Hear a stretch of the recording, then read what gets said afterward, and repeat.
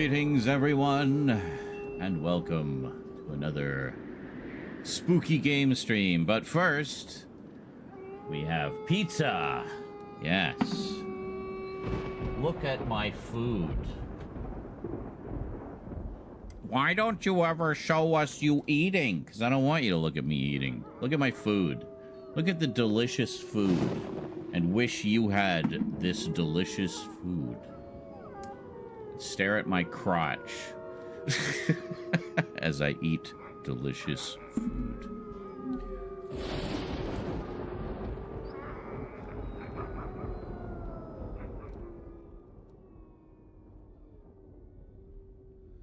And hello, Ricky Kell over on the YouTubes. Welcome to the stream.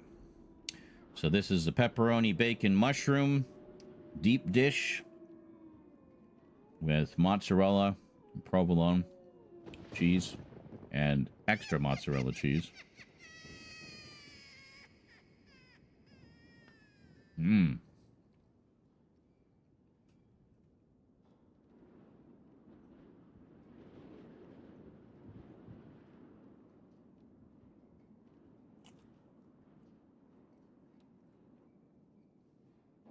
Mmm. This is the first food I've eaten today. It's been a crazy, busy few days, which I'll tell everyone about when there's a few more people here. Mmm.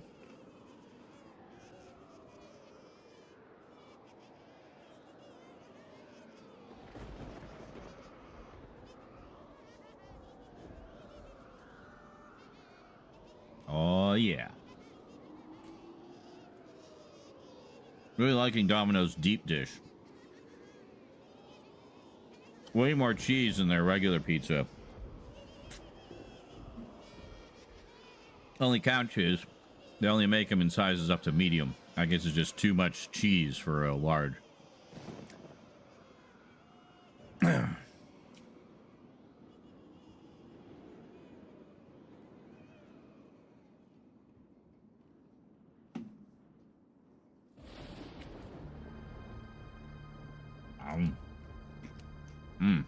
That is good.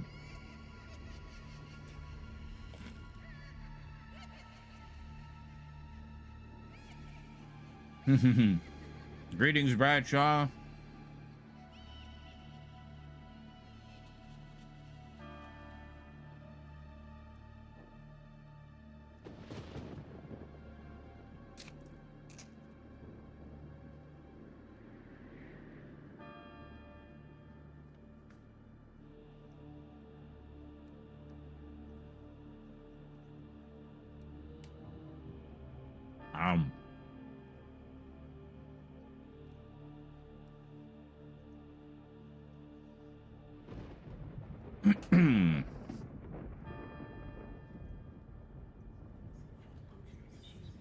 So today we might attempt to finish Callisto Protocol. We're in the final boss fight, I think. I'm pretty sure this is the last one. Quite a beast of a boss, as they seem to be in this game.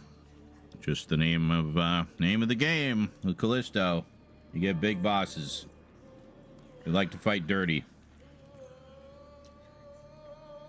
Look at all the cheese and stuff on there. Oh, that's good.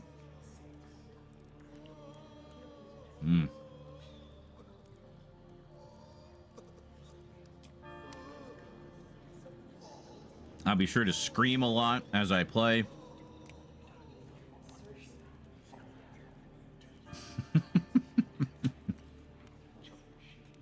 That's just how I play games, man. Don't like it, don't watch.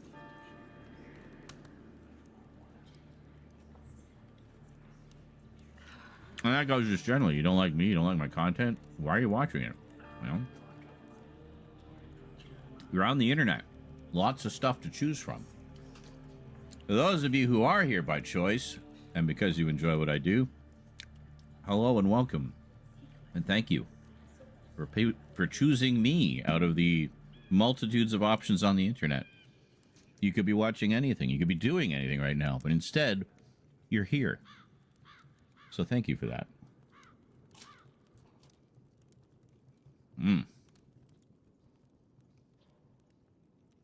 Hope everyone's been enjoying the tidal wave of YouTube videos I've been posting. Lots more to come. I've been working on a whole bunch of stuff the past couple days while I've been offline.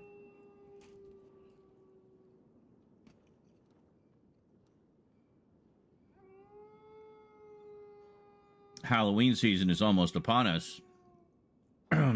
So, trying to get everything in order to have that all ready to go on time.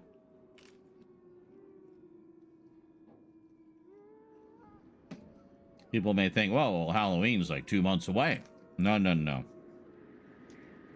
We start celebrating Halloween in September here. Spooktember, if you will.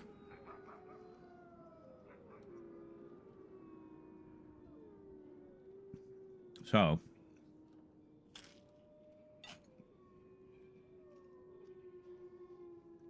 gotta get most, if not all, of the other stuff wrapped up by the end of this month. Well, we're doing pretty good, actually. We're almost caught up with the updates and package openings. Got a few more closer looks I'll be posting before the end of the month.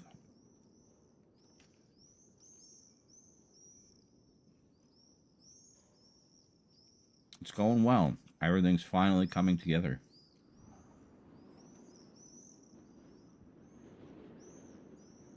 There's a lot of other stuff behind the scenes as well, which you'll find out about in due course.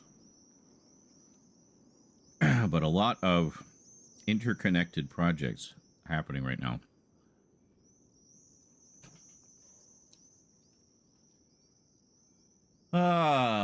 See who's on the ticker. We got Vermin Art, Nihilist27, Thomas Wright, Gordon Bradshaw, Speak of the Devil. Hey, Wolf Den! Speaking of package openings I need to post.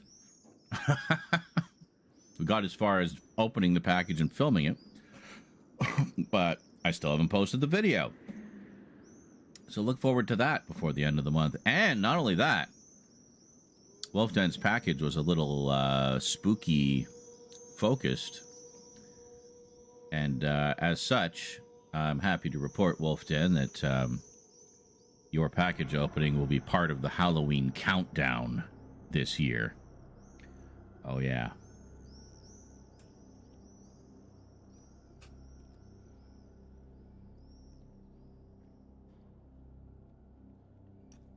Just a little something, something makes it a little bit more special, you know? I see Wolf Den, my fellow Gen Xer, is really liking the ellipses lately. I've noticed you left an ellipses on almost everyone. Actually, no, every one of your comments this past week. Very good. And there's 2 more of them right there.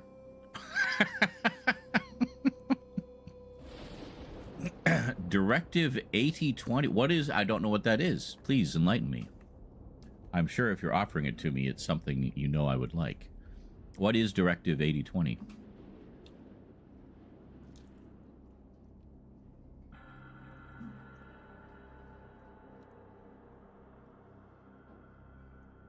Got D Large 6502. That's Duncan Large on the ticker there.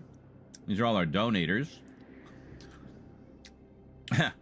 Engler Mama's so fine. That's our old friend, the Great Hobbit Hookaboner. Big 300 bone donation there. Space horror from Until Death, guys. Oh, yes, please. Until Death? I think you mean Until Dawn. Well, hello, Nihilist. Speak of the devil. I seem to have summoned you.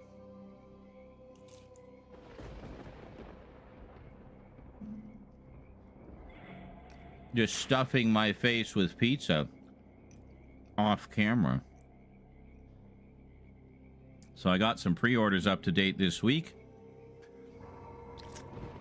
Largely thanks to you guys contributing to the streams. Appreciate that. One of which I'm kind of excited about is the A24 special edition of Backrooms.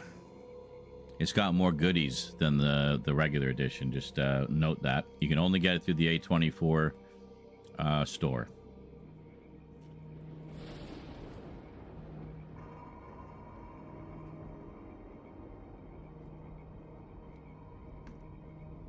I only actually have one other A24 brand, like boutique label title, and that is the one for Bring Her Back. I only exist when someone thinks of me. Oh. Like that Sisters of Mercy song. I don't exist when you don't see me.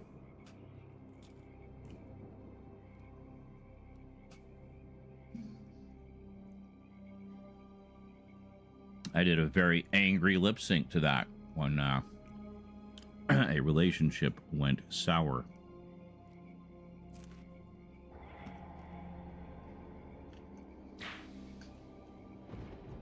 And someone responded, how embarrassing, with an I. For you. How embarrassing for you. Like, why do people think I'm embarrassed when I post a video?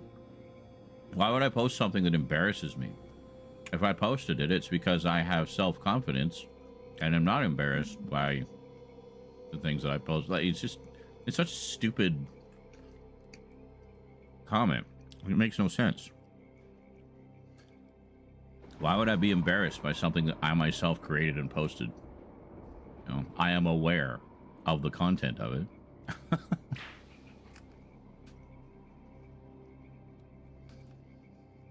I don't know, man. People are dumb. How embarrassing.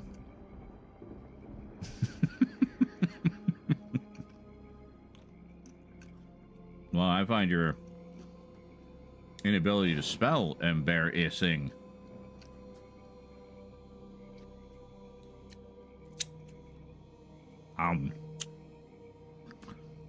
I feel deeply ashamed of this thing about me. I must share it with the world. Makes perfect sense. I must share my shame. Well, you know what they say, shame loves company. No, that's not the saying. They don't say that. Shame. Shame. Oh, can I get in on some of that?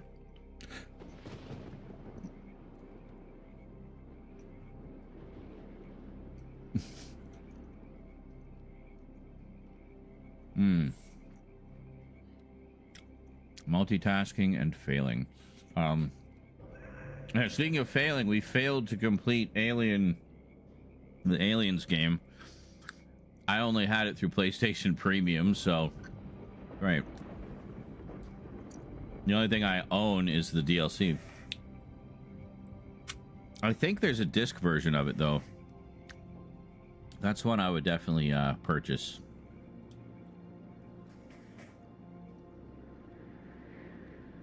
Fun game, and who doesn't love laying waste to wave after wave of aliens? Let me take a look right now, actually. I'm sure it's on disc.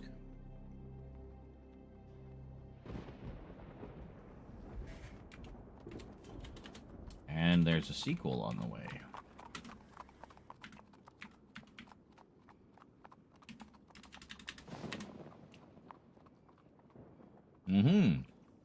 There it is.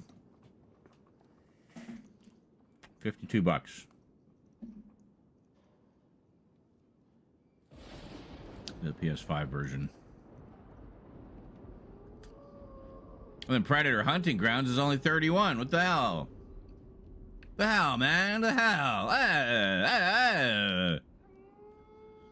Oh, there's a special edition. I don't know what the difference is. Maybe it has the DLC included. It's only PS4, though. Hold on. Let me go PS5.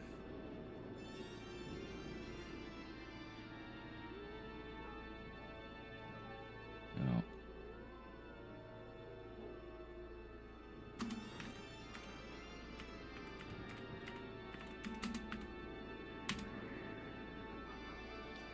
There we go. PS5.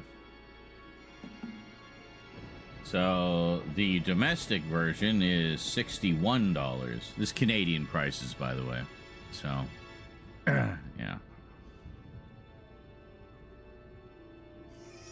Perhaps a form of punishment compelled to atone via humiliation. Correct, yes.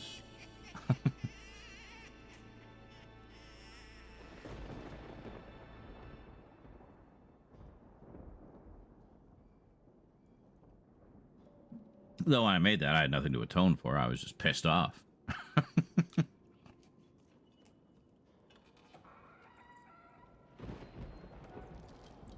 Feeling betrayed. Wronged. You know?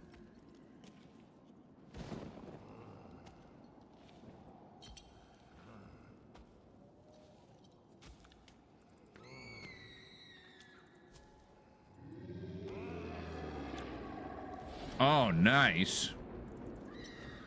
Good deal. That is such an underrated gem.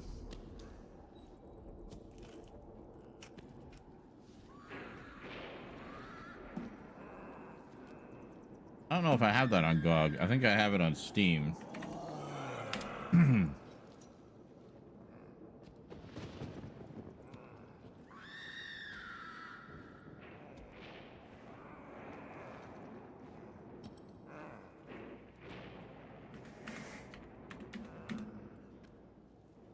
I do not have it on GOG.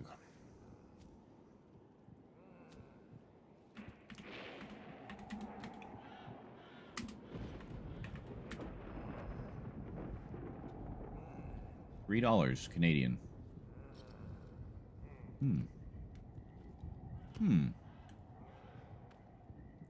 Offer is good until the 23rd. Well, we'll see. Maybe if we get some donos in, I'll spend some of the PayPal money on some GOG games.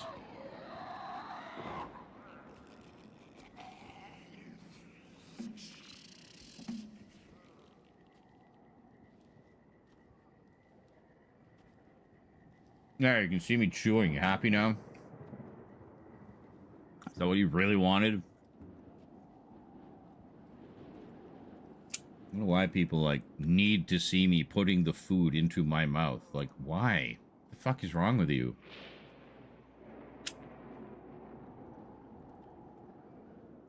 To me, that's gross.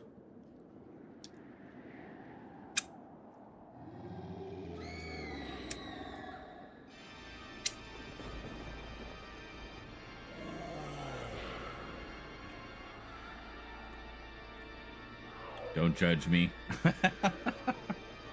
Yeah, nihilist. What's your obsession with my luscious mouth and things going into it?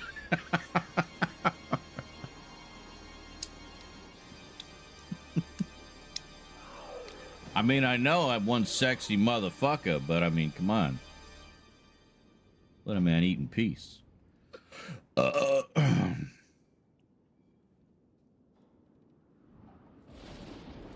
But yeah, that's a great one. I will never not be sad that it seems the sequel is just never happening.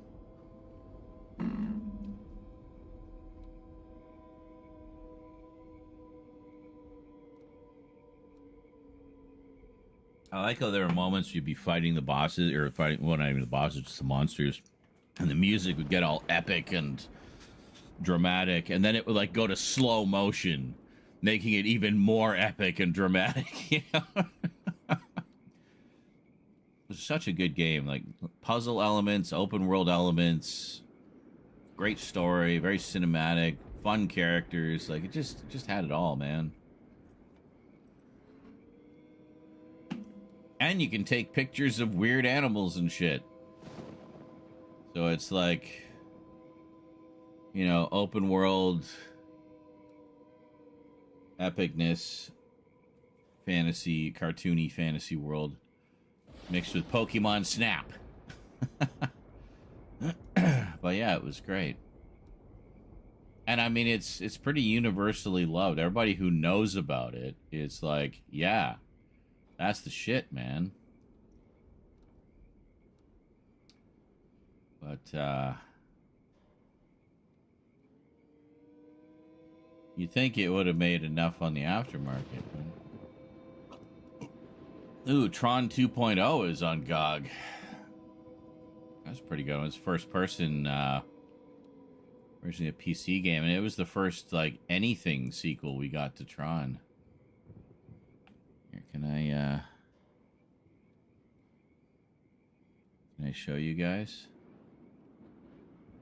Is it on? No. Hold on. There.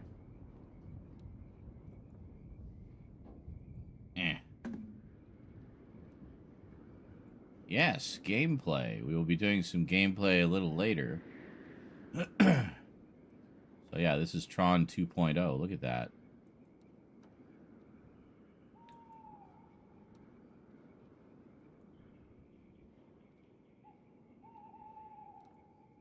Very much feels like just a straight upgrade from the first one. Huh, upgrade.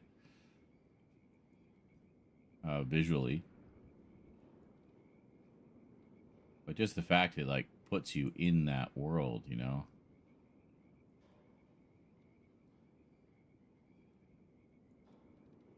Very cool. I played a little bit of this.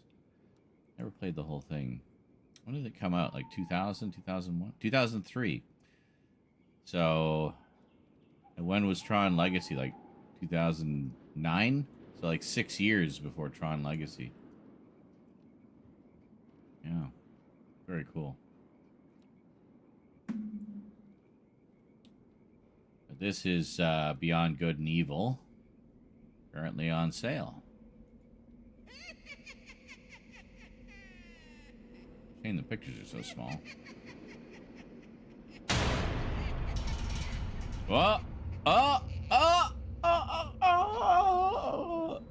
Grab a couple GOG games, friendo, or whatever. $25. Grab a couple GOG games, friendo, or whatever.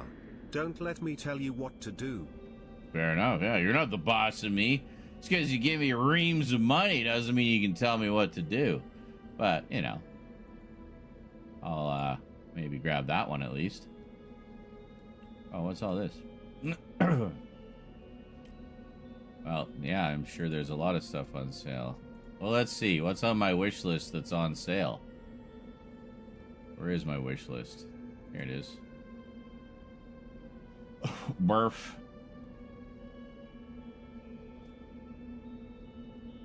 No.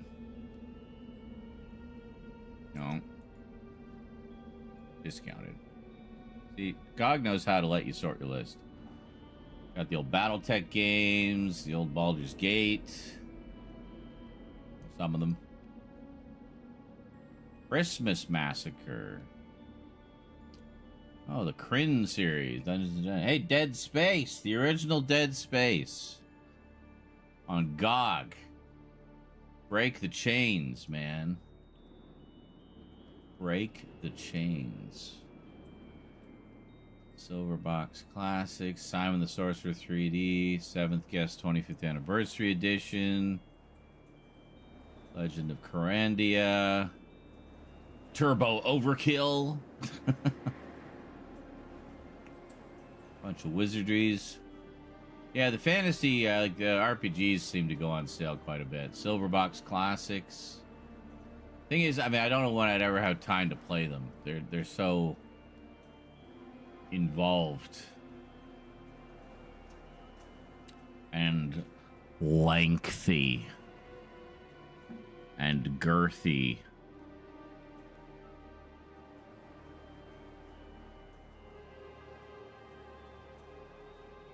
Hold on. If we go to store, Alan Wake, $1.75. Too much. Best selling.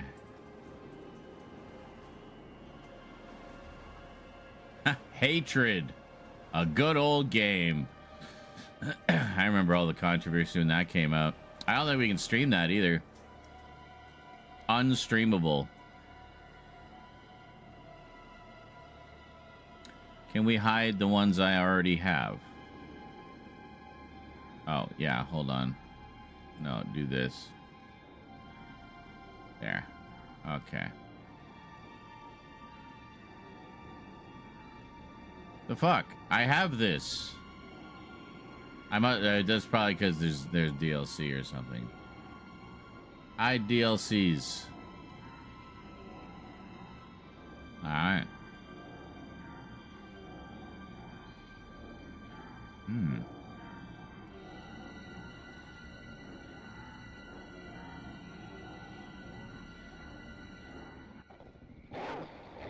Wow. The entire Metro franchise? Well, the first 3 for $12. Thief. 4 Thief games for $8. Good deal. Nice thing about GOG, of course, for those who don't know, is it's all DRM free. You can download the executables to your PC, and you do not need an internet connection or game launcher to play them. What a concept, eh? It's almost like the way games used to be or something. Resident Evil Classics. Thought I had this. And also, that's not discounted. Why is that on the list? I'm confused. Under Rail? Is that like Undertale, but in a train station?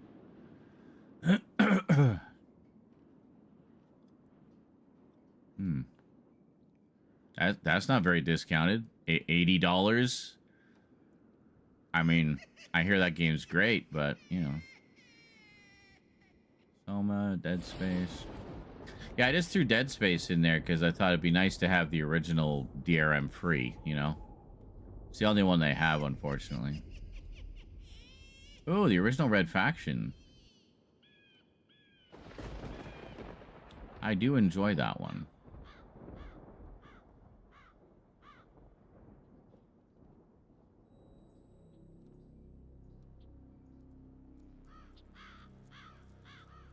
Well, I mean, we could scroll through this for days. There's so much that Rainbow Six, actually, that could be a fun one with my expertise in stealth. Ooh, Deus Ex bundle. Get our Cyberpunk on. $17, eh?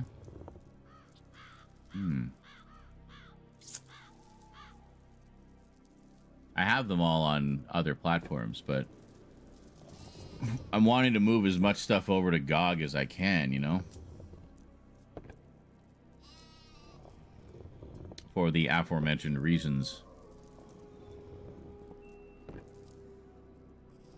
Gungrave Gore.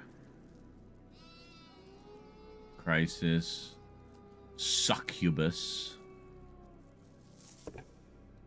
Frostpunk. Oh yeah, it's kind of like a Command and Conquer type thing, eh? Pretty cool. I do enjoy those RTS style games.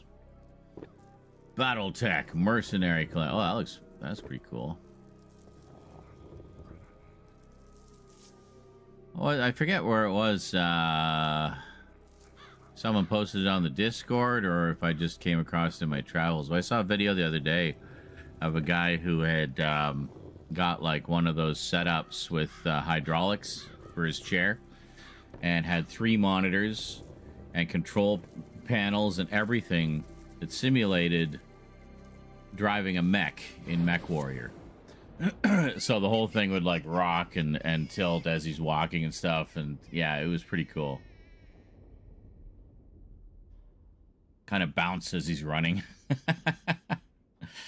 But everything was synced up, and it was and he had actual like controls and buttons and control panels and stuff in front of him, so it really, you know, gave you the immersion of being in a mech, which is pretty cool.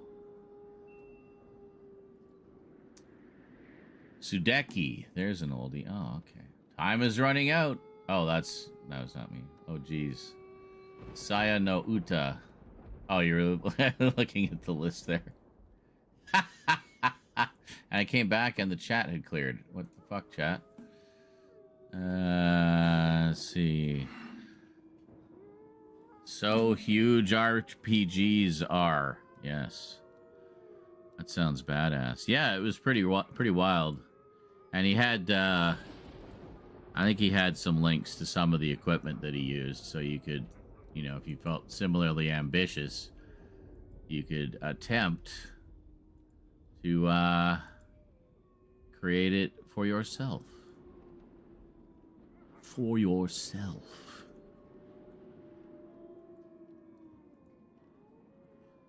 So, yeah. So anyway, got all the sort of big indie horrors of the past little while on the way. Got the A24 version of Backrooms. And by that, I don't mean the A24 movie specifically. It's obviously the A24 movie, but I mean the A24 edition, which has extras beyond what the wide edition does, including the Everything Must Go additional footage that was in the re-released, like the second run version. Also got Obsession on the way because everybody's going on about it, so I want to check that out. And Umbrella Entertainment's edition of Exit 8, which may or may not have anomalies. There's you randomly get a selection that may or may not have anomalies on the packaging. Something to do with the hard box. So pretty neat. Going to get food. I'll be back. Excellent. It's just the Nihilist and Z show right now. Where is everybody? Where everybody at? Where all my peeps at? Like. Well, thank you for the like. I appreciate that. I like being liked by people clicking like.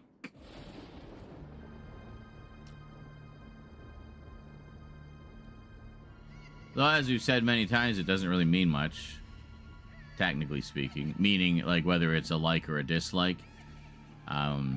It's just engagement. It's all the same metric.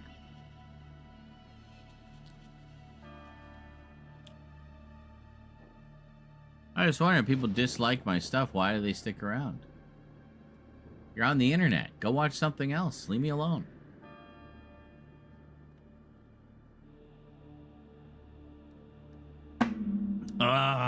Positive vibes only here, folks.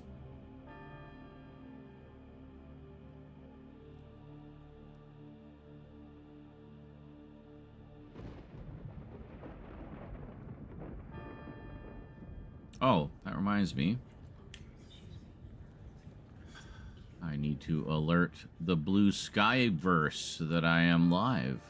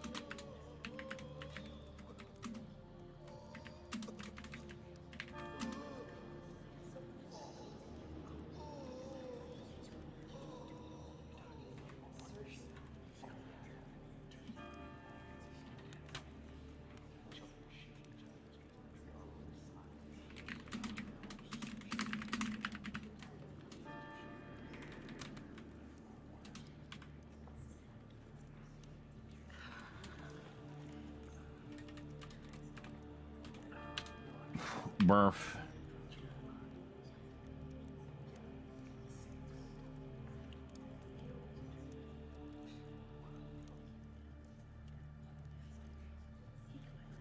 The whispers, the whispers. Wolf Den is just cooking. Excellent. And greetings, Thomas. Holla. It's going. Greetings, John Martin. I is good. I had pizza. Just waiting for the carb crash to kick in. Tomorrow Gamer. They're asking if I'm going to game tomorrow. I don't know. I'm probably not going to be streaming quite as frequently this month because I'm working on a lot of videos at the moment. But I had a very productive couple of days, so I thought I'd, hang out with you guys for Saturday night think I deserve a break. I've been a good, productive boy.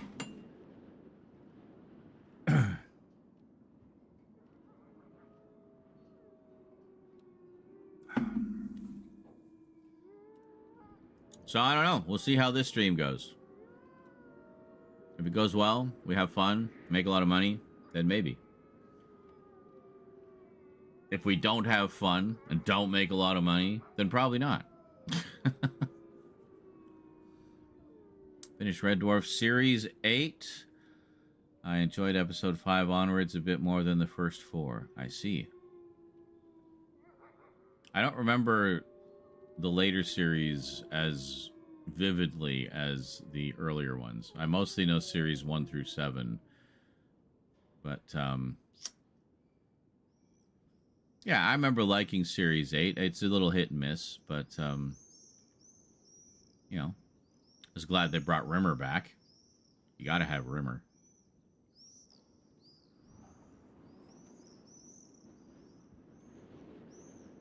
Excellent. So you got 9 through 13 left. So 9, 10, 11, 12, 13. So 5 more series. And at least a couple of those are really short. I know Back to Earth is only a 3-parter. And The Promised Land is basically just a movie.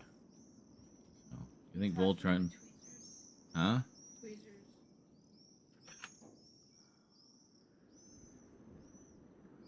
Enjoy your nose hair plucking. Will Voltron 84 get a Blu-ray? I don't know. All depends on if they feel there's a market for it. I would love for it to get a Blu-ray. I know the film elements exist because that's how they made the DVDs. With, at the time, new transfers of the film elements. So I think there was talk of bringing some of it to Blu-ray. I think they were going to do a Blu-ray of Fleet of Doom at the time, but for whatever reason, that never happened. Ha! The Sci-Fi Mega Update in one sitting. Good job. Yeah, that's basically the length of a low-budget sci-fi movie. Yeah, there was some good stuff in that. I was pretty excited about a lot of those in that update.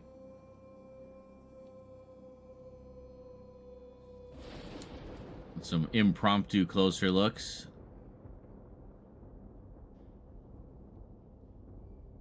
Yeah, that Dark Star set is something else. Very cool. And what's the last one? The last one was... Well, a lot of stuff about the Knight Rider set, of course. I had to film another segment for that because I realized I forgot to show a bunch of things. It's like, well, I can't do that. Then it's, you know... I've set the expectation that I'm going to show everything by showing everything else in the other titles, so I had to do that little addendum there. Ghostbusters, the video game gameplay. Oh, did you like that one? Yeah, that was a fun one. I enjoyed that one quite a bit. I played the whole game. I think you left a comment on one of them.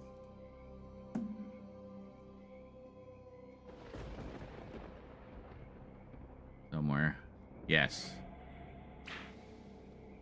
Yes. Yeah, it was a few Halloweens ago. I played quite a few Halloween. I think it was like 2016, wasn't it?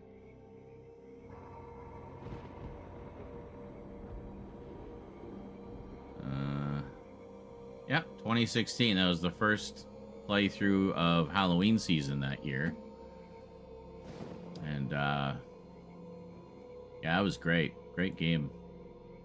I have not played the remastered version of it, which, I mean, is basically the same. It's just better graphics. But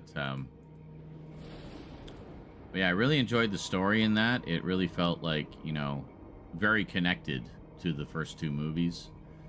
And was essentially the Ghostbusters 3 we always wanted, but just never got. But in a way better, because, I mean, it's a video game, so it's the length of like 6 movies. You know. So Ghostbusters the video game Oh, on Switch? I guess the original would be on Switch, yeah.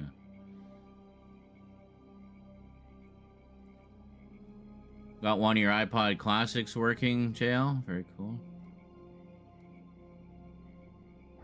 Thomas says, I have a headcanon theory about the Back to Earth. Just can't say as don't want to give spoilers in case people haven't seen Red Dwarf. Ah.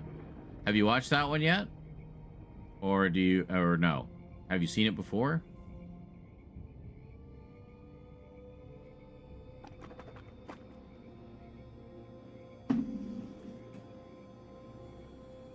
I liked Back to Earth.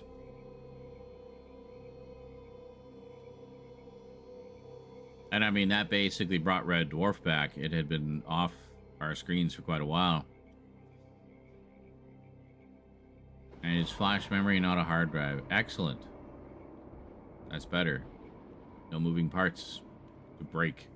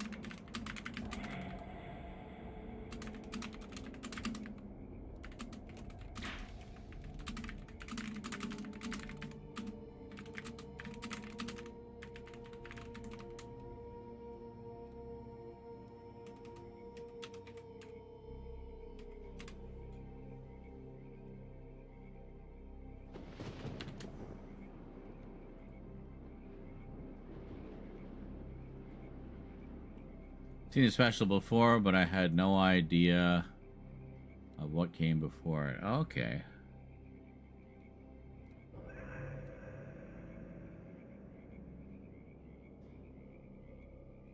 Now you have all the context. Excellent. I'm glad you've been enjoying the journey. That's an all-time great, Red Dwarf. We love Red Dwarf around here. Did I neglect? Rough patch. I shaved earlier. I'll fix that on the break.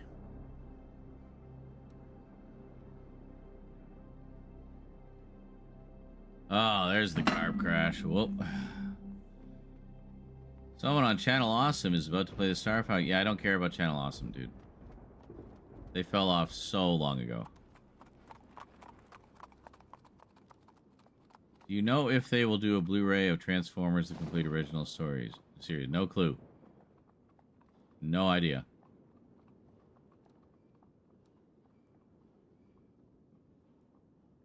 If we hear anything, I'll be sure to shout it to the heavens. I mean, I suppose it's possible. They do have some film prints, though they are the incomplete work prints. So they would still need to do some corrections. But, I mean, with today's digital editing technology, I'm sure they could do, you know, do those corrections a lot better than what Rhino attempted back in the early 2000s. Series 3 to 6 is peak Red Dwarf. Absolutely. Absolutely it is. Well, that's not to say the rest is shit. Even bad Red Dwarf is still better than most of the crap on TV, you know? I have a lot of mouse pie for hire. Mouse pie, eh? Sounds delicious. Stuff stuck in my head because of them. Yes, it's because you just keep watching them for some reason. I don't understand why. Disney Power Rangers series canceled. Well, grab Blues Brothers Matinee and City on Fire during the Groove. 3 4Ks for $40 deal. Very nice. I have Matinee, I think. Yeah, I think I have Matinee. I don't believe I have the other two. In fact, I don't think I've ever actually seen Blues Brothers all the way through. Ever. Crazy. Yes, I know. Mouse PI for hire. I have heard of it. Maybe it's on GOG. I bet it's on GOG.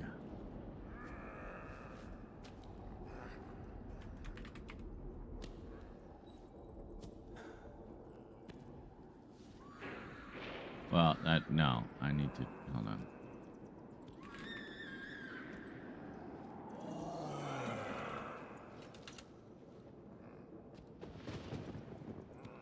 Nope. I searched Mouse PI and got Warhammer 40,000 Fire Warrior. Clearly, the game I was looking for.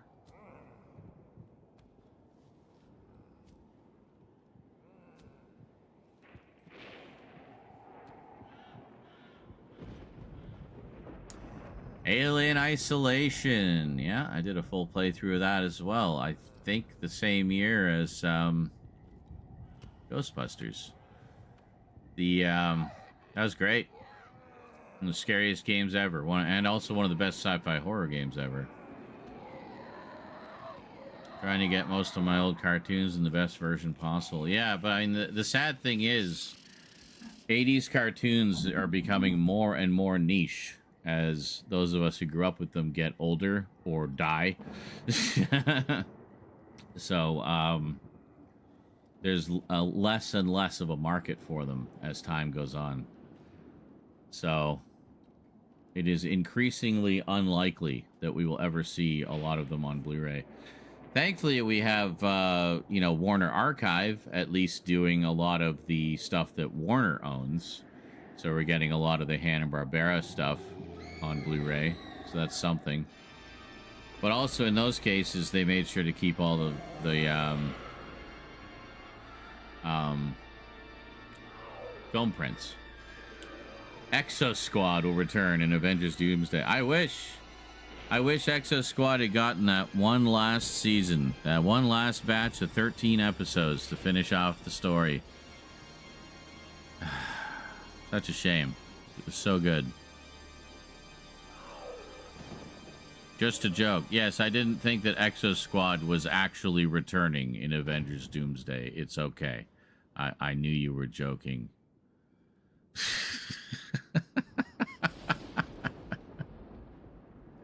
What? Really? Like, that would make no sense at all.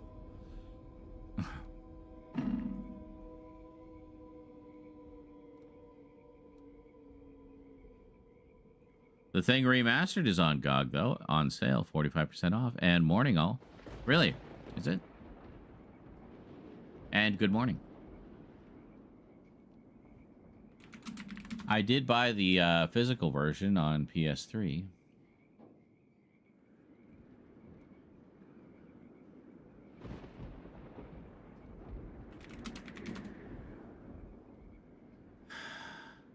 I own it on GOG.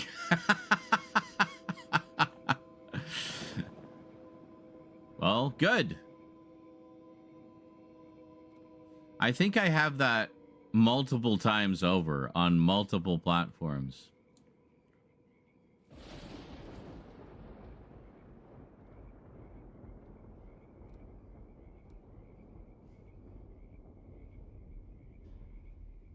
Yeah, I love that game.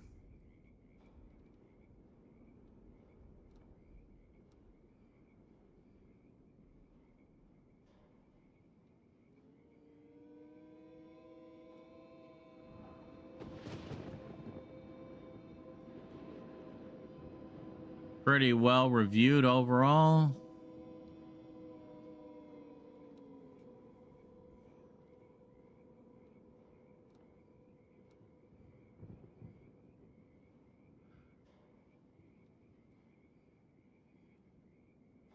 The funny thing is, like, I mean, I always, it's like, oh, you know, the blood test actually means something now. So if a team member isn't infected, he won't just randomly turn into a thing.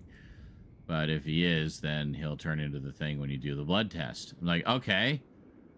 So I'll just never do blood tests, I guess, because I don't want to lose a teammate. I'll just wait until he turns. You know? Because while he's still pretending to be human, he's at least being useful and helpful, right? Well, it's the thing. Of course you have to own it on every available platform. True. I never want to be able to, like, not be able to play it.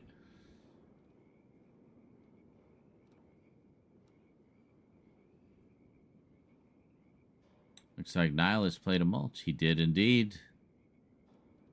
He's coming for you, JL.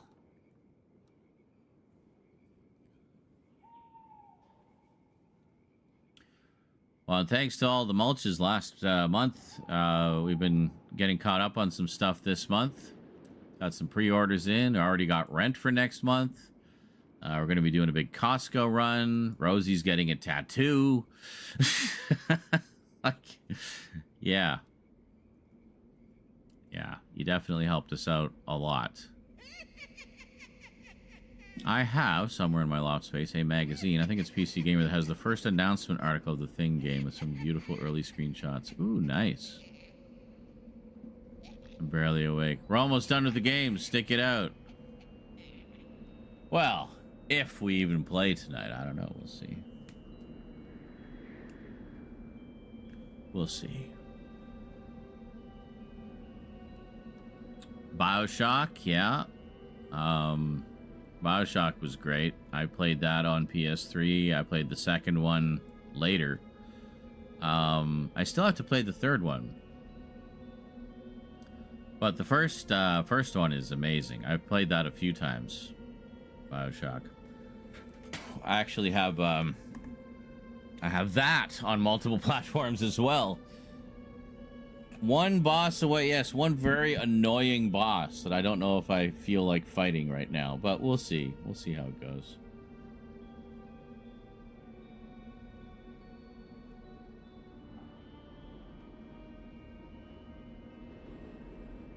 I think it's going to be one of those run in, get a few shots in, run away, and just keep doing the Benny Hill run around the area. Oh my god, JL, stop recommending it to me. I am aware of the game. It's already on my radar. You don't need to recommend it to me.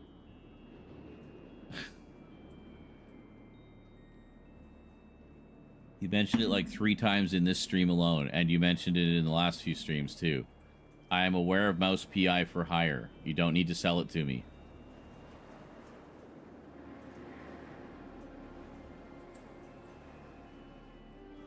Also, I'm in full-blown horror mode right now. So, I'm not going to be playing anything even remotely like that anytime soon. The closest thing I would play to the, the aesthetic of that would be like one of the Bendy and the Ink Machine games, because that's at least horror, right? So, yes. If you don't, you'll just keep putting it off. Yep. It'll be like Dead Space Remake all over again. By the way, I got upgrades for almost all the clips. So, yeah, including some of the big notable ones, like Hole-in-One. Hole-in-One is pristine now. Quite the shocking death. I couldn't believe it. That clip was from when we went 4K with the streams. The clip is 720p. Thanks, Twitch. So, I had to download the original stream, find the clip, pull it out with AVI Demux, and then Handbrake just kept crashing every time I tried to convert it to something Vegas would recognize because of YouTube's stupid choice of the fucking VP9 codec. So, yeah. Good times.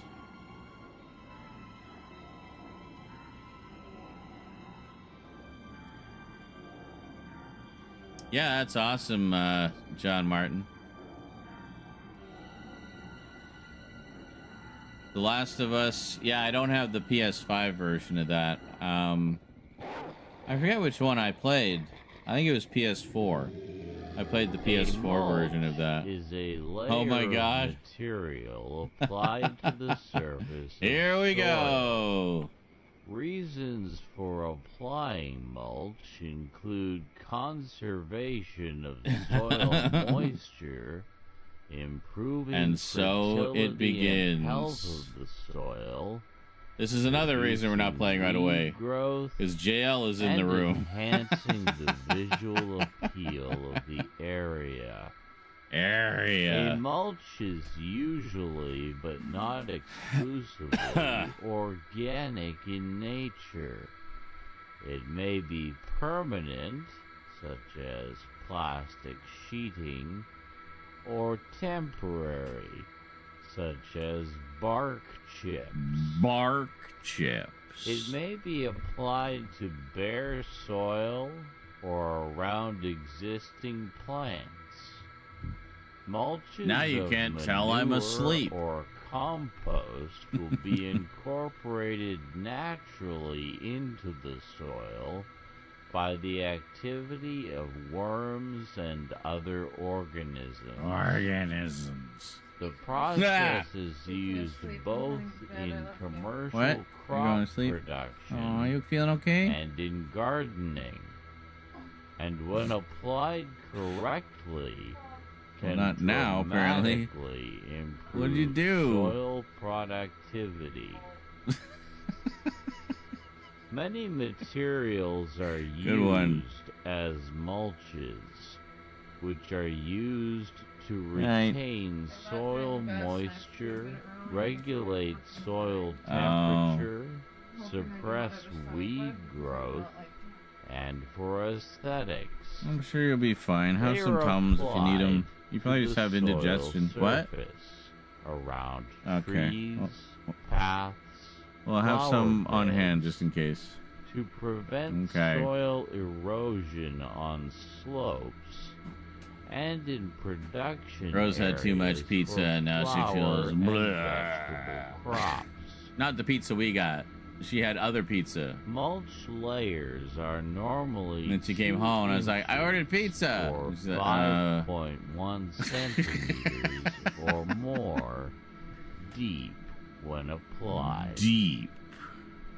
They are applied at various times of the year depending The on guy is me. purpose. I am the guy. Towards the beginning of the growing And that was kind of the season, mulches intent. serve initially to warm Time's the up. soil $3 off.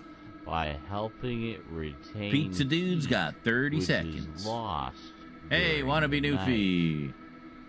I This did hear about allows that. early Yes. Did you hear there's going to be a seeding Warriors and Cats transplanting video of game, Warrior certain Cats Clans of the crops Forest? I did. and encourages faster Because growth. Rose is a huge Warrior Cats fan, so As she the season she's the first to know about all that stuff and always tells me about it. So stabilizes the soil temperature also and doing new graphic moisture novel adaptations and apparently. So prevents the she got growing one of them. weeds from seed. The origin story of In Scourge. temperature climates, the effect Yes. of mulch is dependent upon the time of year I they are don't. No, I applied. did not see the Lost in And when Space remake applied, movie. I fall saw. and winter I've seen the original are show. used And I to saw the first delay season of the growth Netflix of one that they did a perennial few years back. plants I didn't really like that and one. in the spring, or prevent growth in winter during warm spells, Even though it had what's her face in it, which who I really like, limits freeze thaw but I just didn't like her damage. character.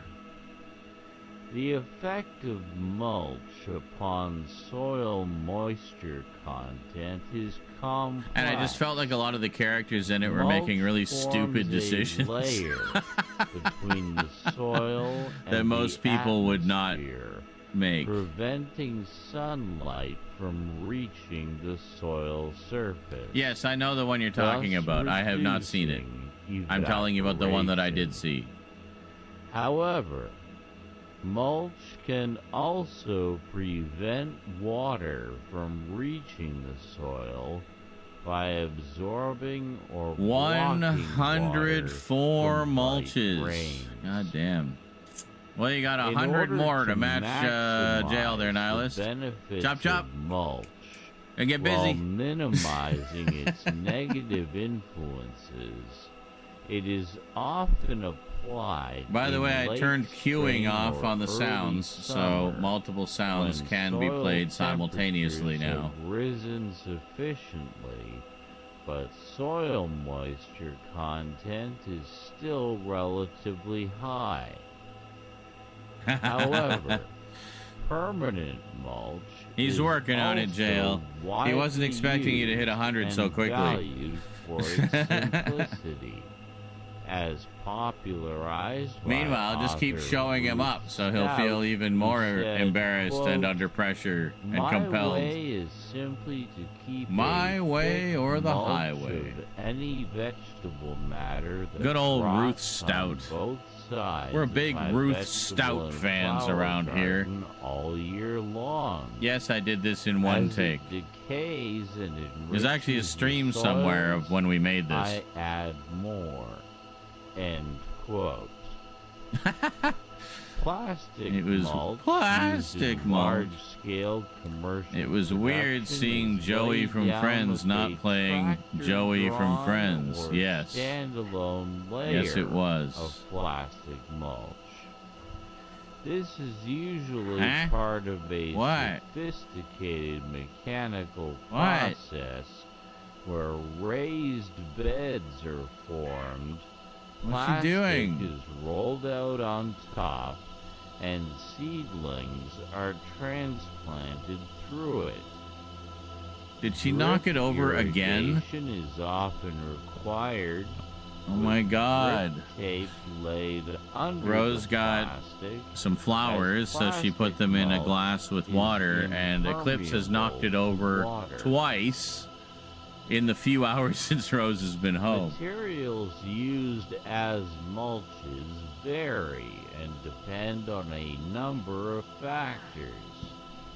Use takes into consideration availability, cost, appearance.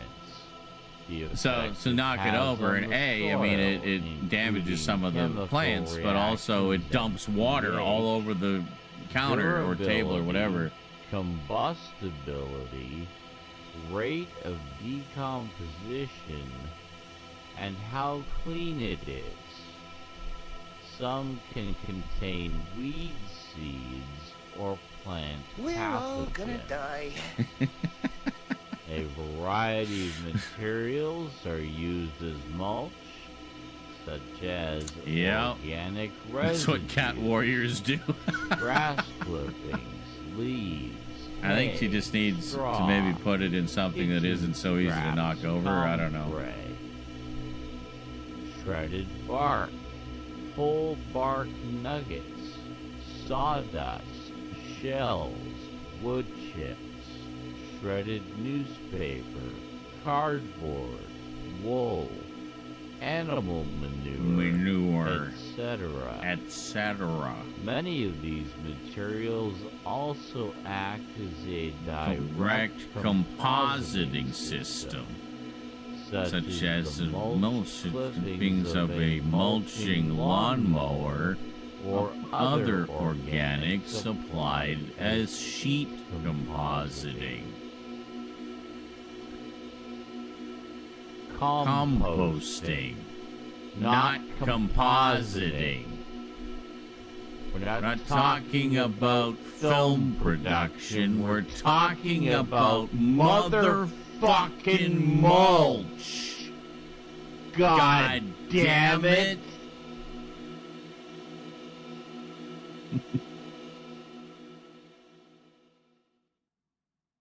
Very nice. And hello, Slapnuts Theory.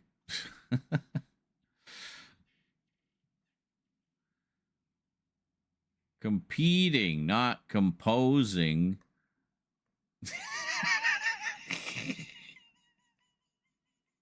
No, it's actually neither of those things.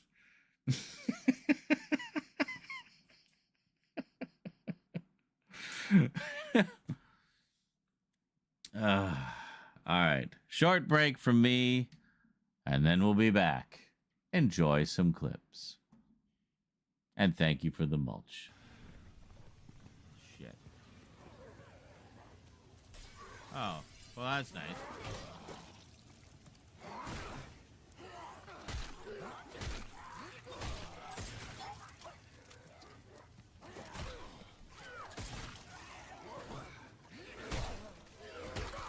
Ow. Oh my god.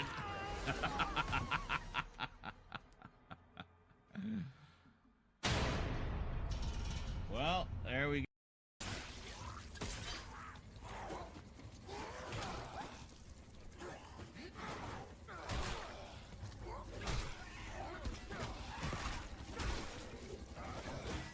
Yeah. What?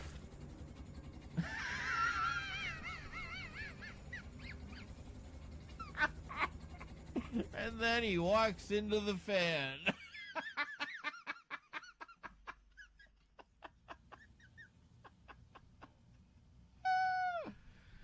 Oh my god.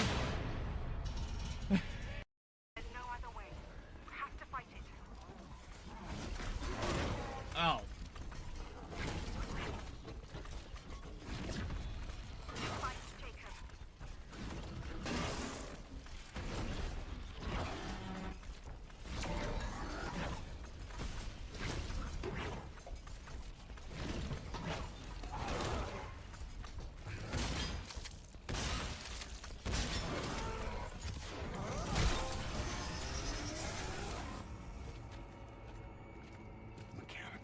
Did I kill it? Oh my god. We elfed it to death. We literally elfed it. All I did was keep chucking things at it and that killed it. I just needed to shoot it like twice.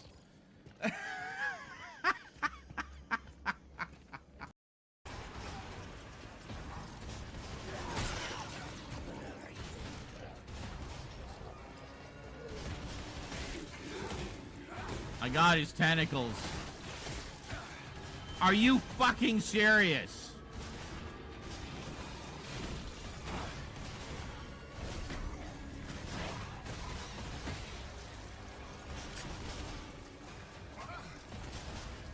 Hurry up!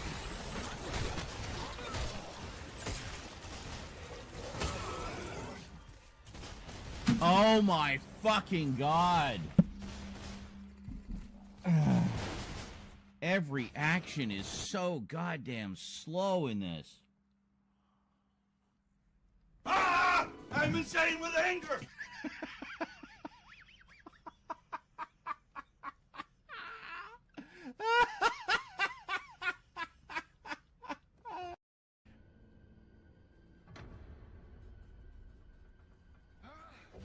Oh. You got company over there.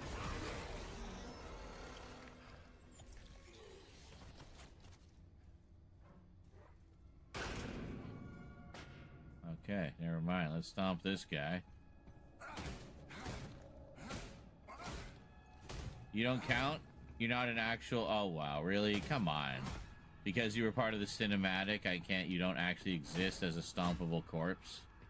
Lame. That should have been a gimme.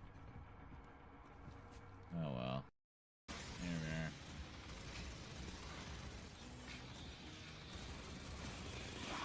Fuck. Yeah, fuck you, Beatty.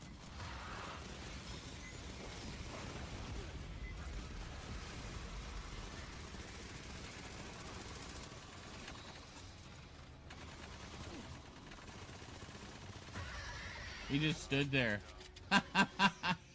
He went over the side. That was amazing. No, I am here. Where are you? I'm Heeple ass. Oh, you're on the drums, Doy. Yeah. Who isn't here? Somebody isn't here. I'm so confused. Who are you missing? Oh, Brinsley. Where's Brinsley? No, I'm here. Oh, no. You're here. Oh, wait a minute. I'm in first person. That's why I'm not seeing...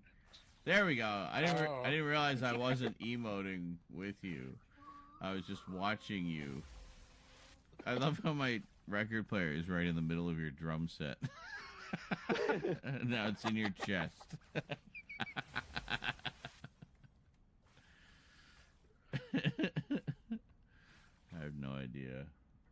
the song is that they're doing. It definitely would have been copyright by now. He left it playing that long. I so- may be just a little bit high, by the way. I don't. Alright, we gotta go back this way. Hold on. Is there an item over here? Thought I saw green. Clearly just hallucinating. So we'll get as far as chapter 2, and then I think we'll call it there. But definitely, I can see having some fun with this. Just wrecking house, especially through these early levels, eh? Oh Jesus! I just walked right into him. Do do do do do. Tiny usable marker replica, yeah. You little shit. Why are you just like... Okay, this way. Come this way. There you go. Yeah. Yeah. No. Come up here. Go spaceport. Come on. Ah! How'd you get over here? I was waiting to see... You teleported. I was waiting to see him go up the stairs. I just turned around and... Hello. Ah! Well, anyways,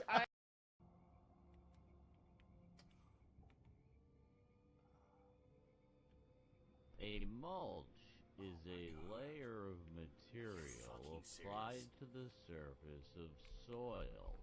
Reasons for applying mulch Fucking include killed by mulch! conservation of soil moisture, improving fertility and Death health by of mulch. the soil. Twitch, Reduce clip that. I've actually been coming to really enjoy. I actually like dark chocolate covered nuts. Those are good. I like chocolate covered nuts What? too.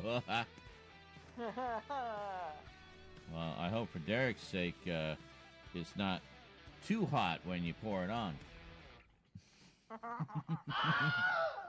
Oh my God, that was the perfect timing for a Wilhelm.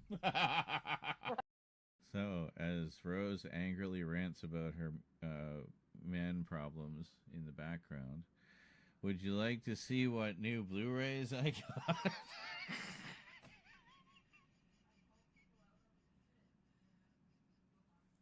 Ow. Yes. I think that's a good idea. Oh my God. Okay, that's really catching my much better. It's catching my no, I got distracted by the hat. I forget what my is being caught by it because of. I think that made sense.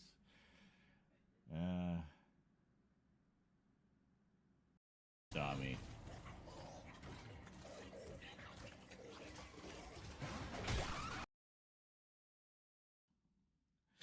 I like how all we hear is the glurpy, gloopy, gurgling, barfy sounds of whatever that was.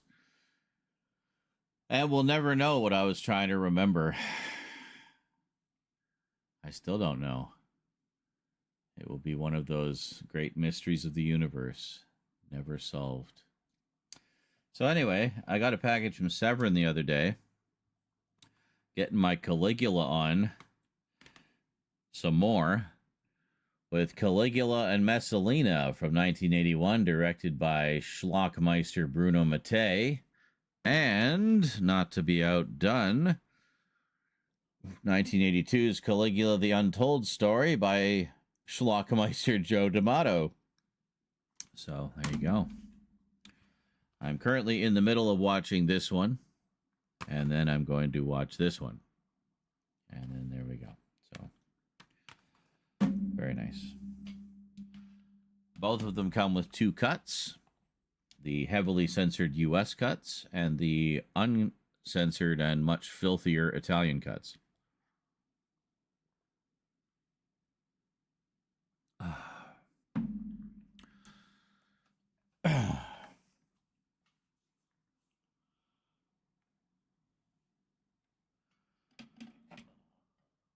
Oh. They're even lighter on story and heavier on exploitation. Oh, God. I just heard on my police scanner a truck just lost a load of tomatoes on the road. Who wants tomato puree? Yeah. So much Caligula, almost an orgy of Caligula content. Indeed. Indeed.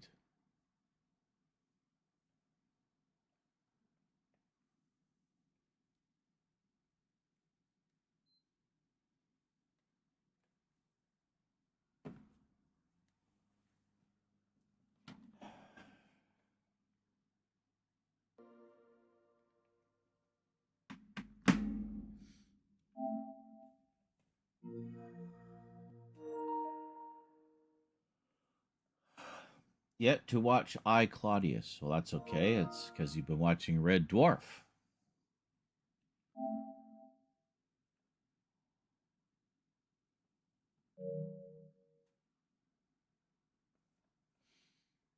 But now you have it.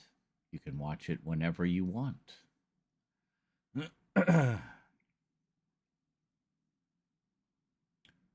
I forget. I'm assuming it's the 12 episode version, the original BBC cut. I'm assuming the contents are basically the same as the edition I have. I think most of them are. They've just kind of repackaged them over the years. Most importantly, it's signed by Claudius himself, Derek Jacobi. Or Jacoby. I always pronounce it Jacoby. The Last of Us PS4 game. Yes, I played that one. It was very good. What's the bonus? Well, both of them here. So Caligula and Messalina, you have two cuts. The unrated US cut, which is 95 minutes, and the extended X-rated Italian cut, which is 101 minutes. Special features, you have Caligula, The Life Behind the Legend, an interview with Anthony A. Barrett, author of Caligula, The Corruption of Power, the original trailer, and the soundtrack on CD. So an actual CD soundtrack, which is very cool. Then Caligula, The Untold Story. I can't show you the backs because there's nudity. This one has a little bit more. We have The Orgy of Power, an interview with actor David Brandon. Who is he the one who plays? No, I'm not sure who he is in this. But anyway, A False True Story, an interview with screenwriter Luigi Montefiore, who I think was the screenwriter on this. Was he? I don't know. Anyway, Good Old Fashioned Lover Boy, an interview with actor Mark Shannon. I'm guessing these are all people who were in the movie or involved in the movie. Deleted Scenes, the UK video trailer, and once again, the CD soundtrack. And also, we have two cuts. We have the unrated US cut, which is 95 minutes, and the extended Italian cut, which is 121 minutes. So quite a difference in running time with those. Very cool. Star Wars BVB movie. Huh? I don't know what that is.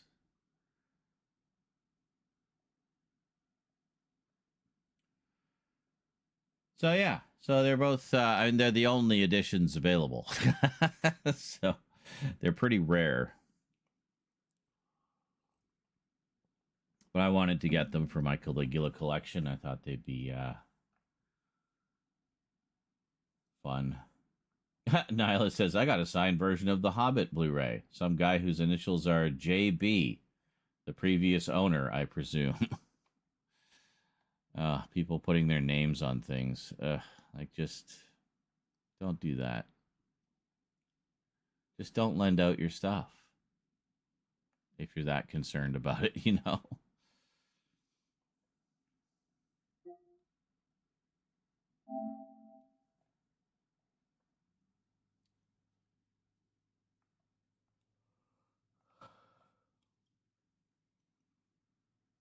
Just don't lend out your stuff.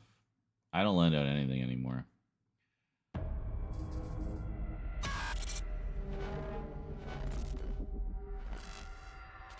It's cringe. You know what else is cringe? People saying things are cringe. What are you, Gen Z?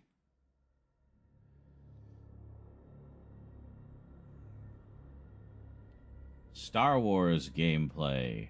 I have played some Star Wars games. The problem with Star Wars games is they often use Star Wars music, which gets flagged for copyright. So I tend not to play a lot of them for that reason. That just gives me the ick. Gave me the ick. 6, 7. Ugh. That gave me the ick. Just doing that joke.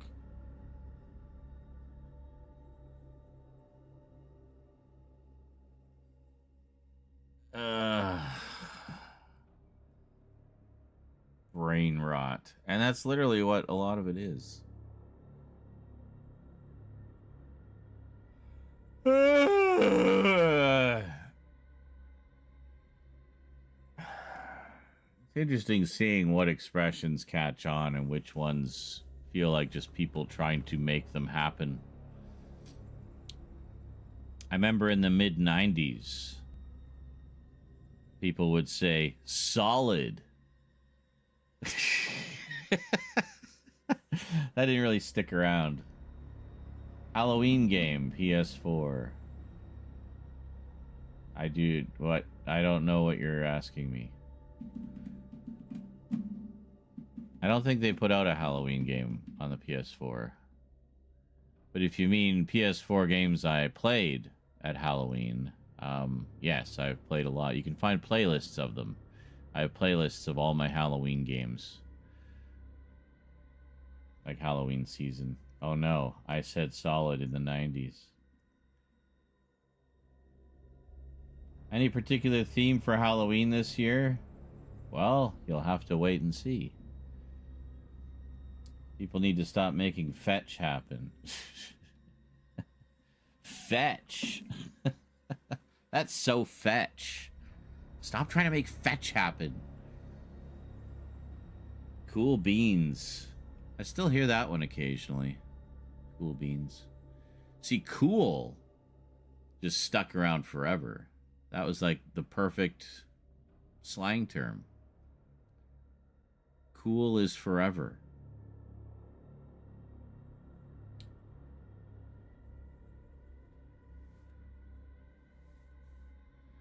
I remember when I first heard the term awesome in the 80s.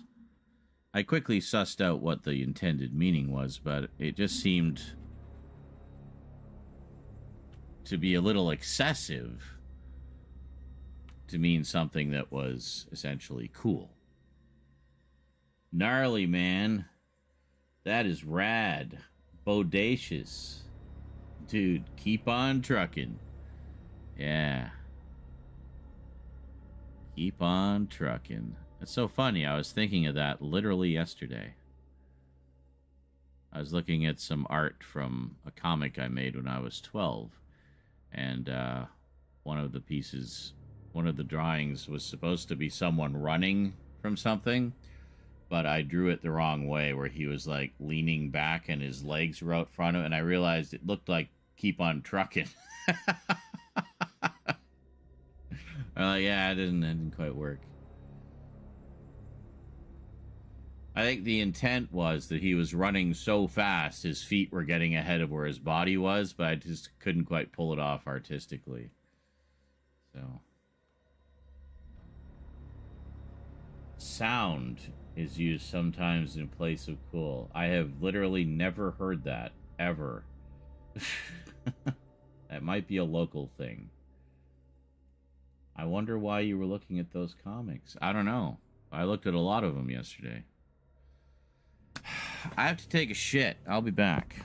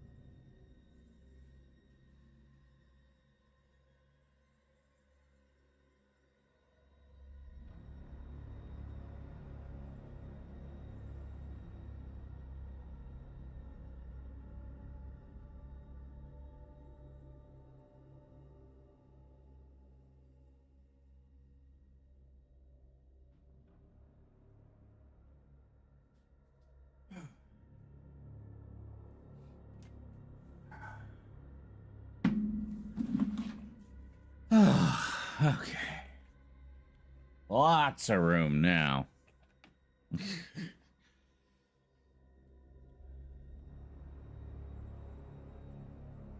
only have 16 days left on the goal. Are we even going to hit 50%? It's been going for like, I don't even know how many months now. Anyway, if you like the content and want to support it, link at the top or bottom of the chat, depending if you're watching on Twitch or YouTube. Every little bit helps.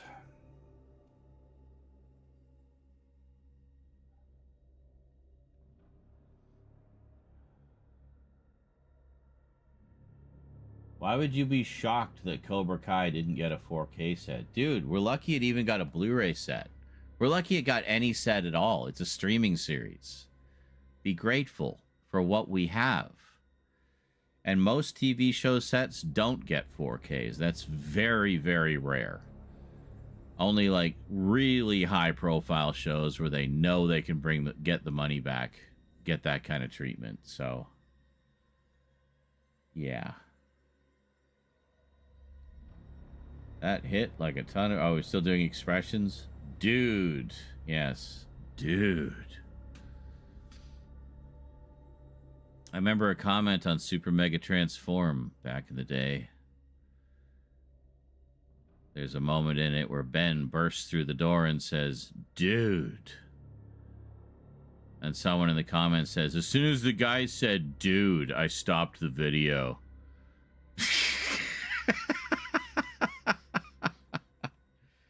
Okay, Mr. Cranky Pants. Mr.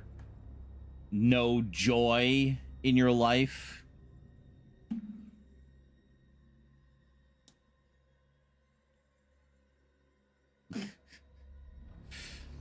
Dude.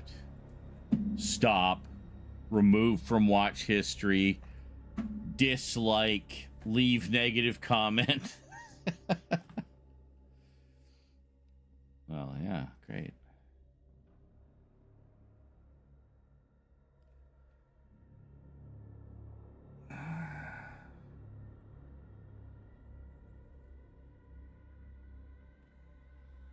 Oh, mercy. I don't know if I slept enough. I was up for a very long time. Worked on a lot of stuff. Did a lot of editing. Also a lot of clip farming, going through the Dead Space playthrough. A, looking for new clips, stuff we might have missed, and B, looking for the old clips, but in the master footage, so it was, you know, higher quality for those clips, so, yeah. Which what, who? Oh, you just saw the dono. Yes. That was earlier. And unsubscribe, yeah. Well, I don't think that guy was subscribed to begin with. This is when my video was featured on the front page of YouTube. Back when YouTube had a front page. Bed. Alright. Good night, Ricky. Have a good night. 1995 on the goal. One of the best years ever. Yes. I'd prefer it to be closer to the dawn of man. Like maybe year 10.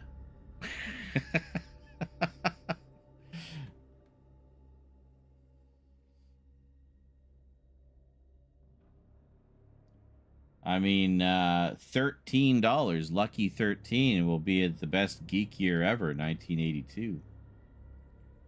Yeah. Unsub, delete everything off the hard drive, smash up computer. All because Ben said, dude.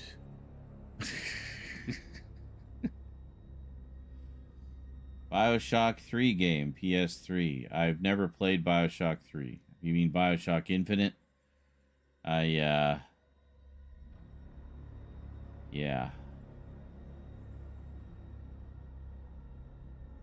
Yes, 5000 BC rather than I was thinking counting down. Like 10 remaining. Never uses the computer he watched it on because it's tainted. Yes.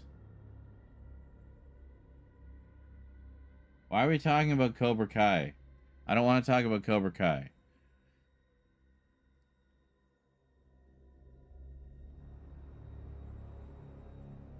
I prefer the goal to be 3001. Oh. The final book in the Odyssey series by Arthur C. Clarke. Yes. Good choice. I have not read that one yet. I started reading 2061, which is the final one to feature Dr. Haywood Floyd, who was in the previous two. Yeah, people don't realize there are continuing characters in that story, not just Dave Bowman. But yeah, but I never finished reading. I need to get back to that. I mean, at this point, I'll probably just start over because it's been so long since I read the first two. That was back, well, literally almost 20 years. It was in 2007 when Annetta and I were living in Calgary.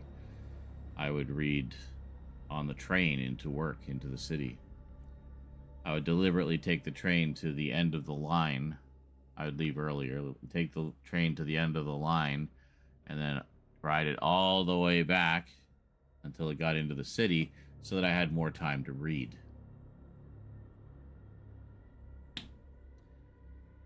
Yeah, I haven't really played any of the Tomb Raider games. I own a bunch of them, but I haven't really played them much. I probably should one of these days. Yeah.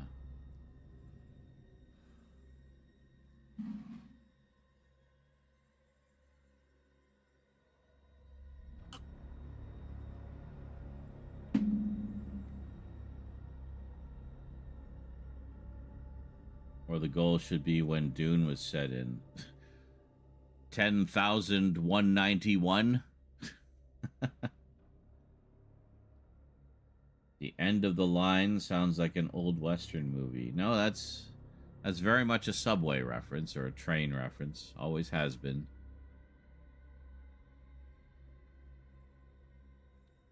In fact, there's a Doctor Who story, a comic strip story called End of the Line. Takes place on a train. Know then, it is the year 10,191.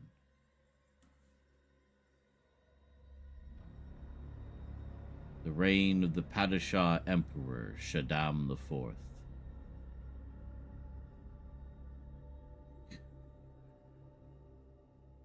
I did not play Doom 3 on the PS3. I played it in the PS5, actually. Very good. I have not done YouTube videos of it, but you can find it in some of my older streams from about a year ago.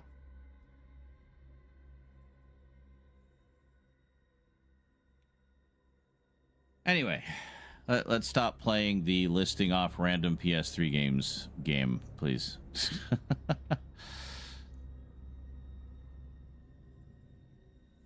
Oh, there we go. That's great.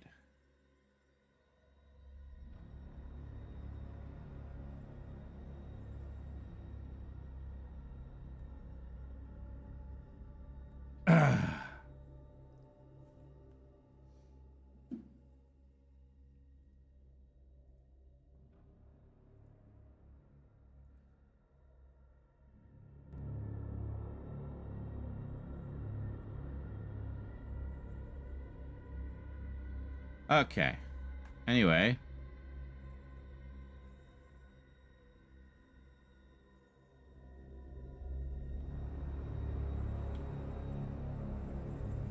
I'm so not in the mood to do this right now. I don't want to go to school. Or get schooled by this killer hallucination. Apparently, it's not even a real monster. It's a hallucination.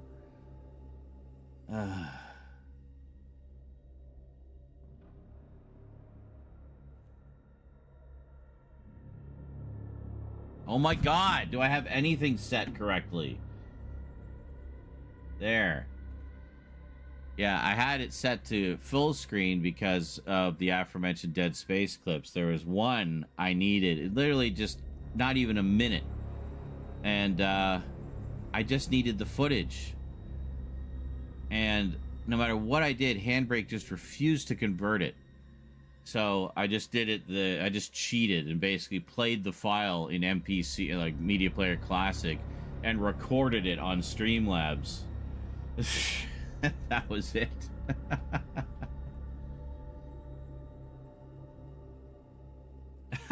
Nihilist says, arguably the best mood to be in when playing Cosmic Horror. True. I guess. Latin says we've come so far. Vermin says you just get hard with anything fleshy. Wow, what a janky yet effective. It's a good thing they didn't call Dead Space Fleshlight. Yet effective way. Huh. And John Martin asks, what was the pizza toppings tonight? Were you not here when I was eating pizza? I went over it then. But it was pepperoni, bacon bits, mushrooms, extra cheese, provolone cheese, done deep dish style, so lots of cheese right to the edge. Good stuff. I'm here. Did I miss anything fun? Yes. You missed all of the fun things. Now we're in the boring part of the night. Sorry.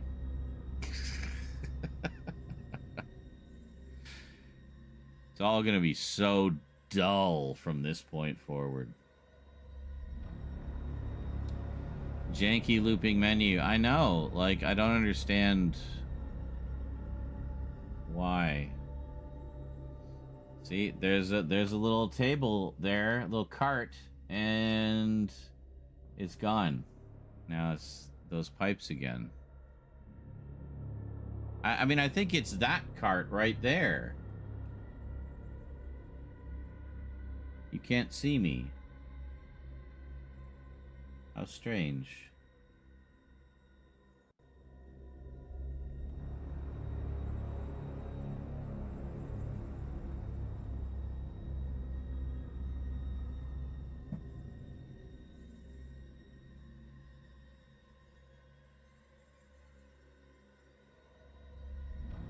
Zoom? Yeah, okay, there we go.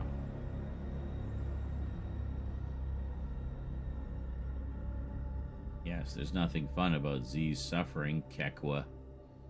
There's the cart.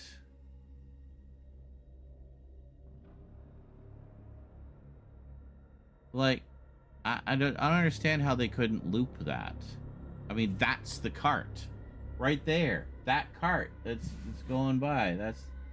That's the one we're seeing when it goes through the pipes. You couldn't, like, adjust it a little bit? You could have looped that seamlessly, you know? I'm pretty sure you could have looped that seamlessly.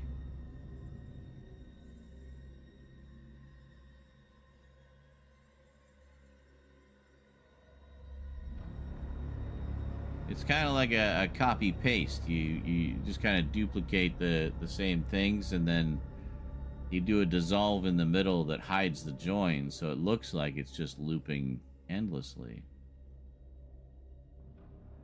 There it is. Yeah. But like we skip ahead a little bit at the loop point. Yeah, I remember when I first saw this menu, I was thinking, wow, how impressive that they just looped it so perfectly. And it just goes endlessly. That's amazing. The logistics of doing something like that are staggering. And then we noticed that that was not, in fact, what it was doing. Here we go. Keep an eye out for that cart, guys. It's coming. There it is. There's the cart. And we'll just dissolve. Oh, the cart's right here now. How'd that happen? Cart jump scare.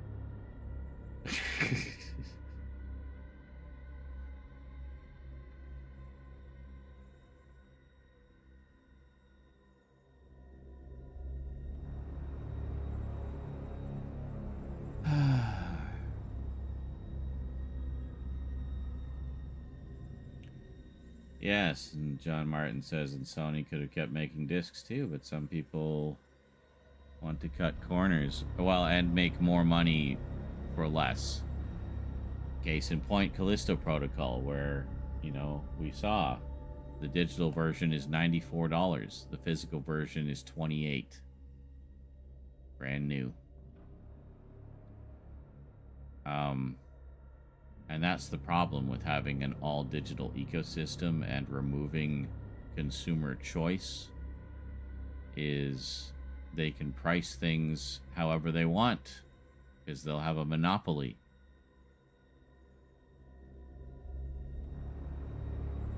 We just got rid of the cart.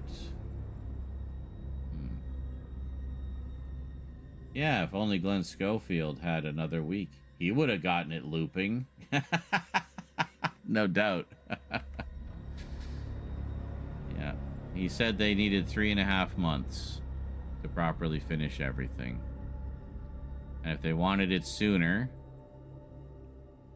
you would need 30 to 40 more people on the team to get all the work done.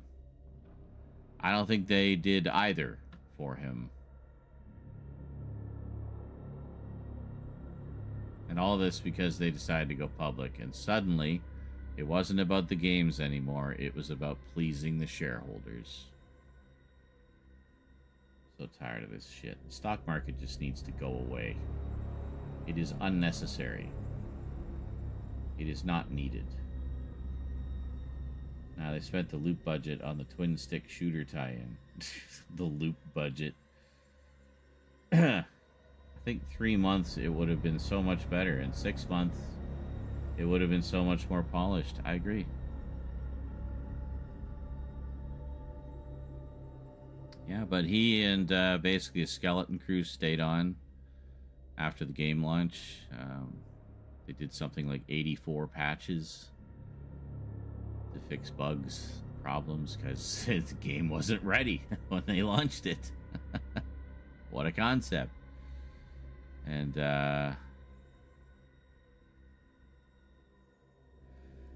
finish up the DLC, and then that's it. And Glenn retired. I don't blame him. It's like, hey, this is twice this has happened to me with essentially the same thing. Fuck the game industry and what it has become, I guess. And as Carlatin found out, he'd been in the industry a long time. I mean, he did the sequel to Gex, the first sequel, Enter the Gecko.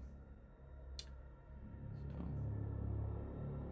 feels like it needed at least 6 to really finish it up. Yeah, I mean,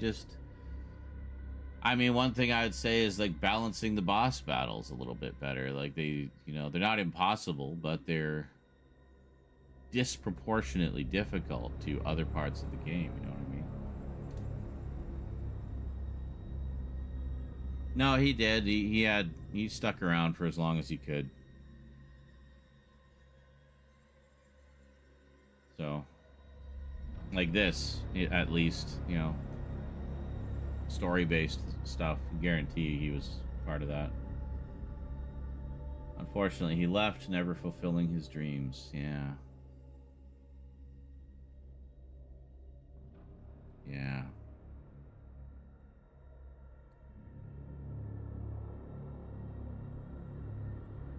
Why would it mean that? This came out digital. It was broken as fuck. Cyberpunk came out digital. It was broken as fuck. Why would you think that? John Martin says, so with games going all digital, does that mean games won't come out broken and without a patch first? No, doesn't mean that at all. If anything, they'll be more broken. You know, one of the big incentives for them to make sure games weren't broken was having them come out on physical. If they release them broken, then that broken version is forever immortalized on the disc. Where's the incentive if it's digital? They can just patch it, whatever. Doesn't matter. You know?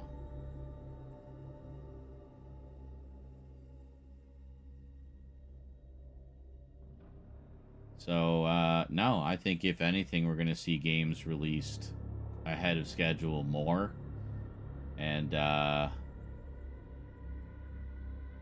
And more releases coming out broken. I think it's going to become more and more common. The difference being indie games who are not beholden to shareholders or big companies or whatever, and they can just hold back the release while they fix their game before they launch it, you know? I mean, me personally, I wouldn't want to release anything that wasn't as perfect as it could be. You know?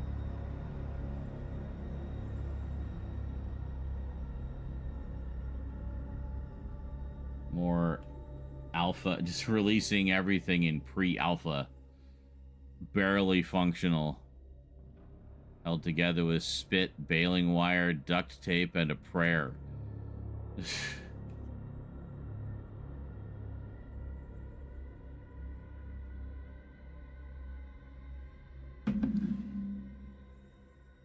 Ha!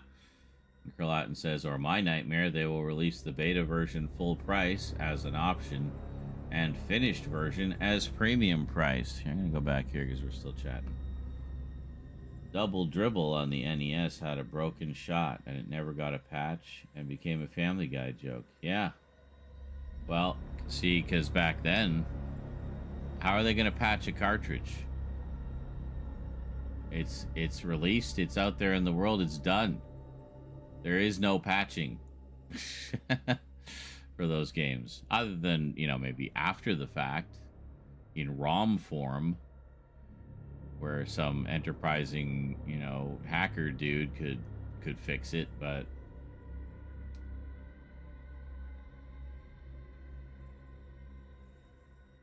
that's the problem. People were too enamored with the convenience of digital. They didn't look at what they were giving up.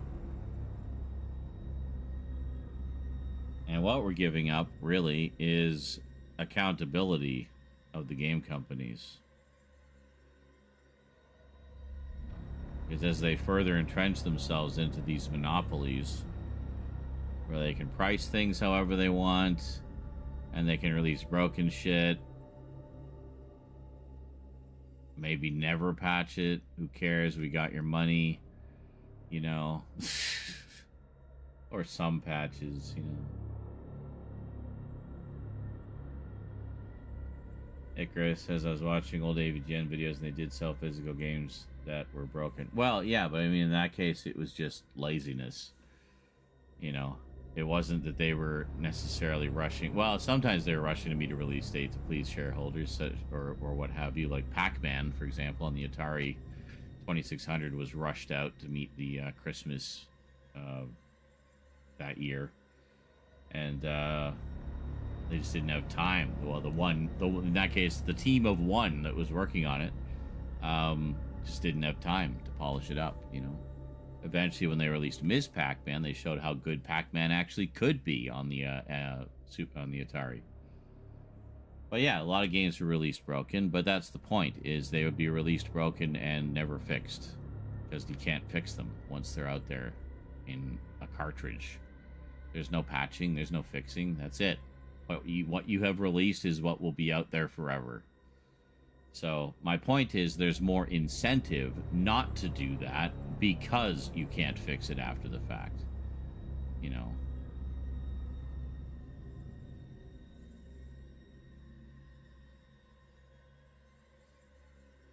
Yeah, E.T. was another one. Was rushed out for the Christmas. They wanted to have it out for Christmas that year, so.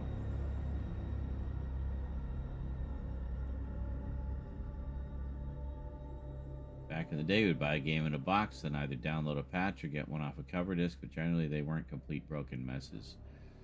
Yeah, well, back in my day, there wasn't even that. There was no patches. You got the game that you got. If it was released broken, then guess what? You got a broken game. You know, that's it. There was no such thing as patches. I mean, the internet didn't exist. You had cover discs and stuff, but I mean, the internet just didn't exist. The only kind of online stuff you had was bulletin board systems, and they didn't always have stuff like that. I mean, in the 90s, that when the internet started to happen, you started to see more things like that, shareware games and such being shared online, and those would get patches because, hey, they were all digital. But, you know.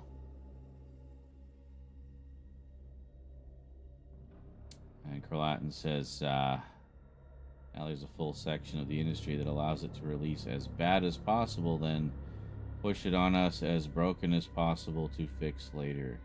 Anything for the immediate well, that's the thing that bugs me just generally about the entertainment industry these days, gaming and movies and TV shows, is they're so hung up on pleasing the shareholders. It's all becomes so revolved around the fucking stock market that everything is about making the fast buck, the quick turnaround. They don't there's no looking at the long term anymore.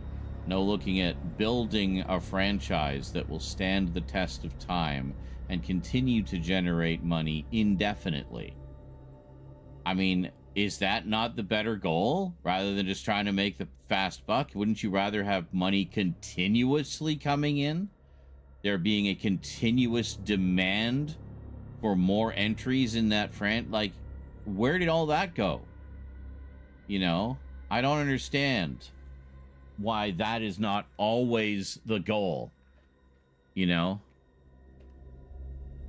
read them. Well, everything's scrolling too fast. I don't have it. Scrolls off the screen and I don't see it.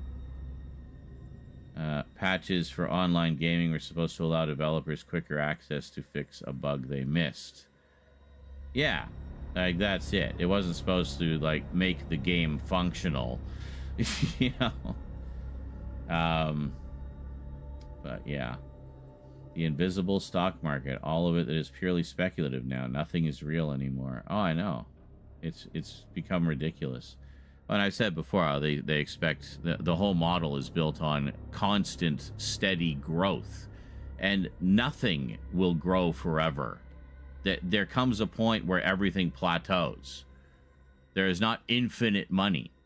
You know, there's not infinite resources to have infinite growth. It doesn't make sense. It is not logical. It is not reality. So, and that's the problem. We keep talking about late stage capitalism, but that's exactly what it is. The whole point of capitalism was to have this infinite growth, but it was unsustainable. There was no way it was ever going to be infinite. So now we're at a point where things are becoming so ridiculously expensive and unattainable for a lot of people because of this constant push for growth. So all it's going to end up doing is crashing the entire industry because nobody can afford to buy anything anymore because they've priced themselves out of business. You know, they start firing employees because they're not making enough on the games. They're not making enough on the games because they're not spending enough time to make sure the games are functional or entertaining. Sometimes they just put out shitty games, you know, but they've invested so much money and the shareholders are breathing down their necks. They have to keep pushing forward with it regardless.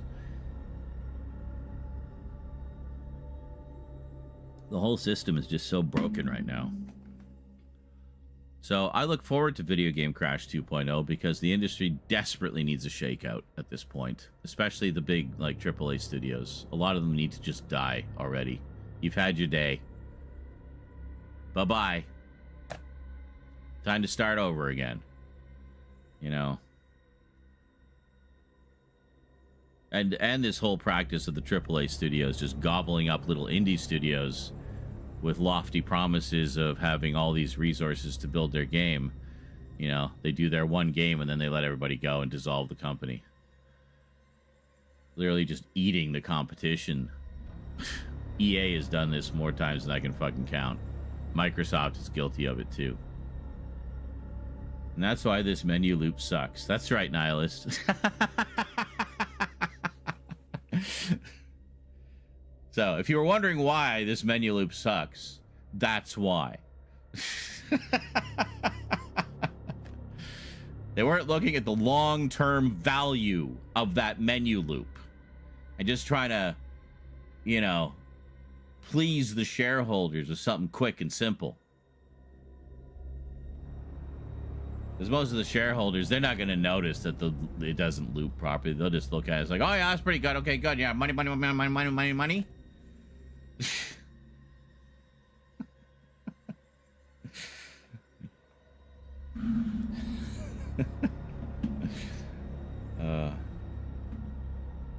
Yeah, Vermin says the industry is on the very edge of the cliff for the next crash. I just wonder what will tip it over the edge. Well, look how many layoffs there have been lately, just across the industry. It's crazy.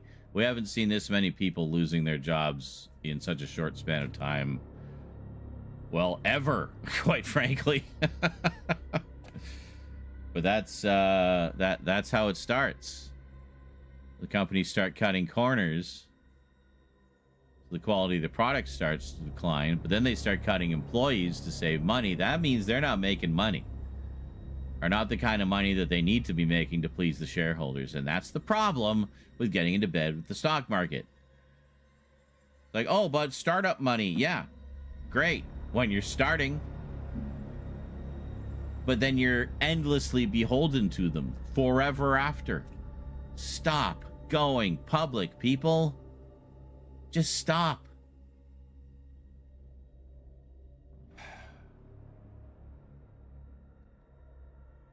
But yeah, I just want to, we'll tip it over the edge with every strange announcement or completely bastard of a thing they say will affect gamers. Seems to continue limping on. We need the crash. It has to reset the whole industry. I agree. Stocks in menu loops. Yeah. I've literally lost all interest in GTA 6. Yeah, and I didn't think that's something that I would say either, because it's fucking Vice City again. I should be excited about that.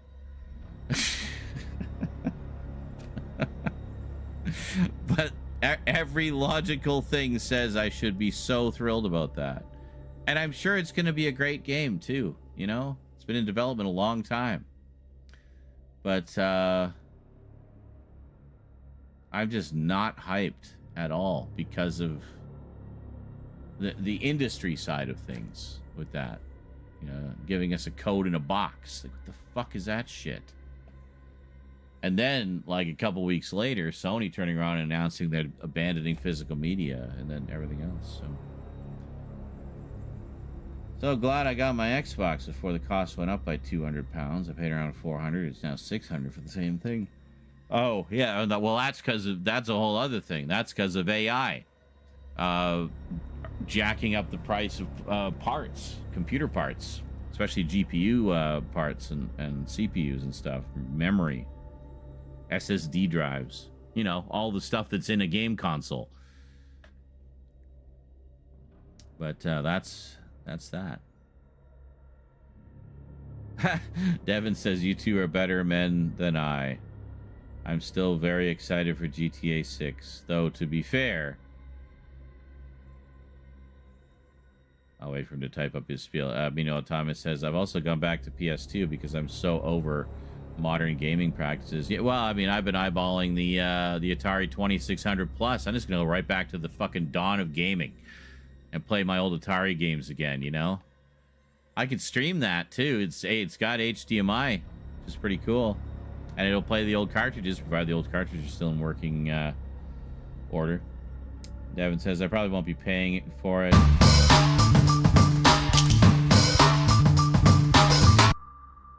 Hey, thank you for the sub. Right96D just resubscribed for 24 months.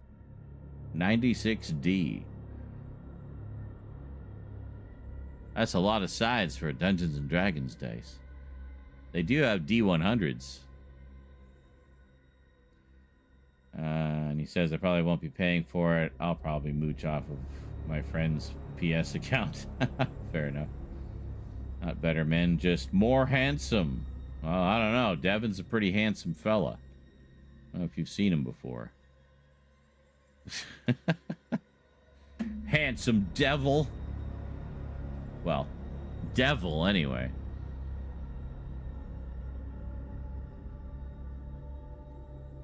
But yeah, I mean, I think that's why we're starting to see a lot of the old consoles come back under, you know, with a fresh coat of paint and HD compatibility and such. And we got the Intellivision, we got Atari 2600, we got the new Neo Geo Plus coming out.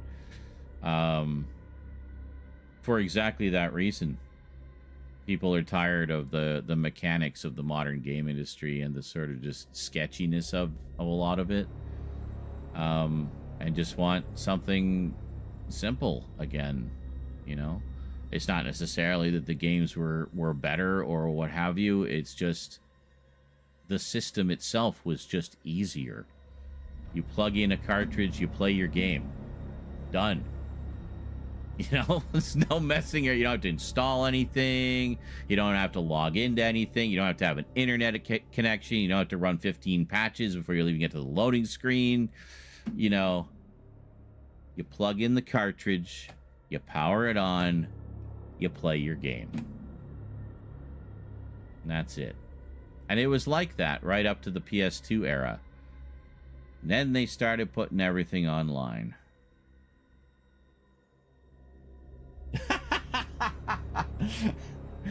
I wish I were handsome. I look like a pear became a man.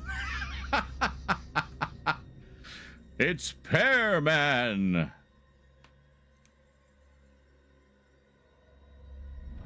If only that were actually true, but thank you for the flattery. You're welcome.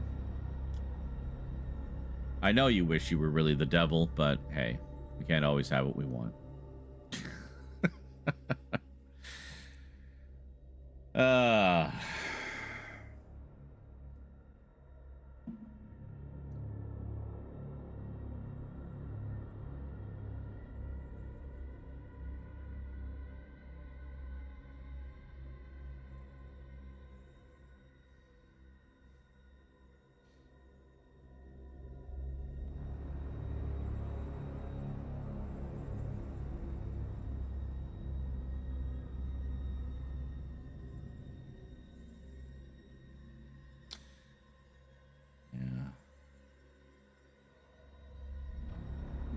Pearman, not quite an apple, but just as juicy.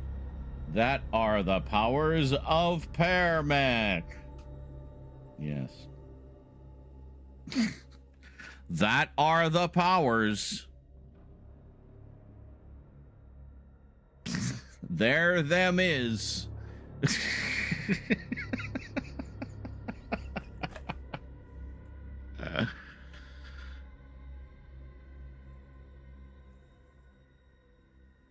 Yes, that are.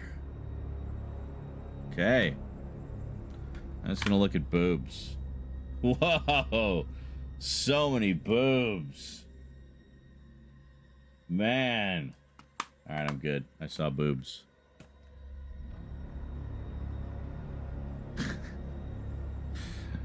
Not that many boobs in there. Mostly side boob. But boob enough to know that it be boob.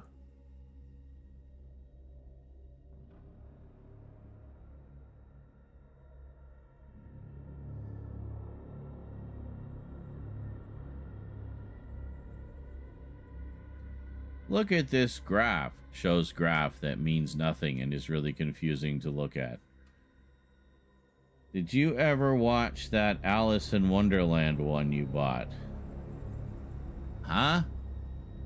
What Alice? What? What Alice in Wonderland one? Which one? I have so many different versions of Alice in Wonderland. Woo! Let's finish this game off. Yes, let's beat it off. We will, right after these messages. Through the Looking Glass. The Johnny Depp one? I did not buy that one. It was gifted to me, but I have not watched it yet. No.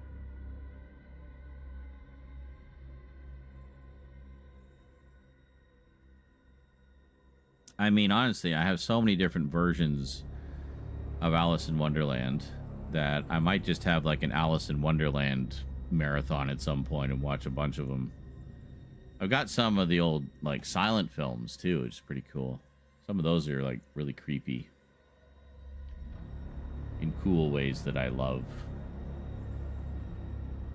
No, I meant the Melis. Oh, that one. Oh, the Melusine one. Yeah. No, I have not watched that one yet.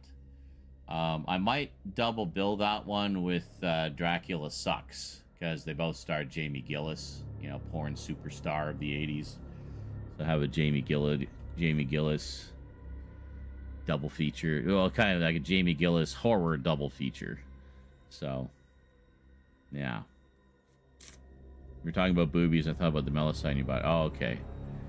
Yeah, I don't know if they're doing those. I don't know that they sold very well, honestly. They did like 5 or 6 of them, I think, and I haven't heard any announcements of any new ones for quite a while. I just bought that one because it was horror, essentially. It was like a horror-oriented one and sounded quite unique and interesting.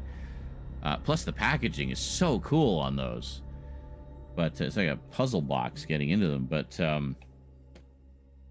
yeah, you guys will see what we're talking about when we get to the biggest horror update ever. In the porn episode.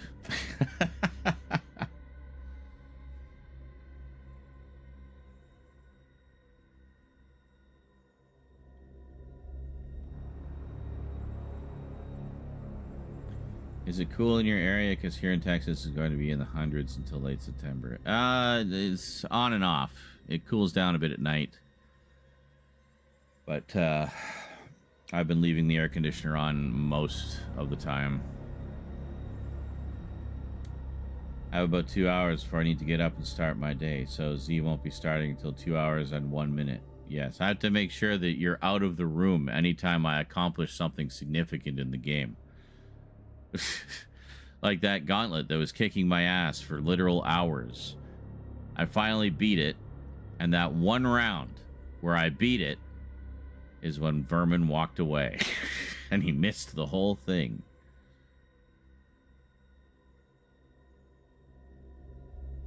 Came back, and he's like, so did I miss anything? I had to get coffee. And I'm like in a whole different section. Wait a minute, did he beat it? Well, yeah, where were you? You were watching so intently the whole time. And then leaves at the most critical moment. Then he also missed the Dr. Boss fight reveal. Oh, that's right, yeah. Z can't win when you're watching, yeah. Look, coffee is important, okay? Well, I mean, I won't argue that. Yeah. As I've been editing over the past couple days, coffee has been my fuel.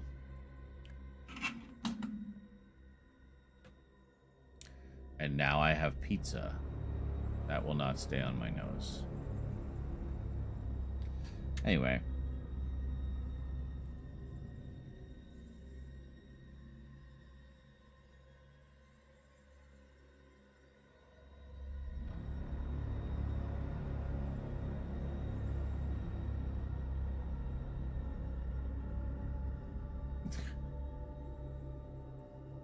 My editing fuel.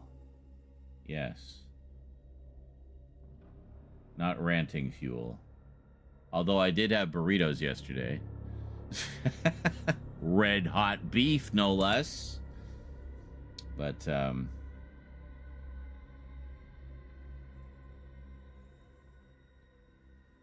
I guess I haven't made one of those snazzy box sets since last year. Yeah. It's been a while. Like, Melusine just generally seems to have slowed down. I haven't seen a ton of new releases from them. But, I don't know.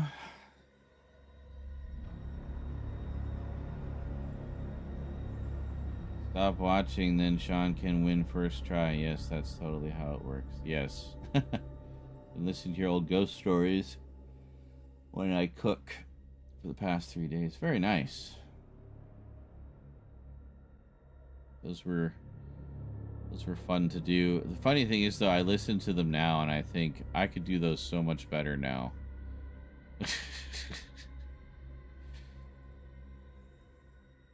The original plan was to do audiobooks of those because they're all public domain stories and sell CDs of them. But I had like several volumes planned out and kind of themed and stuff, but I just never got around to it. It was around the same time I was doing all the Two Guys and an Effects Box stuff, funny enough. You notice the shirt.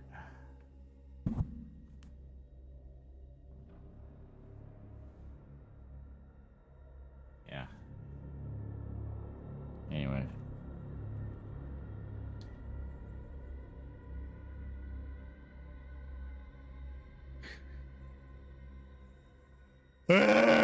Maybe I need to get coffee. All that pizza is settling in now. So much cheese. It's so good. So that is special on medium pizzas. So we got 4. 2 of mine, 2 of Rose's. I'll probably end up eating Rose's too because she doesn't feel like having pizza. Well, I'll have some of it. Not all of it though. Well, it depends. Sometimes I get pizza and she just doesn't have any. She eats when she's out with friends, so I just end up with this pile of pizza. Like, well, I'm not gonna let it go to waste. I'll eat it. You know, I don't mind. Vermin is out of office. If you wish to contact him, please send an email to myass at idon'tgiveashit.coffee.uk. And someone will respond to you within the next 70 days. Coffee? But I just acquired tea. Well, that's fine. Then you have tea. I will have coffee. Coffee. Coffee. Coffee. Coffee.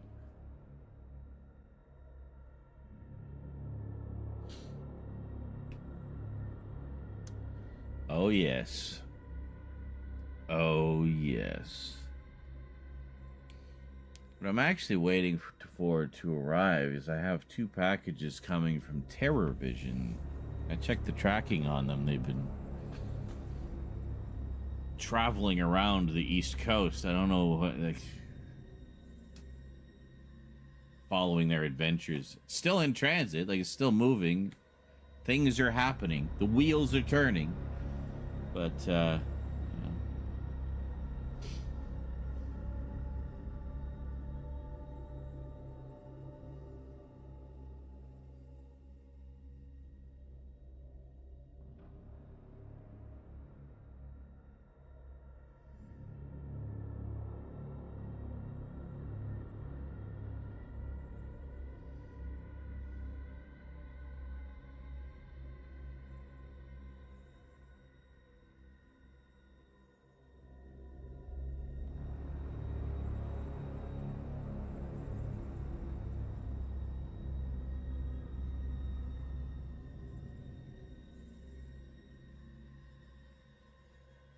Don't mind me, I'm just zoning. I'm staring deep into the loop. Here we go. Here we go.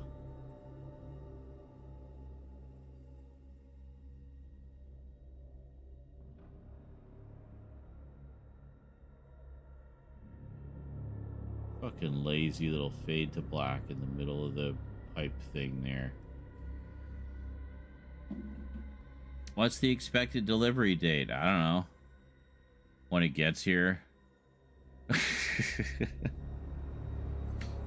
I mean, it's still moving. The last update was yesterday, so I mean, that's That's fine. Sometimes things take a little longer. I don't know why it sent like basic ass mail or what, but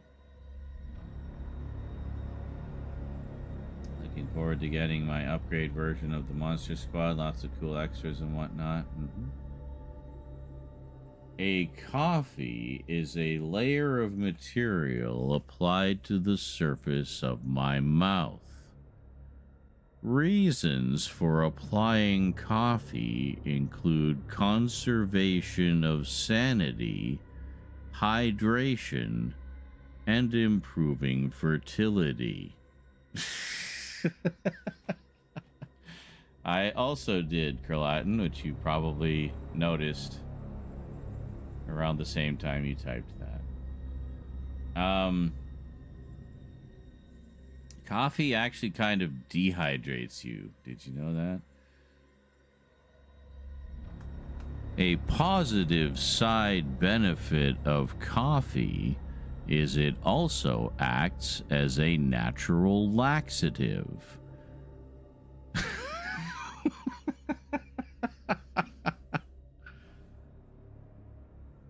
For some, even the scent alone of freshly brewed coffee can prompt their bowels to move.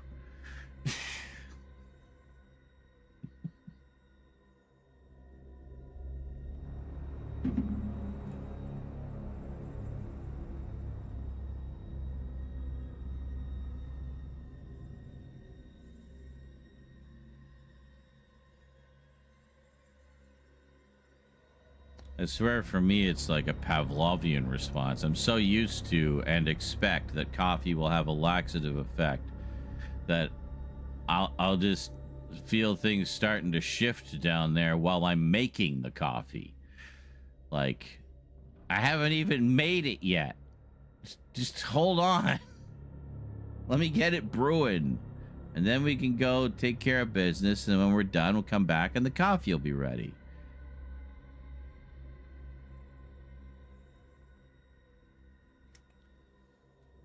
I found out the real Ghostbusters, some of the episodes were drawn by Toei Animation. Same who did Dragon Ball.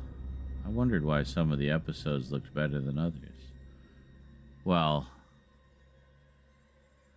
I mean, that's not uncommon for American companies to farm out the animation to Asian companies. That was quite common in the 80s and 90s. And most animation houses have what they call their A team, their B team, and their C team. The A team, no relation to the show, obviously. Their A team is like their longtime expert animators who do outstanding work. They tend to take a little bit longer, but they do higher quality work. Their B team is kind of, you know, still pretty good, but not quite as seasoned as their A team. So the A teams tend to get the key episodes, the important episodes, the showcase episodes, and almost always the opening title sequence of a show. You always want to give that to your A team. Your B team, you know, again, will do kind of fairly important episodes, but none of the really critical stuff. They're your sort of average. And then your C team, they're the ones that are kept in the back in rooms with no ventilation in the heat of summer. And you can really tell which ones are done by the C team. So when we were watching, when I first learned about that terminology was when I was learning about the making of the Adventures of the Galaxy Rangers from animated series from 1986. And Robert Mandel was talking about that, how they had their A team, their B team, and their C team for the animation. And it became kind of a game when we'd be watching to try to figure out which team did the animation for it. So some of them you could really tell, oh, this is definitely a C team episode. Yikes.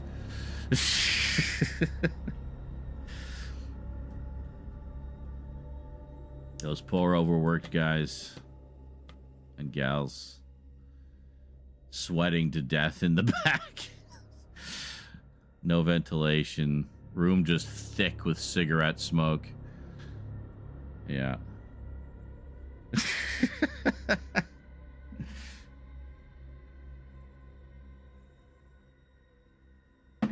But yeah, I mean, Ghostbusters, very much of that era, no exception. Although, you watch the, what was it? Not the daily syndicated episodes, but I think it's the ABC episodes, the 2 ABC seasons that were 13 episodes apiece. The animation in those 2 seasons is probably the best of the entire frickin' series. It looks so good. So good. But then when they, went to the second season, they did a full 65 episode syndicated season. The same year they had the second season of the ABC series. You can definitely tell they started doing an ABC team kind of thing just to keep up with the workflow. Because there's definitely more variance in the quality of the animation in that syndicated season and the subsequent seasons. But those first 2 seasons, the ABC seasons, are fantastic. They look so good.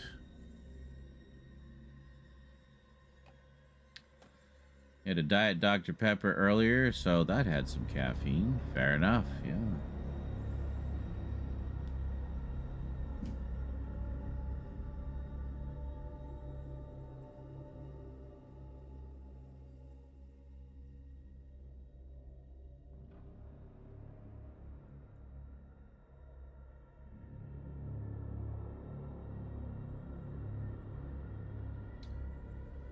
Wow, it's funny. Usually the closer looks do better than the updates, but lately it seems the updates have been doing better than the closer looks, like in terms of views on YouTube. Strange. I guess it depends what it is.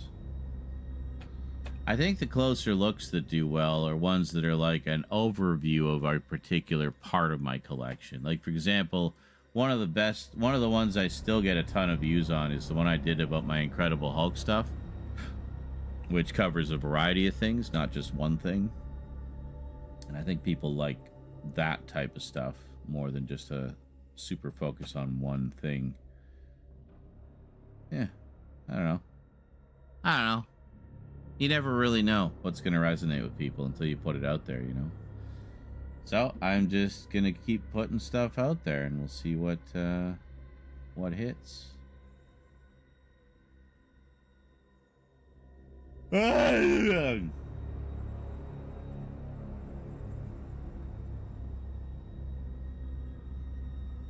cool. I mean, the Sci-Fi Mega update, a lot of people watched for like 15 minutes. Which will just get you past the Dark Star closer look and into the next few things. But I mean, that's why if you look closely on the thumbnail, you can see what the items are. And then, you can skip ahead to the ones you want to hear about, I guess. I don't know.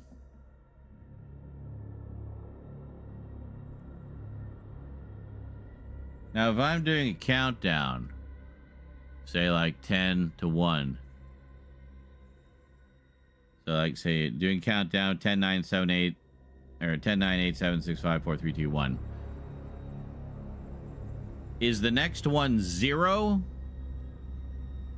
And then the thing we're counting down to? Or is it just the thing we're counting down to? Like we go from 1 to the thing? Or do we go 1, 0, then the thing? What do you guys think? Tell me. This is important. I need to know.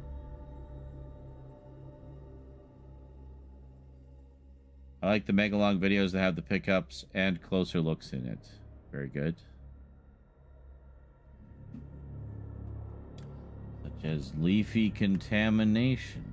Constipation, not contamination. We're not talking about tea consumption. We're talking about motherfucking coffee. All right, see, now I just got 2 answers. Carlatin says 0, then the thing, so there'll be 1 extra number in the countdown. Okay. And then Nyla says you do the thing on 0. Thomas says 0, then the thing. All right.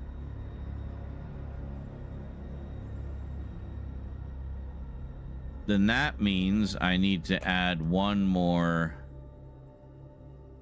countdown increment. Okay. Cool. Also means I need to start the countdown a day or two earlier. God damn it. Running out of time. Okay. It's going to be tight, but I think we can make it. This is madness. It's not madness. This is Zerun Isaac, who may or may not be mad.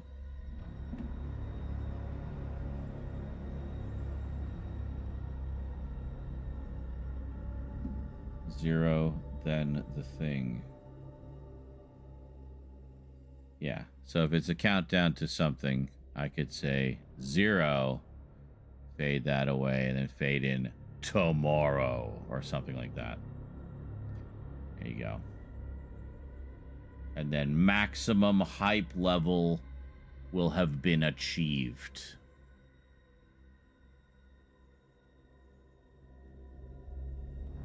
Yeah, I thought I had to start on the 23rd, but I actually had to start on the 22nd. But if I had 0, then I had to start on the 21st, which is 6 days from now. All right.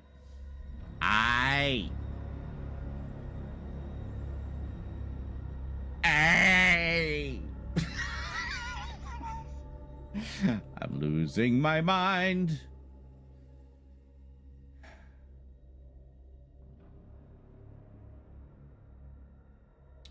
Would you expect anything else? Indeed.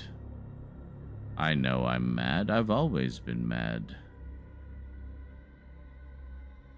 Mad like a fox.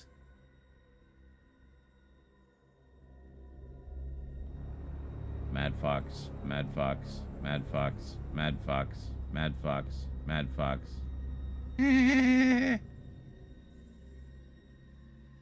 Crazy like a potato.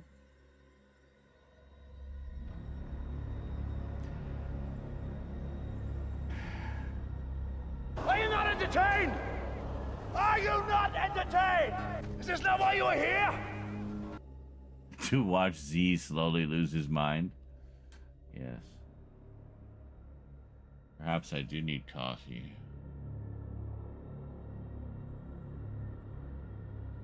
I think part of it is I've been staring at this loop for so long.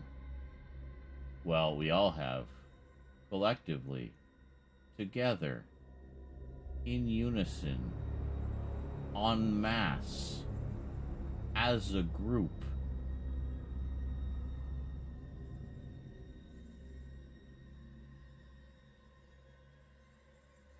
Here we go.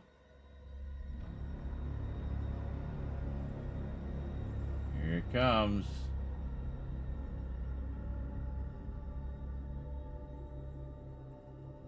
Here it comes. Oh, what's that coming out of the mist? Is it a cart? Yeah, I see a cart there. It will slowly approach it. Oh, what? What the hell?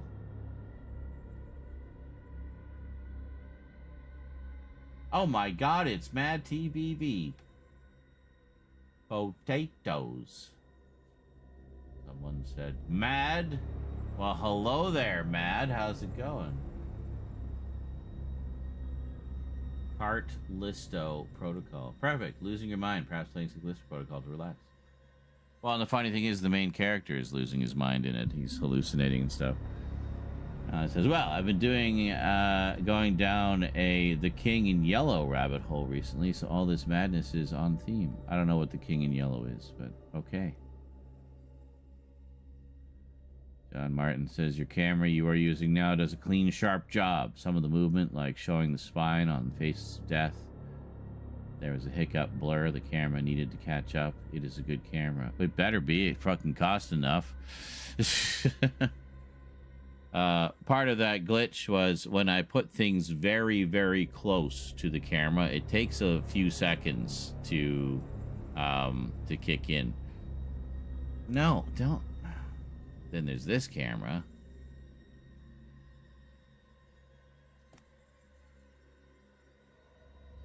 There. Okay. And hello, Alex Lips. But yeah, there's a couple of... It's just a matter of making sure that the thing I want to focus on is in the right position, because you can set a target in the visual area as to where you want the focal point to be, and it'll make sure whatever is within that target is always in focus. So if it's close, it takes a little bit longer to get the focus because it really has to tighten in on it. If it's a little farther away, then it doesn't take quite as long. So yeah, but I've been learning.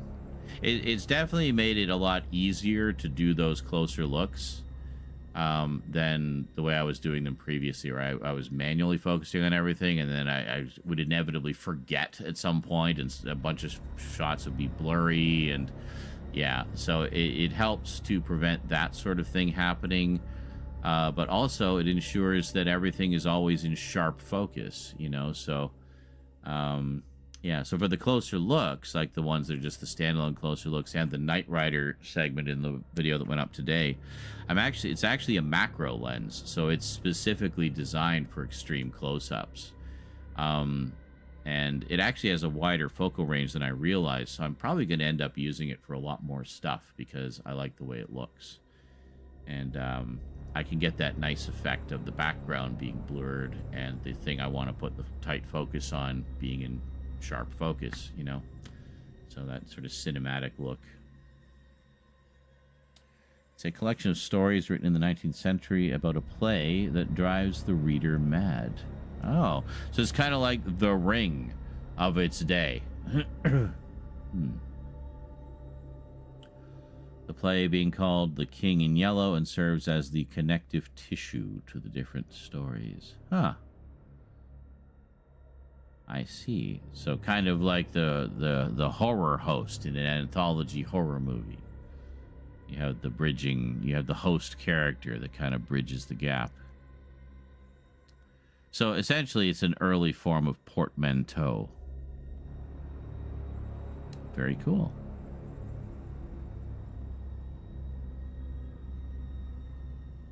It's always interesting to me to see the origins of things like that. Like when I was doing those ghost stories, it was really interesting to go through a lot of those old books and so forth and find those old stories. It essentially gave me a crash course in the origins of horror as we know it, you know, and where a lot of those types of stories began. I mean, you go back to a certain point and there just aren't any of them. They just don't exist.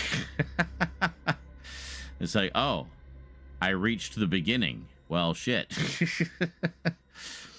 So, I mean, there's always folklore and such and, you know, legends and whatnot, but a lot of the sort of ghost stories that I was discovering, if anything, there would be like very short blurbs in the local news at the time.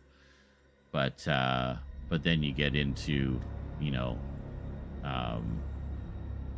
stuff, you know, the early stuff by Algernon Blackwood and Ambrose Bierce and or some of the other ones. Fuck, the names elude me at the moment. My head just isn't in that part of the mental library. But anyway, all those early ones. Sheridan Le Fanu is another one. But and you really see a lot of the origins of that. It's interesting to see where all of this stuff came from. Spooky legends are great. Yeah, they are. I mean, we see a lot of them get revisited, like the famous ones get revisited. You know, we've had a lot of stories about the Baba Yaga recently, or La Llorona, things like that. Like, those are legends that go back a fair ways. But, yeah. But that's one of the reasons I say horror is one of the most enduring. And there's always been something out there. Stories passed down. Generations of campfires. Retellings. Word of mouth. Maybe that was it. They've always existed, but it wasn't until, you know, a certain point that they started to get written down. But then you have stuff like John Polidori's The Vampire, and of course Mary Shelley's Frankenstein, which are really the origins of modern horror and a lot of the tropes that we know. And you think like those are only about 200 years old. The modern horror as we know it is not that old.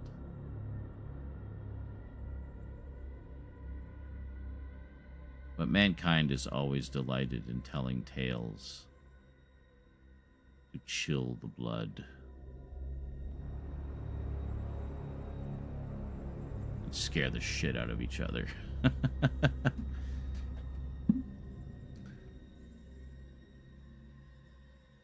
The King in Yellow. Him who eats time. Ooh. Time eaters, eh? Doctor Who has had beings that do that.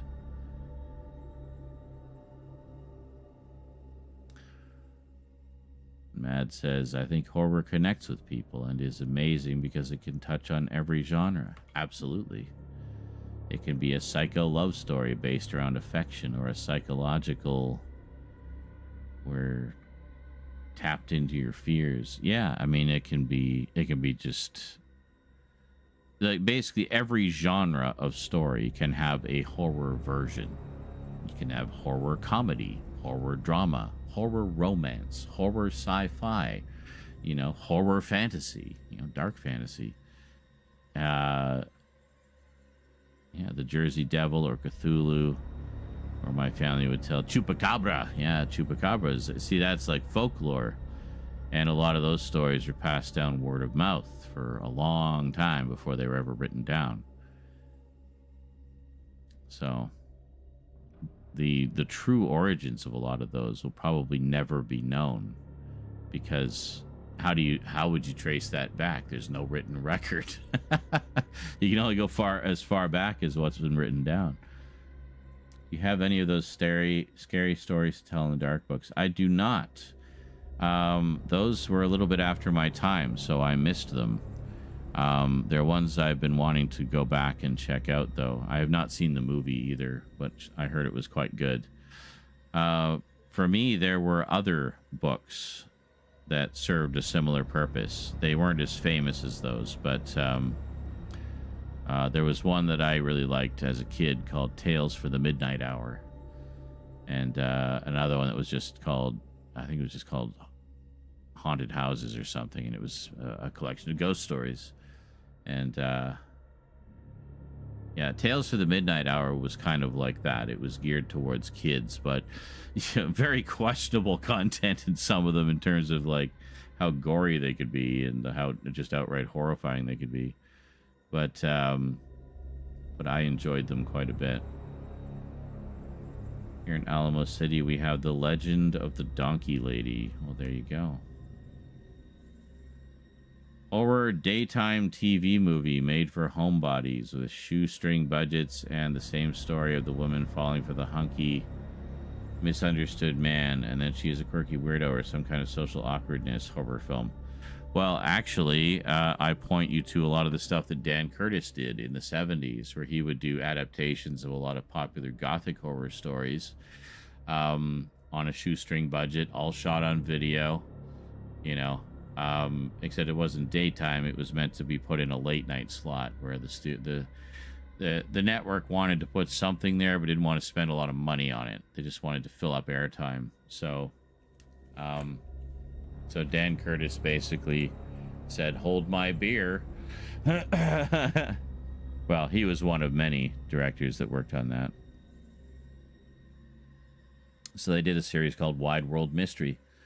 And he did several episodes for it that were adaptations of classic Gothic stories. Like his Frankenstein adaptation came from that. Jekyll and Hyde. Picture of Dorian Gray. I actually watched that one recently for the first time. It was really good. It's very well done. Yeah, and despite the shoestring budget, they were still really good. I mean, this is the Dark Shadows guy, right? So, but not the Dan Curtis I went to school with, but also fuck him.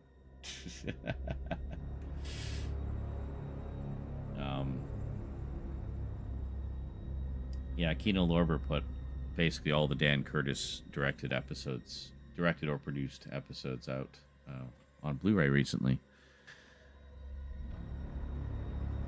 Now that you get a huge boost in quality on Blu-ray from shot on standard def video stuff, but I mean, it looks as close to the original masters as you can get at home.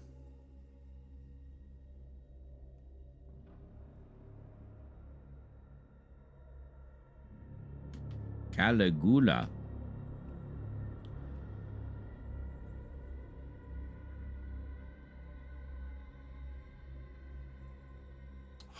Of course, Rose didn't bring back the tweezers, and now I have a hang now.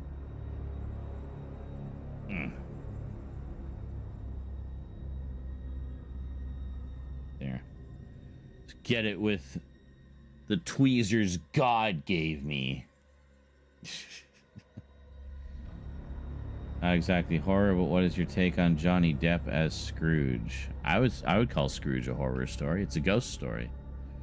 It was literally written, I mean, that was the whole intent. Charles Dickens wanted to have a ghost story for Christmas, a horror story for Christmas. Johnny Depp as Scrooge. Well, I mean, honestly, I think Johnny Depp is kind of a chameleon. I think he can play just about anything. So I'm sure he'll be good.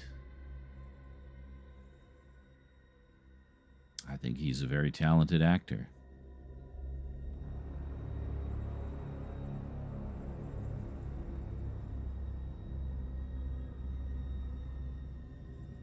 I should probably do that coffee thing we were talking about, eh? No cheese for us Mises. I have not seen the trailer yet. I've been kind of busy. I've been working on videos. I haven't really watched much. I watched a bit of Caligula and Messalina.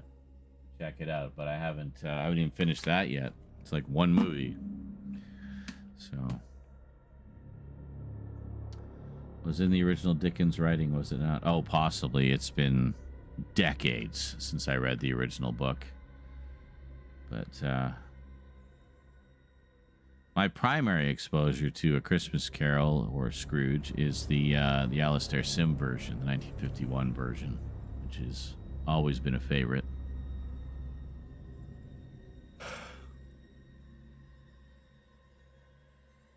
Always been a favorite. I was referencing the Muppet one. Oh, which I also think I have never seen. I know that a lot of people love that one. And in particular for the fact that Michael Caine just played it straight. He didn't play it one bit cheesy. And that was absolutely the right way to do it. So bless him for that.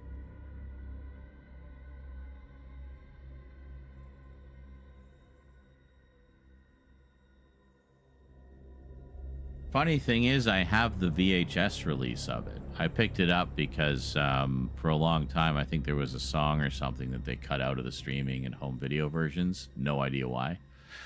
It was only just recently reinstated. But the only way to get the original uncut version was to get the VHS release. So I found the VHS release at one of the local thrift shops for like a couple bucks. Pretty nice condition, so I grabbed it. Have the audiobook. Tom Baker reading the Christmas Carol. Nice. Where's the pizza? In my tummy. I ate it. The rest is in the kitchen. That was like that was almost 3 hours ago.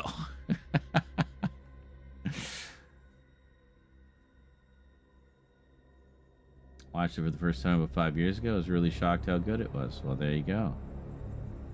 Muppets version is the best version, and I'll fight anyone who says otherwise. I don't know. There's Alastair Sim version. I'm just saying, you know, it's Alastair Sim. One I need to pick up is the George C. Scott version. I remember that was originally a TV movie. I remember seeing it when it first aired, and I thought that one was quite good. I gotta watch Scrooged again with Bill Murray. Loved that one. Saw that in theaters.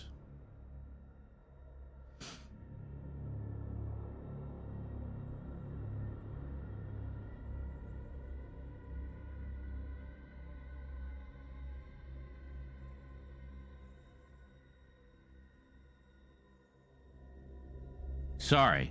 I just had a flashback to every cringe thing I've ever done in my entire life. Whew. God damn, what's wrong with me? Anyway, I'm going to go make that coffee and have a smoke while the coffee is brewing. And then we'll come back and maybe possibly actually think about the potential of starting to play some Callisto Protocol and defeating this final boss. Yes, definitely avoid the colorized version. Avoid colorized anything. Just watch everything in whatever its original format was. That's how it's meant to be seen. That's how it was made. Don't go fucking with things. Just watch it the way it was meant to be seen. There's a colorized It's a Wonderful Life, too. Why?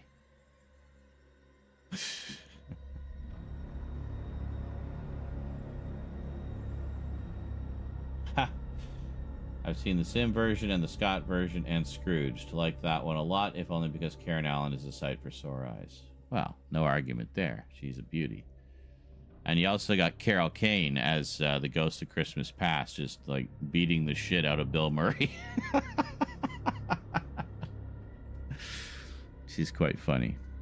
All right, I will be back. Oh, actually, Carol Kane is one of those wonderful actresses that can do both comedy and drama equally well, by the way. Love Carol Kane. Anyway, I'll see you shortly. Oh, yeah, I'll take that. Well, hopefully this time I won't leave in the middle for pizza. Yes, please don't.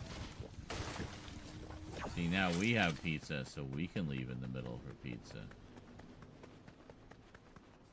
Why is her mic muted? I don't know. Probably.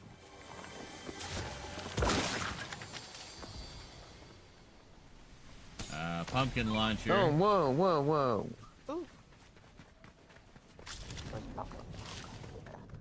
Oh, you're not. Oh.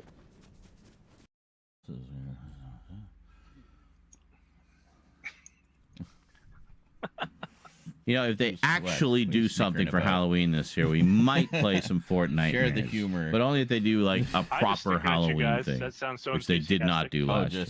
Anyway, I'll be back. Our enthusiasm. I was making fun of him, sounding unenthusiastic. Did you say you were making fun of me? I don't think so. I was making fun of him. I'm gonna.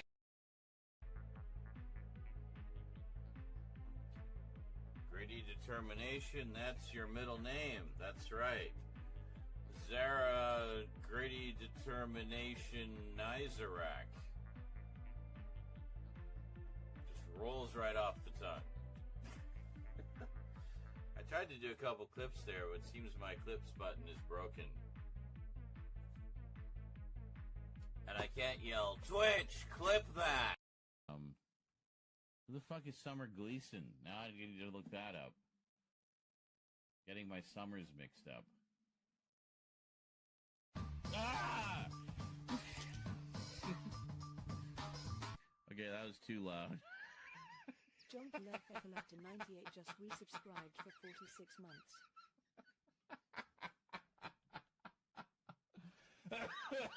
Oh, Twitch, clip that.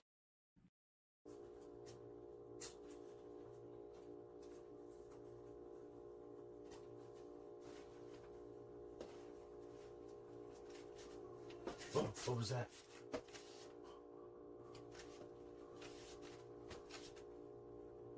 How do I get out of here?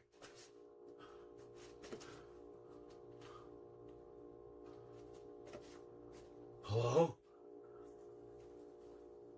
I heard something down there.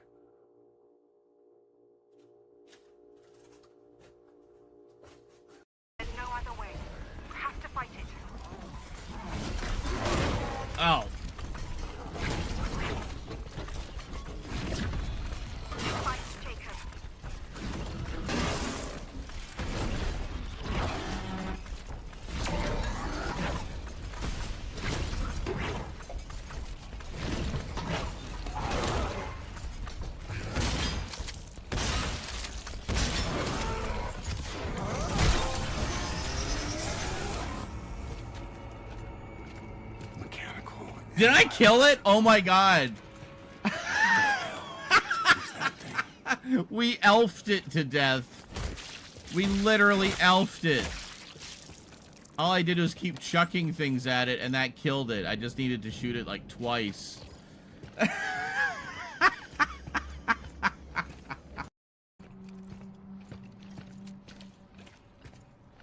Can't run because we're in an ew area. Okay. Oh, Jesus!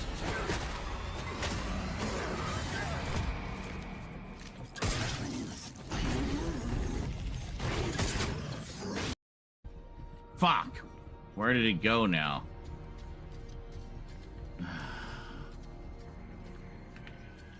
Wait a minute, I'm in zero gravity. Just chase it.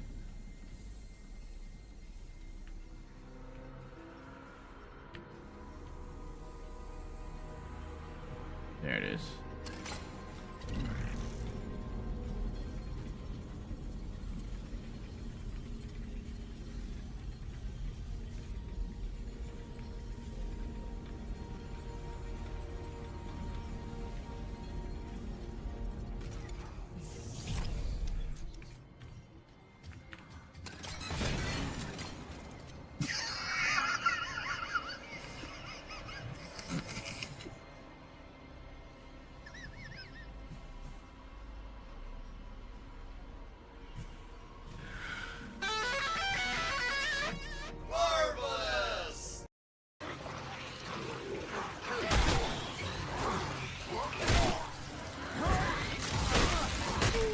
Fuck's sake.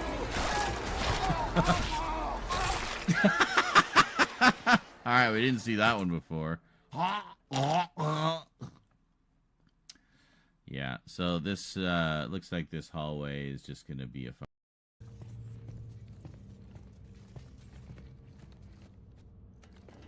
medical facility. Be funny if one of them was still alive. It's like, hey, cut it out. Why are you kicking me, you jerk? That would be funny if they did that. Oh. Oh, it's you. Hi. Because of moi. Definitely because of you. You are.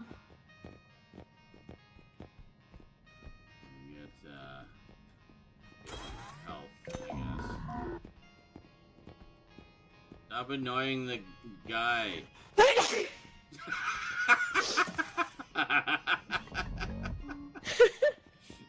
Seeing a guy sneeze. Hey, now I'm home. Oh.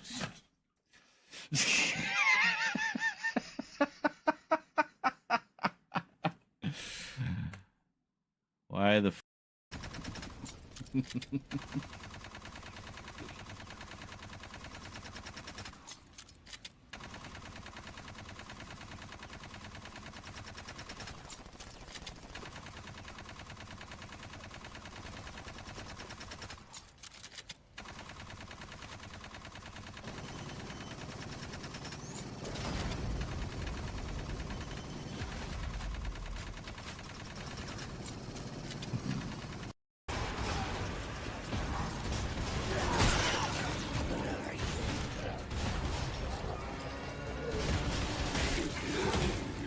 I got his tentacles.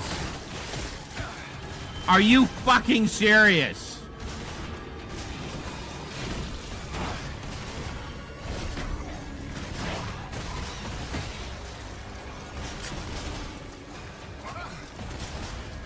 Hurry up!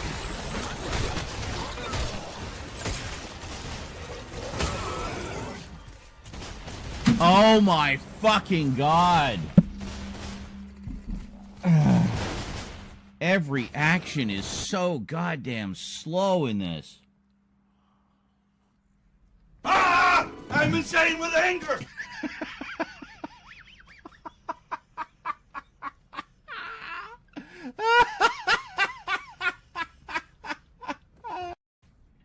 No, I am here. Where are you? I'm Heeple ass. Oh, you're on the drums, Doy. But Yeah. Who isn't here? Somebody isn't here. I'm so confused. who are you missing? Oh, Brinsley. Where's Brinsley? No, I'm here. Oh no, you're here. Oh wait a minute, I'm in first person. That's why I'm not seeing. There we go. I didn't realize I wasn't emoting with you. I was just watching you. I love how my record player is right in the middle of your drum set. Now it's in your chest.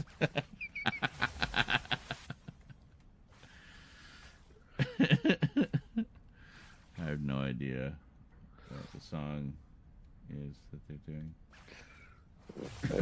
It definitely would have been copyrighted now. We left it playing that long. I so- may be just a little bit high, by the way. I don't. Stumbaton, yeah. And those things do pack a punch, though. And we are gonna need it.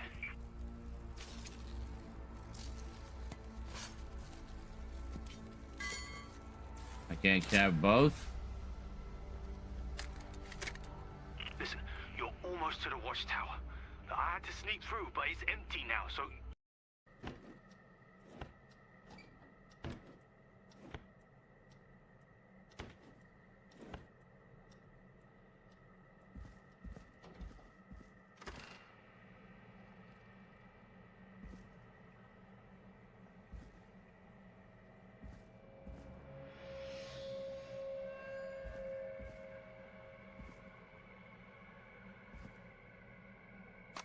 Small lacerations to arms, legs, and face, typically obtained by running through foliage.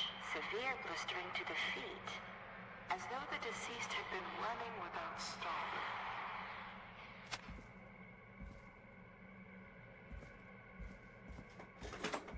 Jesus Christ.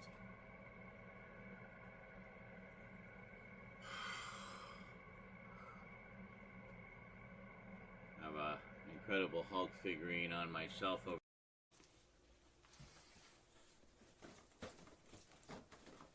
Sure. I don't care if it fell over. I don't care.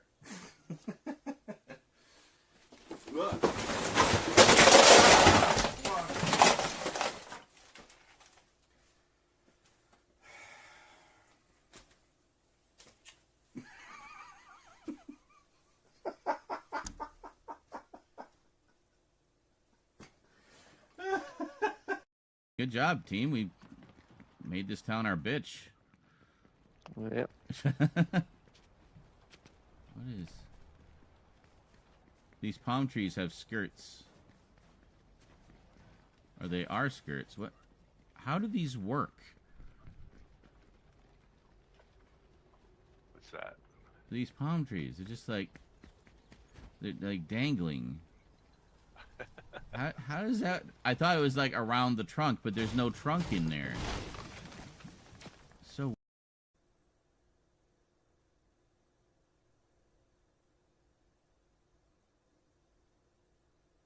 There. Oh. Ah, I'm using the Force.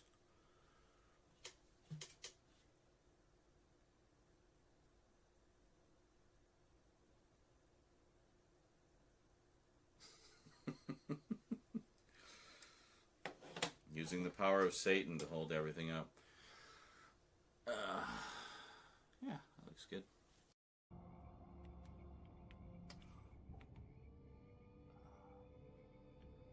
A mulch is a layer of material applied to the surface of soil. Reasons for applying mulch Fucking include killed by mulch! conservation of soil moisture, improving fertility and Death health by of mulch. the soil. Twitch, clip reducing- that.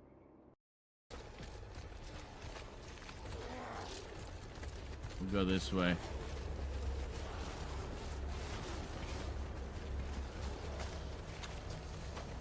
Where do we have to go? Oh my god!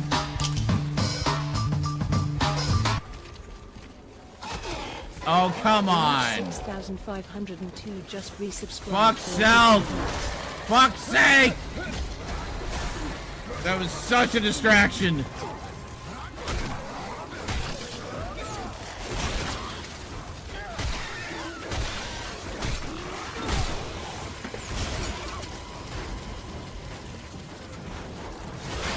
Oh my God!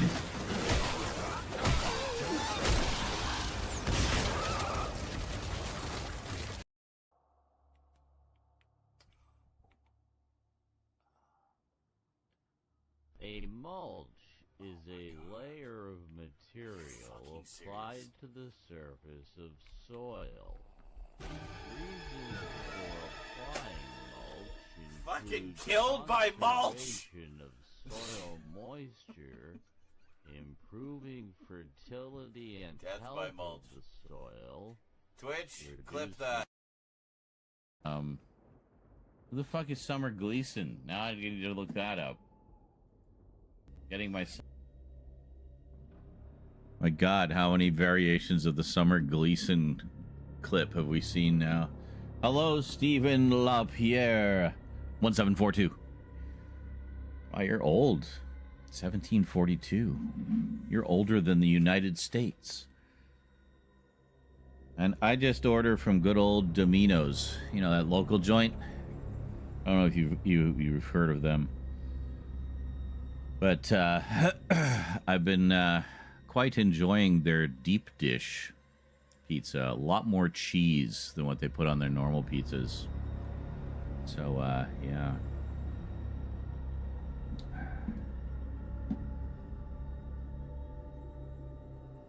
And why was the Andy Griffith show go from black and white, then it goes to color? Some people wrote into TV stations complaining.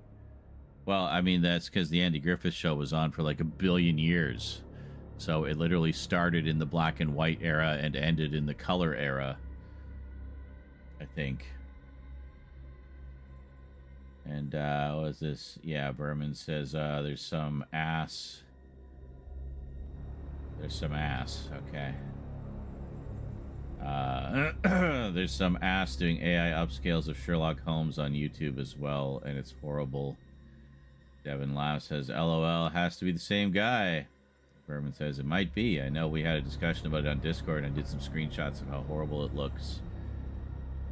And what AI is adding in randomly. Yeah, I made a post about that on Blue Sky, just taking a couple of his thumbnails and said, yeah, stop ruining old movies with AI shit. He says, as of the last 2 weeks, he's uploaded the fruits of that project as the full movie on YouTube. Everyone needs to stay way clear of that. Oh, I know, and the comments are full of, wow, it looks amazing, looks so good, well done, please do more movies, blah, blah, blah, blah, blah. Like, oh my God, what the fuck is this timeline? Why are people so colossally stupid? I'm back. What did I miss? Nothing. Yeah, we fit.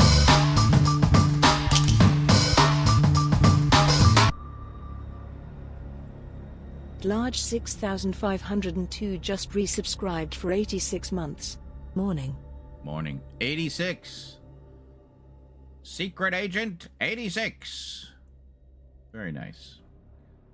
And thank you, Duncan. That's a lot of months. That's a lot of tea. And, what was it? Let's see. Devin says, just looked it up. I had totally forgotten. He expanded it to 16:9. Now you too can make movies from the 30s look like TV shows from the late 90s and 2000s, when they either shot on 3x film or HD video and kept all important information in the center 4x3 portion of the image.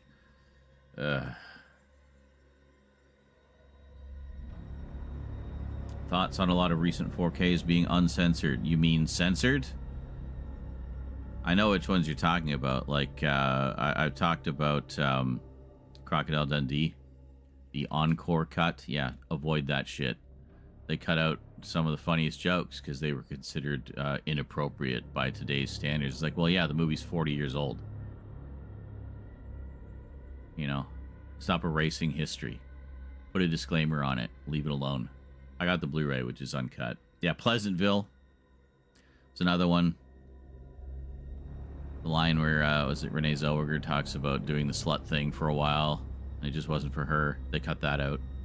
That's like important to the story. That's literally important to the story of Pleasantville. If you know the story of Pleasantville, that's like an important moment for her character.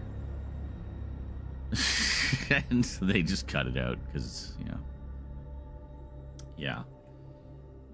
It is. I mean, it's a weird movie to begin with, but like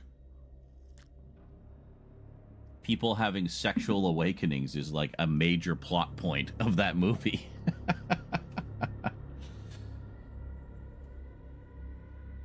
Yeah, well, you know, one of the ones they censored, Duncan, the "Now That's a Knife" scene with the mugger.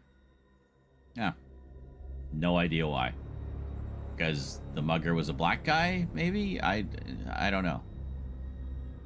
I mean, that whole thing wasn't even remotely racial in context. Like, I don't understand what the problem was. It was one of the most iconic scenes in the movie. Like, well, yeah, Pleasantville, like, exactly. Like, it's such an odd thing to cut out. So, yeah, don't get the 4K of Pleasantville. Don't get the encore cut of Crocodile Dundee. You will be getting censored versions of those movies. Just get the old Blu-ray. Because I guess that's the last version we'll ever get of those uncut. Soon they will censor the entire film for 4K, so The Exorcist will just be the guy turns up at the house. The end. Yeah. The French Connection has been censored as well. Of course, they waited until William Friedkin passed away. It's fucking bullshit. What? I was thinking of the test he did to determine men from women when they were trying to hide. Well, that could be censored. That's probably censored too. I mean, I know that the knife scene was only one of the things. There was quite a few things that they cut out. I'm sure that's it. Or when, you know, the guy that he saves from jumping off the ledge reveals that he's gay and he pushes him away in disgust, you know. I mean, that was considered inappropriate at the time. Never mind now. But the cocaine scene, possibly. I didn't look at a big list of them. I looked at a few examples and that was enough. It's like, okay, don't get the 4K. What's funny is I had just bought the trilogy set on Blu-ray, which, you know, isn't the greatest transfers, but they're fine. But I guess that's the last time we'll ever see them uncut, you know, at least the first one. So yeah, it's bullshit. That's a knife, literally the only memorable thing in the movie. Well, no, it's not the only memorable thing in the movie. The Simpsons used it, so that makes The Simpsons more violent than Crocodile Dundee. Yeah. Scarface will be man starts business. The end. Pleasantville's a good movie. They try to do the same with Gone with the Wind. People need to stop messing with good movies. Just put up a warning and move on, or change the channel. I know, right? Alien, ship floats in space. Well, and that's the thing also, is like a lot of us buy physical media for archival purposes to have, because a lot of movies are censored on streaming and so forth. So we want to get the physical media version to have the uncut version. And now they're cutting the physical media versions. Meanwhile, I just picked up these two Caligula movies, which have two different cuts, both of which have cuts that are very uncensored. Bless the boutique labels. Well, for the most part, Pleasantville is a Shout Factory release, so even the boutique labels aren't immune. But I mean, it's Shout Factory, and let's face it, they've really fallen off in recent years. They are not what they once were. Next, they'll probably censor the nice Poochie Poochie scene in Jungle to Jungle. Oh, I'm sure, like The Thing. Dog runs playfully on snow with a helicopter behind it. The end. As I believe Splash also got the knife. Really? They added CGI clothing onto Daryl Hannah so she didn't look as naked. What the fuck? She's a freaking mermaid. Well, yeah, and seeing Daryl Hannah naked is one of the reasons everybody watches that movie. Plus, it's just a fun goofy movie. You got Tom Hanks, you got John Candy in it. I like the scene of John Candy sitting on the edge of the tank with a fishing rod. And they're wondering where the mermaid went. He's like, I don't know, I'm just here fishing.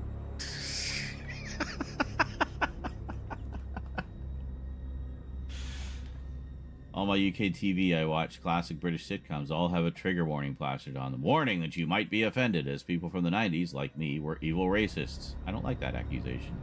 Yeah, but it's not inaccurate in that racism was, and just general intolerance and sort of not good viewpoints were more common back then, even more so in the 80s. I don't have a problem with them throwing a disclaimer on something because it doesn't impact the actual show itself. It's just some text on the screen preceding the episode. I'm fine with that. Do that. A lot of the Blu-rays of cartoons from Warner Brothers, the old Looney Tunes, you know, have similar warning labels on them. And but they leave the actual cartoons intact. And I'm okay with that. That's fine. You know. The British Empire, absolutely fabulous. All have a warning when broadcast.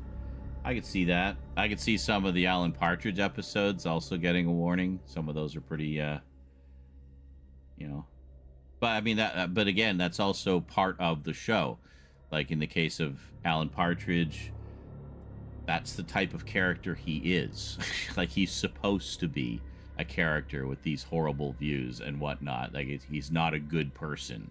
You know, it's the same kind of idea. And a lot of the characters are absolutely fabulous. Let's face it, they're not the best people. But that's part of the joke. That's part of the story, is showing these people being horrible. But we laugh at them, not necessarily with them. You know what I mean? Didn't Shout Factory website get moved to Groove? Well, it's not that their website got moved. It's that they closed their website. Now they just sell their stuff primarily through Groove. They also sell through Amazon. You can buy through Amazon.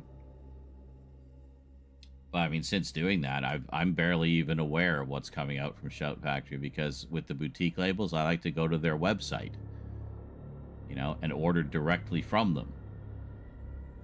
And browse their website to see what they got. You know, I sign up for their newsletter to get notifications of new releases. You can't do that with Shout Factory anymore. So, yeah. Berman says, bottom line, stop erasing history. Learn from it. Stop censoring it. It's a product of its time. Learn from it. Stop hiding it and sweeping it under the carpet. It makes humans dumber and more ignorant and more likely to repeat it. Warn us. Don't censor us. Exactly. 110%. It is absolutely history erasure, and cinema is history. Cinema, it reflects the attitudes of the time, and as such should be left untouched. It is what it is. Take it in context. So.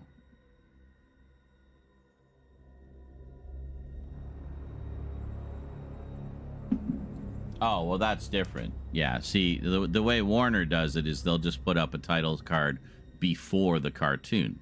They wouldn't put it over the cartoon.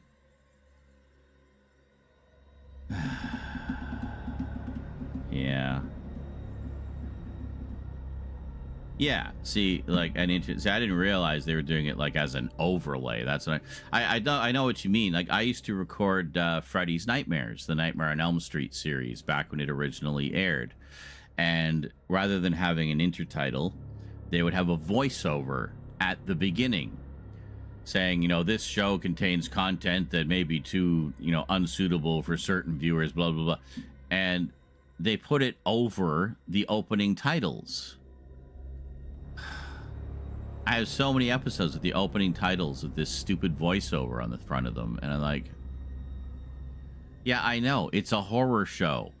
I expect blood and guts. I'll be disappointed if there aren't blood and guts in this episode, you know? I know what I'm getting into. That's what I'm here for. So, yeah.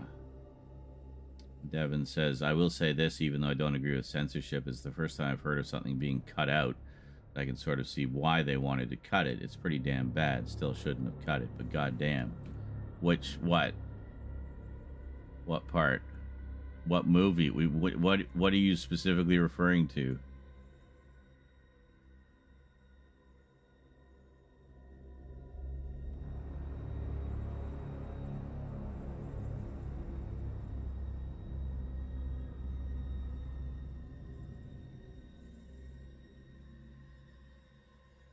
Yeah, Tom and Jerry. It's another example I was going to give. But I was glad to see with the Blu-rays they've gone back to the original uncut version, the uncensored versions. But yeah, what were you referring to, Devin? Which one? Which thing? Which example of heinous erasure of history? But that's the thing. History is not meant to make you feel comfortable. History is simply meant to be presented accurately, so that we don't repeat it. Oh, he grabs a cross-dresser's genitals twice. Yeah. It was 1986, dude.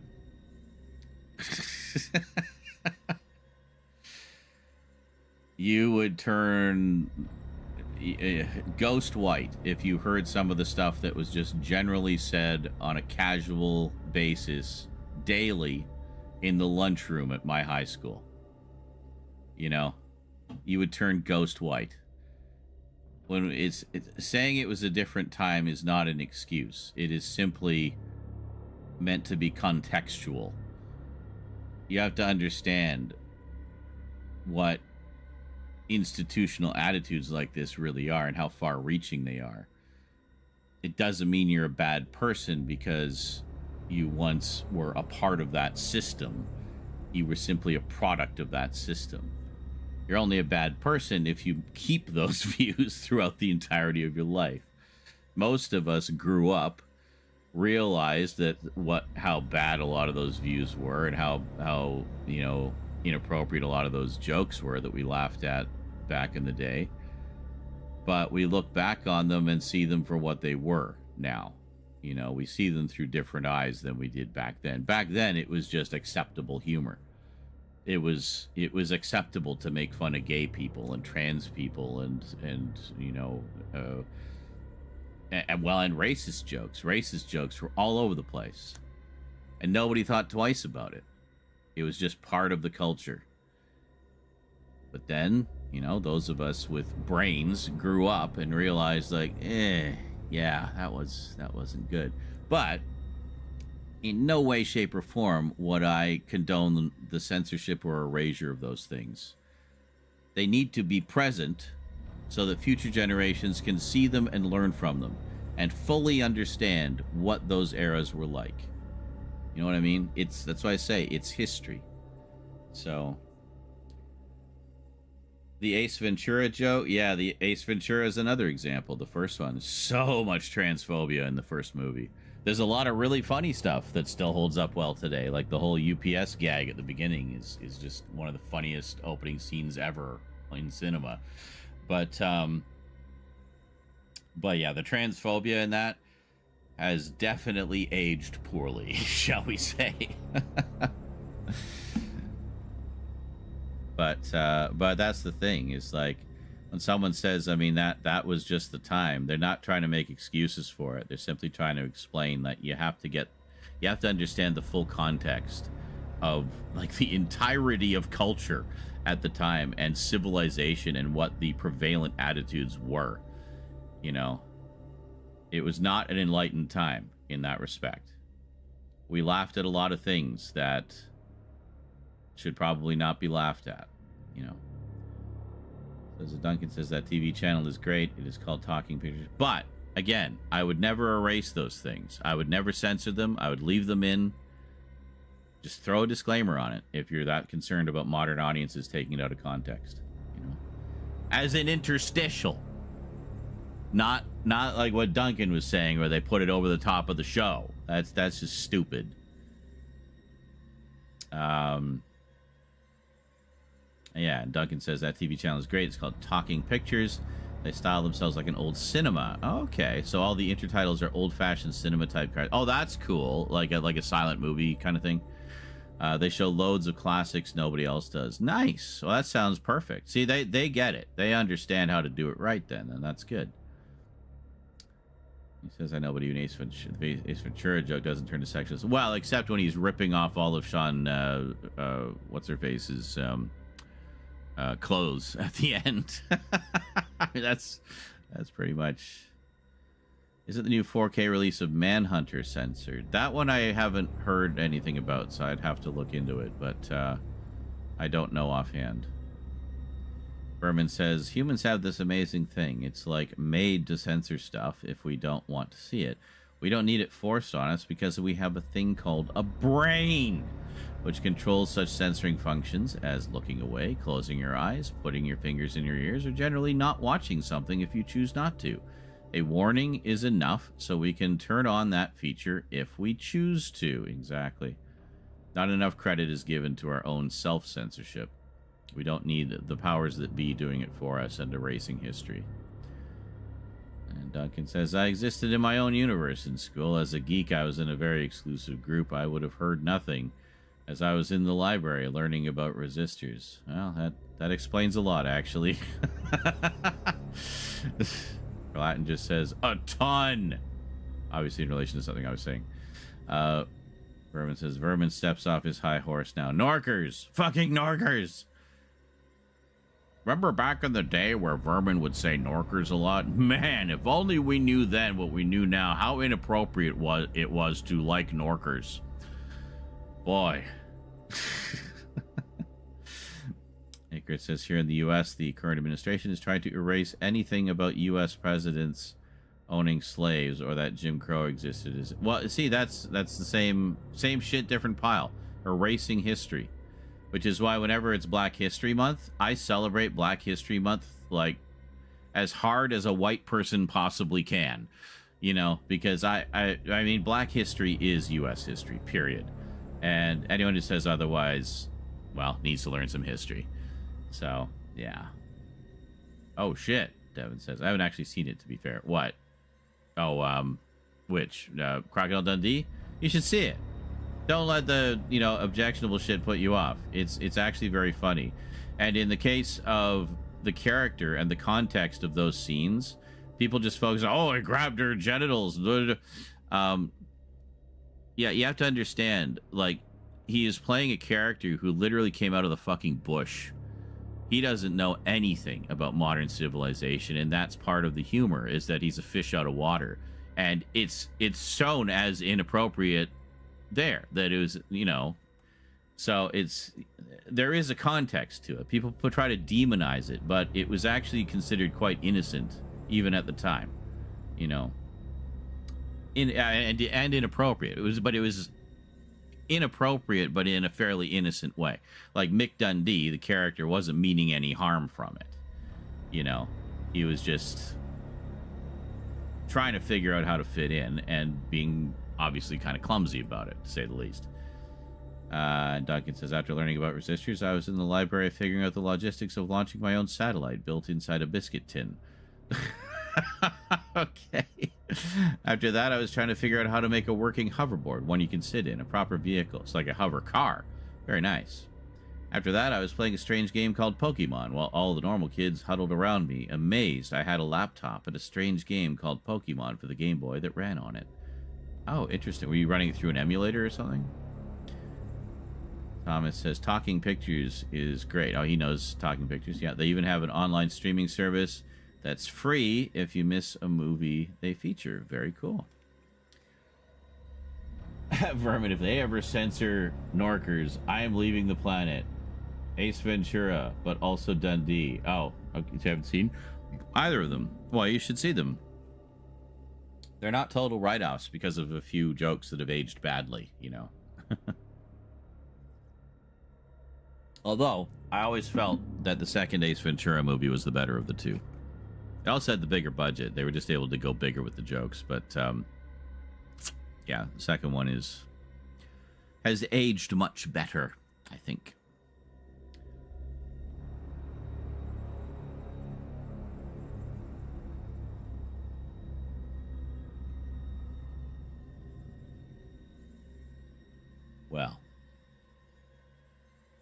shall we?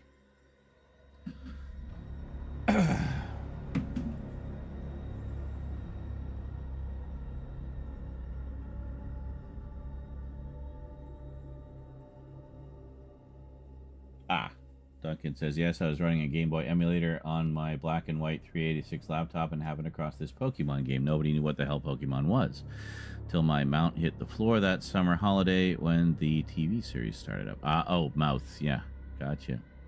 Ninkyo says, I remember the Dundee sequel being pretty decent too. Yeah, it was, actually, taking place more in the Outback. Well, it's, it flips it on it around. Like, it's actually half and half. Like, the first one, the first half is in the Outback and then moves to New York. The second one starts in New York and then moves to the Outback.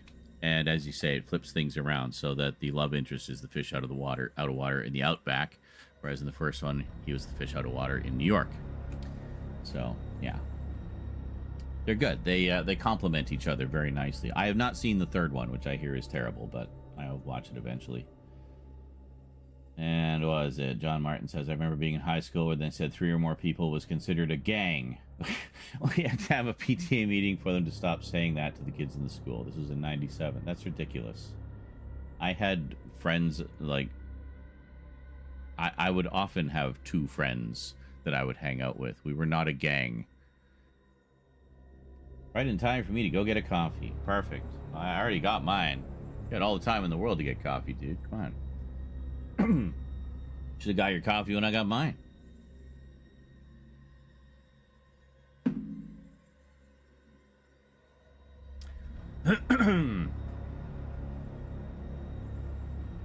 All right.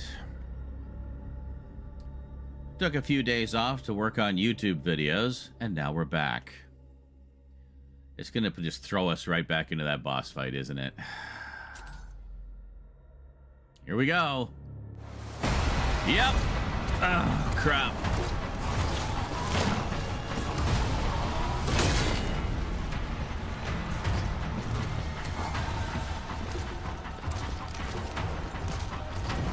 Okay.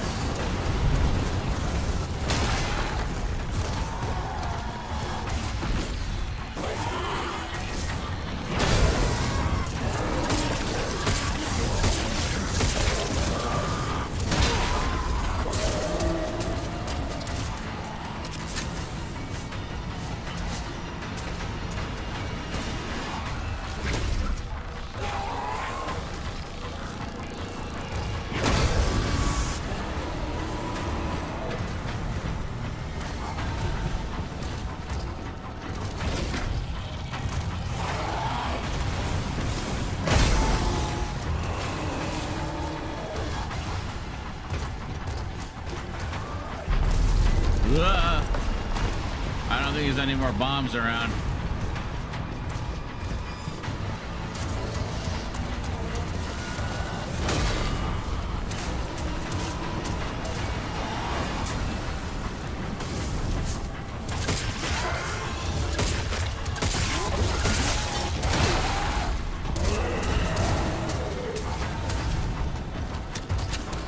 Wow, that did barely any damage at all.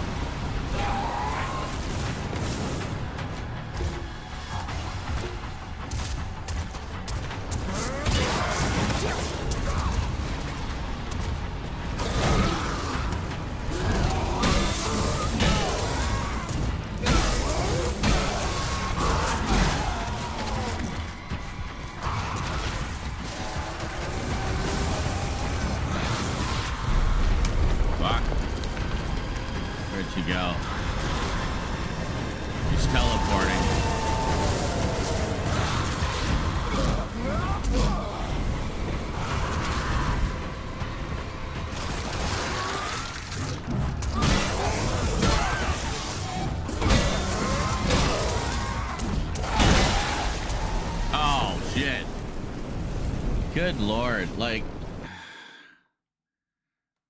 we're barely making a dent. Like, this is ridiculous.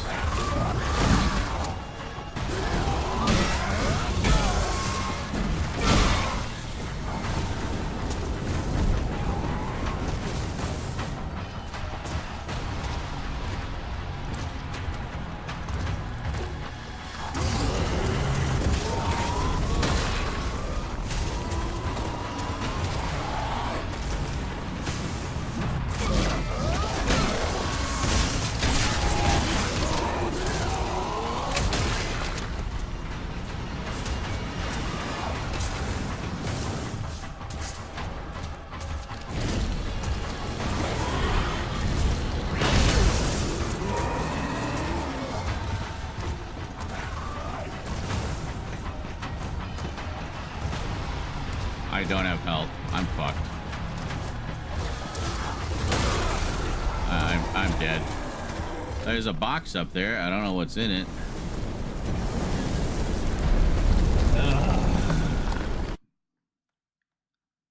Yeah, she's basically a two-hitter.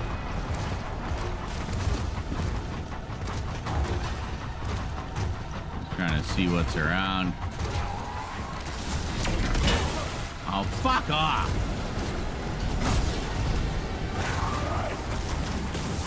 Oh, well, that was a waste. I didn't quite need it yet.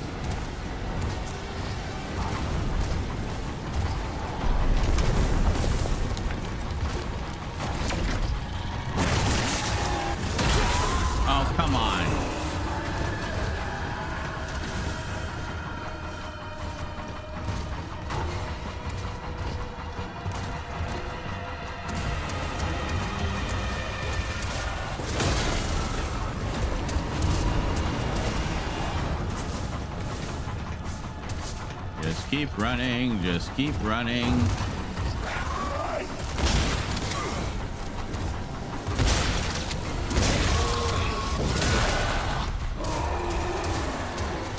Jesus Christ.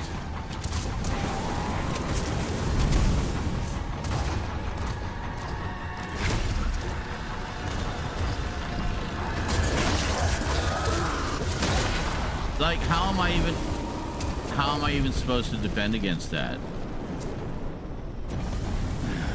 Well, that's what I was thinking. Guide her onto the flame vents. I don't know how. But I mean, that's gotta be the trick, right?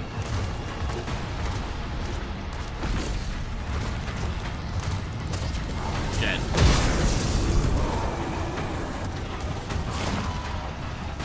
I don't know if there's a way to trigger the flame vents. That's the thing. It's like,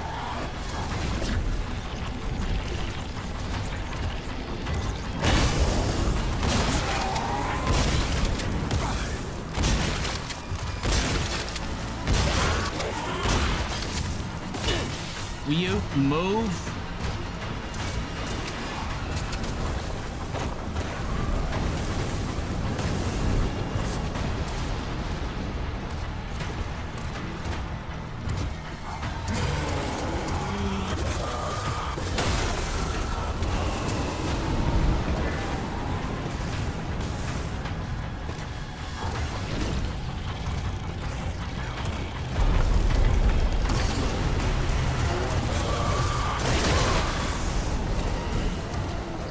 Just instant death. There is no dodge. That's the thing. There's no dodge from that ground pound. Like, she hits you with it, you take the hit. That's it.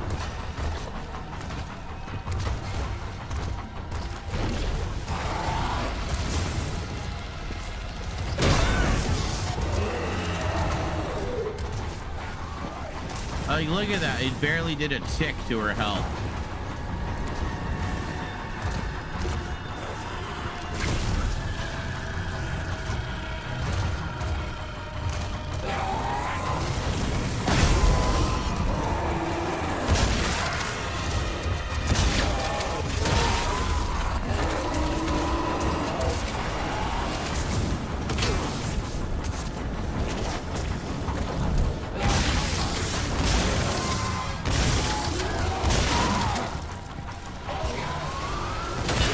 Fuck's sake.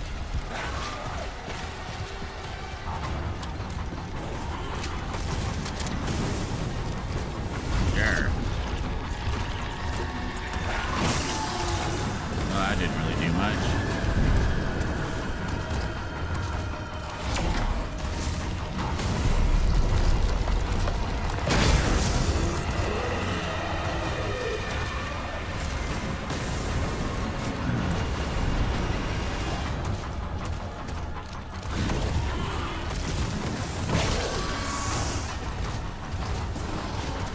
Oh, come on.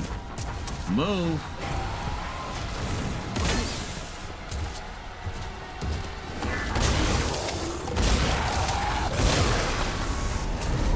Like, trying to get her to recoil to stand on the vent, and she's just not moving. Yeah, like, just comes barreling at me. Fucking bullet sponge bullshit. What's the strategy here? Like, I don't even know what the strategy is with this.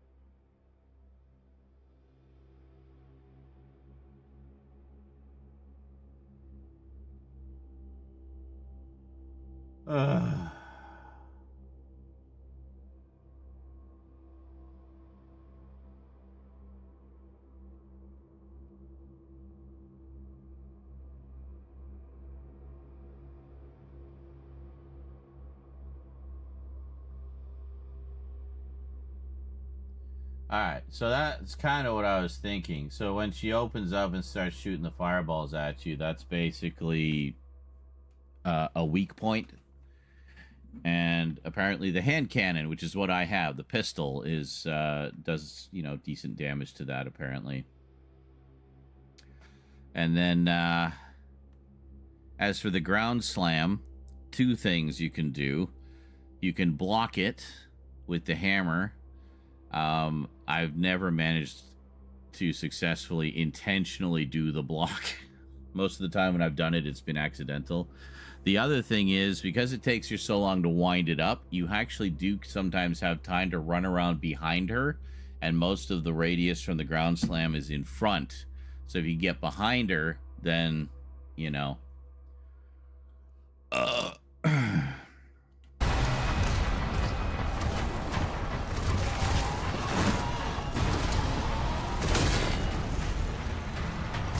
Alright. But I'll use these anyway.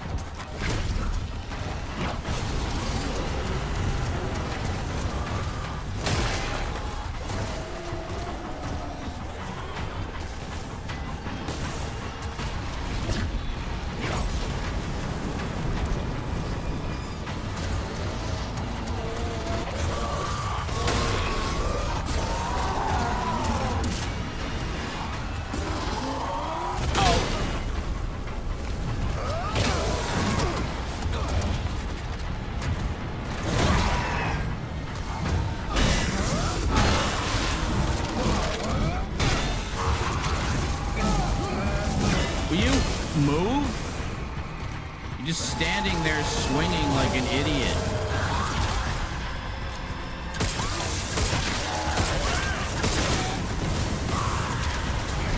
Alright, that did a fair amount of damage.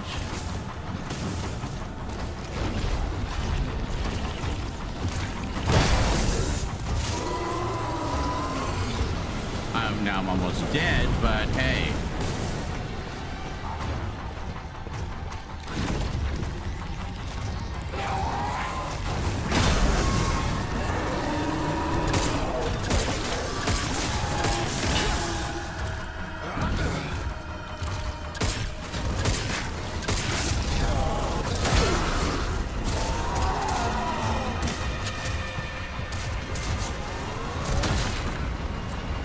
We're doing damage. We're definitely doing damage. Come on.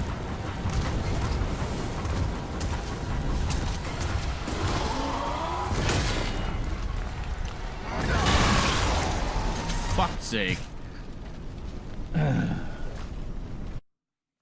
Actually, more than that. If you notice, it goes down like that.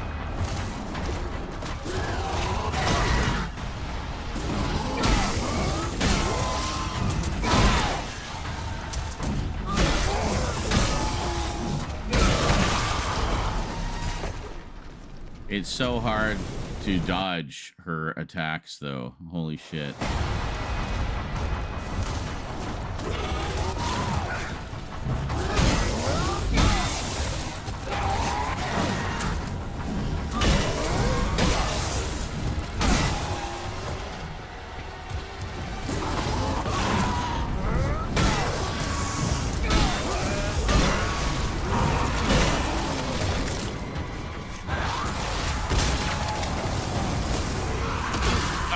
Can I get a shot in?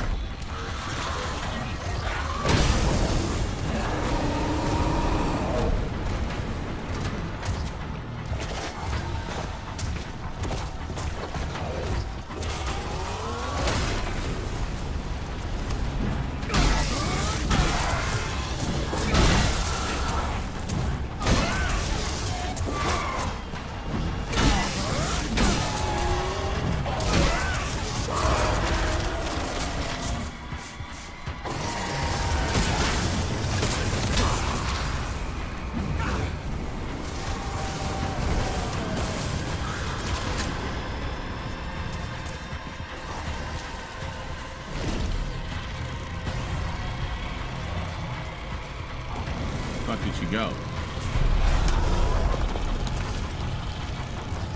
Where the fuck did she go?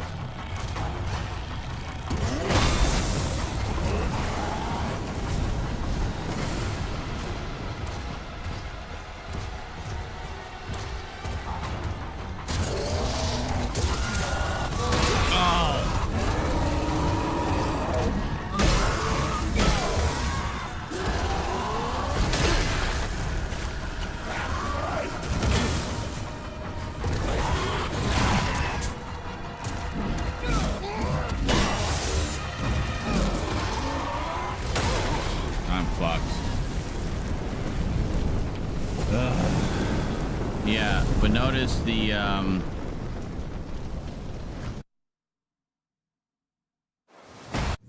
hold on. Notice the health bar goes down on both ends. So it's heading towards the middle. It's not heading towards one side. So, yeah.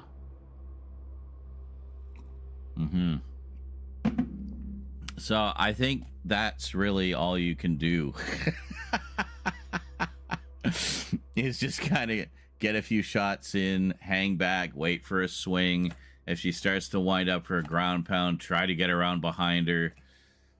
And yeah, we were definitely doing some damage in those last couple of attempts there. Jesus. I hate these boss fights. They're just like a fucking war of attrition, you know? And the problem is I have no health. I have 0 health injectors. So I have to do this all on one set of health. Unless there happens to be some health in that... yeah, hit the sensitive spots and does. See, what I'm thinking is if the problem is when she opens up, she's shooting those fireballs, right? And they stagger me. And you can't do anything when you're staggered. You have to recover from the stagger. But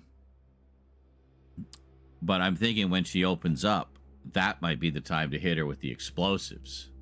You know, that might actually be where they'll do the most damage. So, I don't know how feasible that is, but it's a theory. But it's only a theory. Alright, I need a smoke. I'll be back. Need a smoke and a think. Oh my god. Here we go again. Down the vortex. Your middle name. That's right. Down the vortex we go. Predetermination Nizarak. Just rolls right off the tongue. I tried to do a couple clips there, but it seems my clips button is broken. And I can't yell, Twitch, clip that!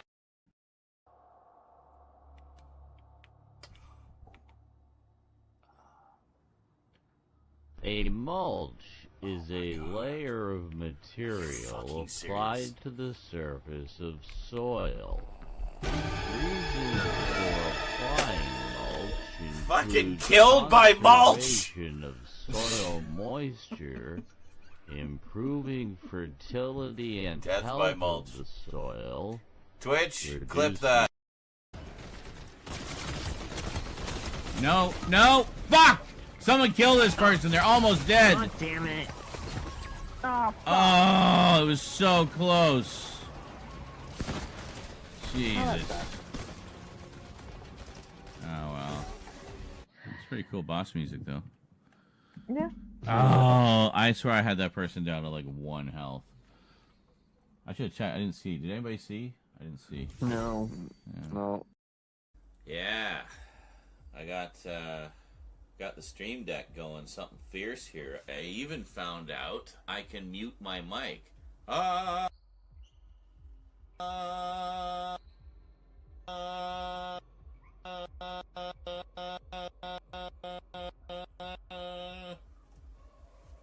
Neat, eh?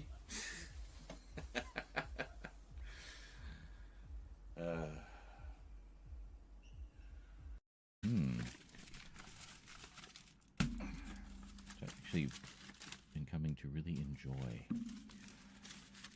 I actually like dark chocolate covered nuts. Those are good. I like chocolate covered nuts too. What? Well, I hope for Derek's sake, it's not too hot when you pour it on. Oh my god, that was the perfect timing for a Wilhelm.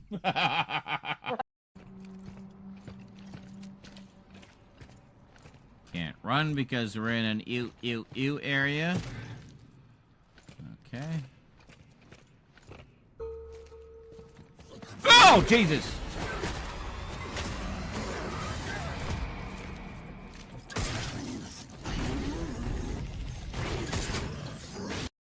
There.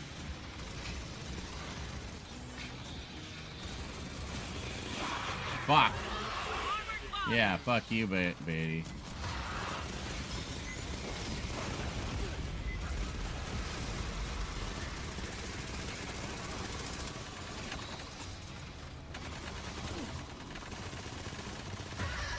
He just stood there. He went over the side. That was amazing.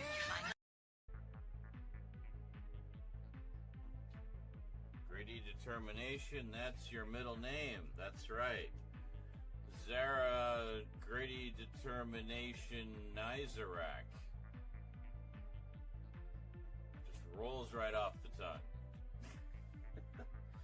I tried to do a couple clips there, but it seems my clips button is broken. And I can't yell, Twitch, clip that!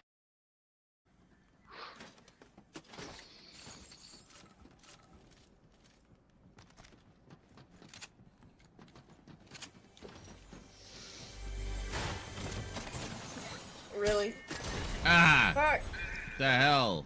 I don't even know what all was in there. Oh, fuck. God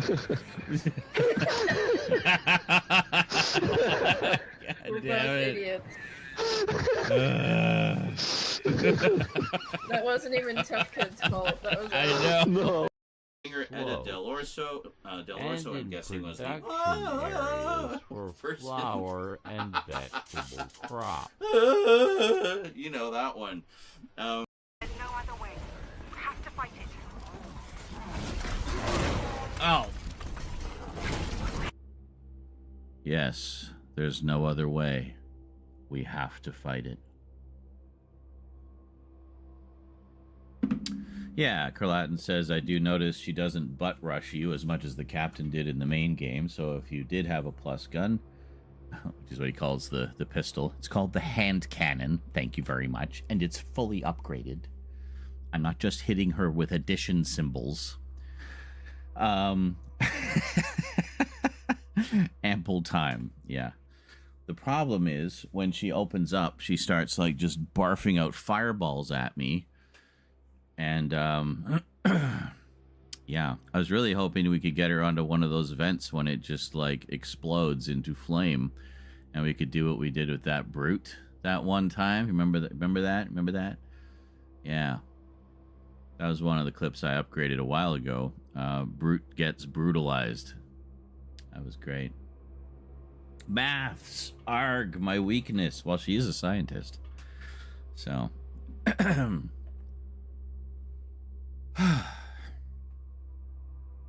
All right, war of attrition time. Let me just scratch my ear and my face and fix my luscious hair. All right, here we go. That's not helpful.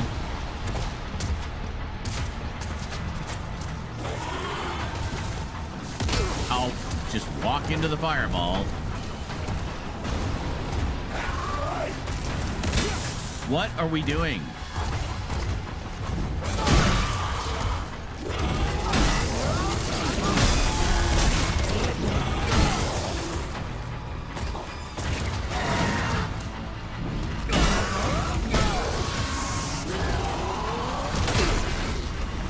That's great.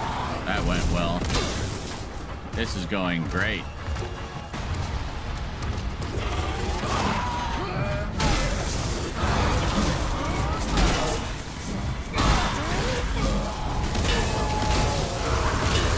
Jesus.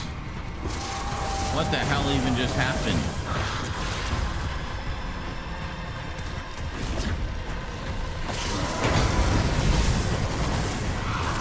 Did that do mega damage? I couldn't tell.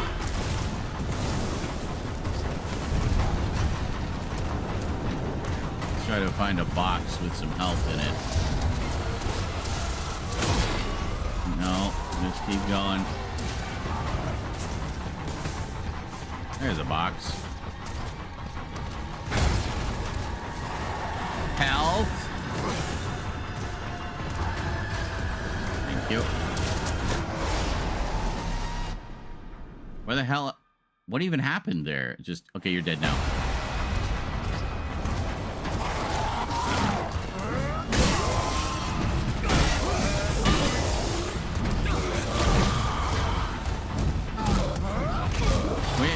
Get within range.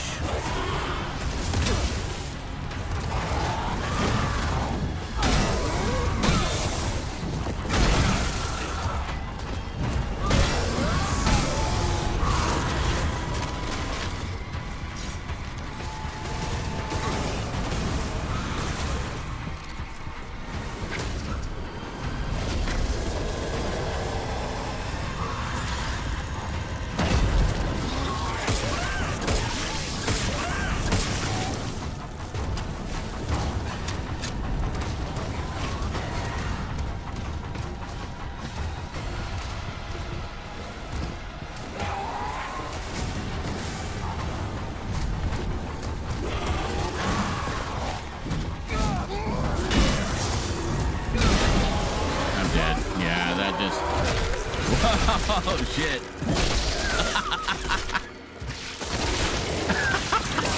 Oh, shit. All right, we hadn't seen that one before. She ate us with her chest mouth.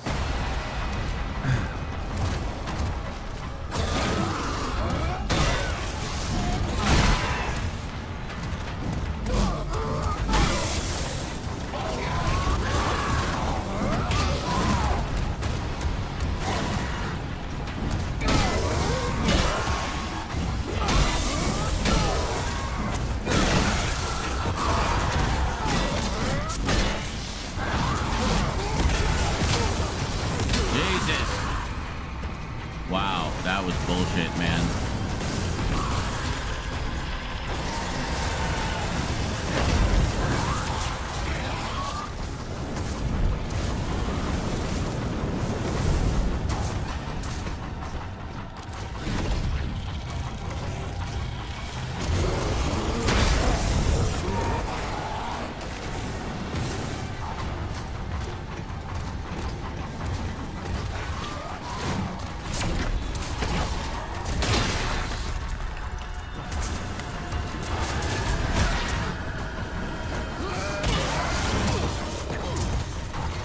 Oh, you bitch.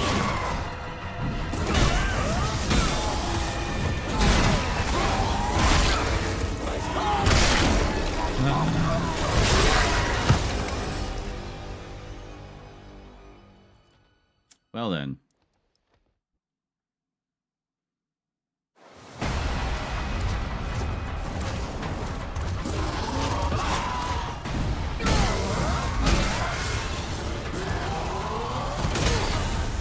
How was I going to get behind her when she's at the wall?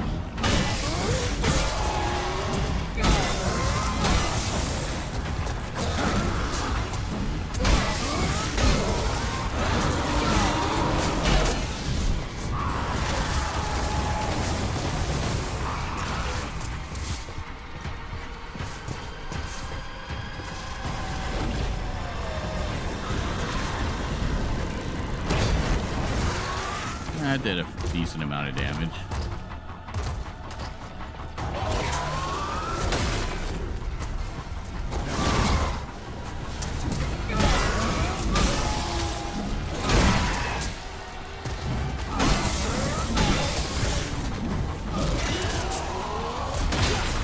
Can you move or something?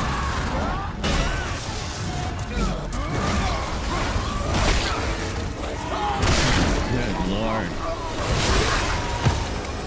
Like, we're doing damage. We get her down to about half and we're just out of health. You know?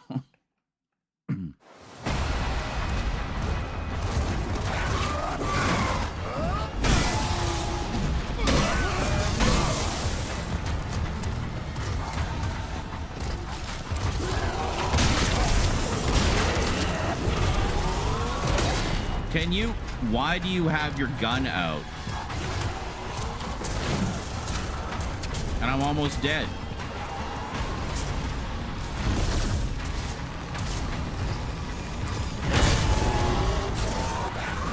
I'm like, I'm dead.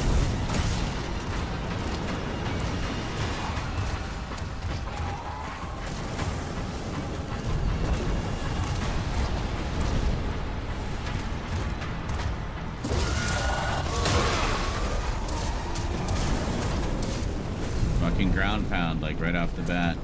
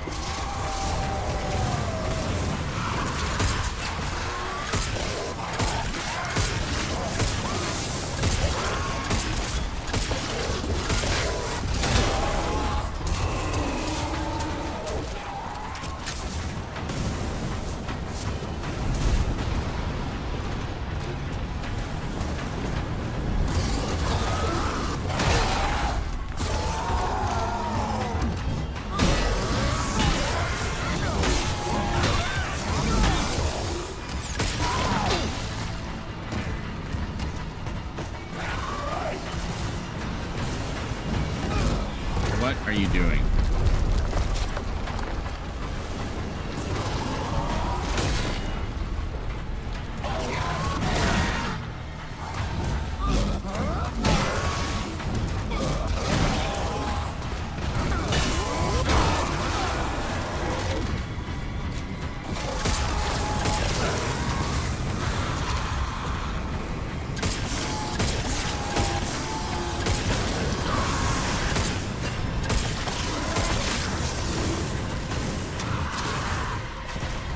Fuck's sake.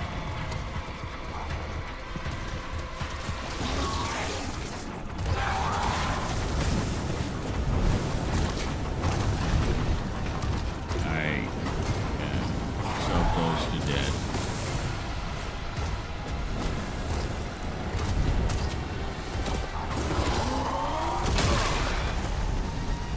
I couldn't get away in time. I'm trying to get around behind her, and I just can't.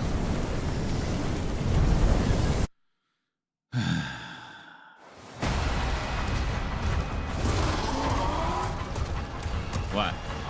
Are you gonna hit me or not?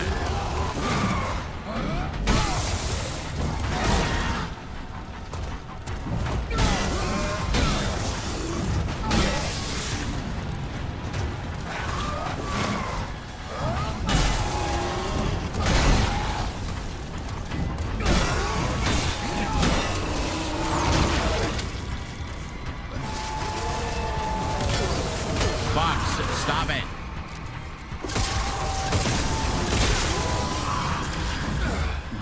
Fuck's sake, move. Like, I just get staggered by fucking everything.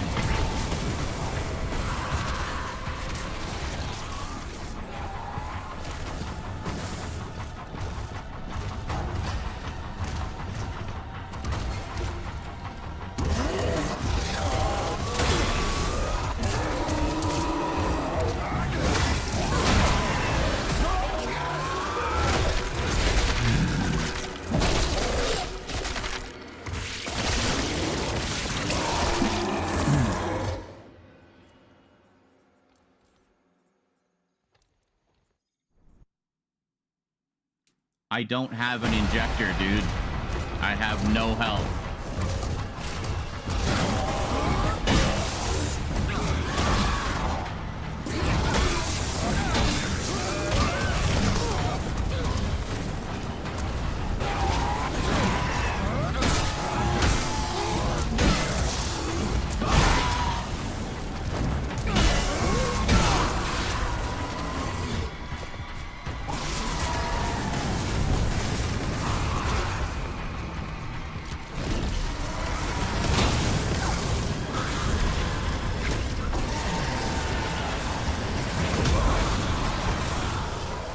Great.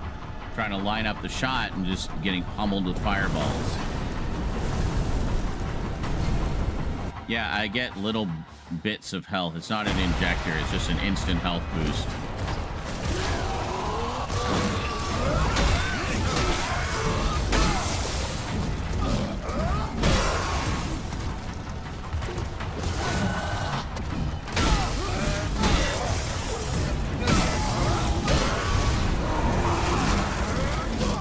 Stop.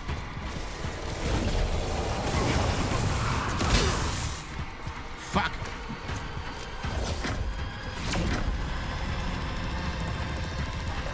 Fuck did she go?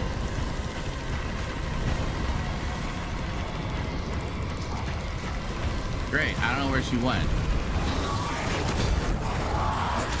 Great. She fucked off. I don't know where she went.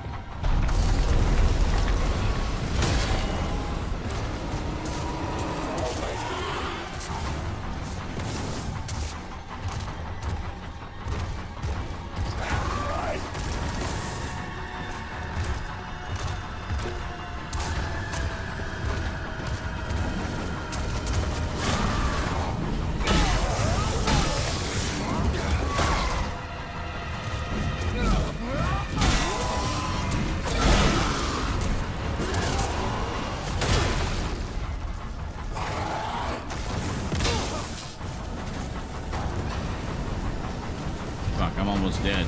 Again.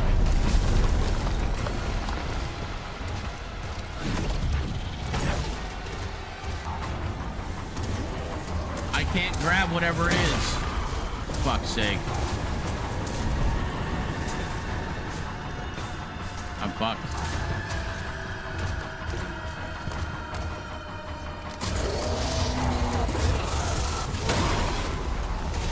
Like, how am I even supposed to avoid that? She was barely even on the screen, still hit me.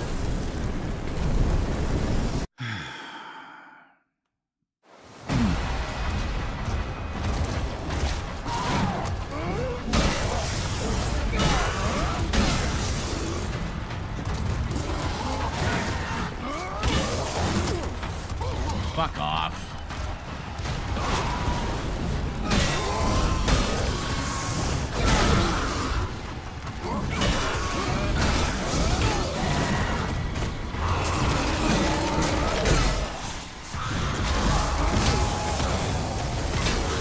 Can you knock it off?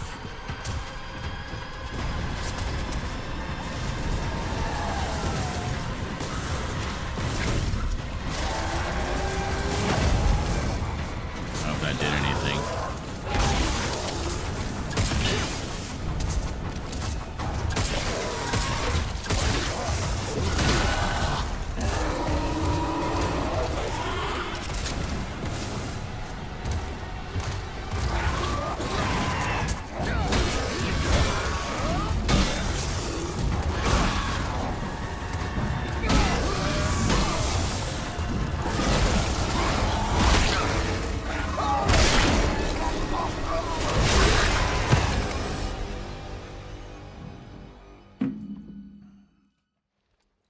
I don't know what the fuck was in that crate. I couldn't pick it up.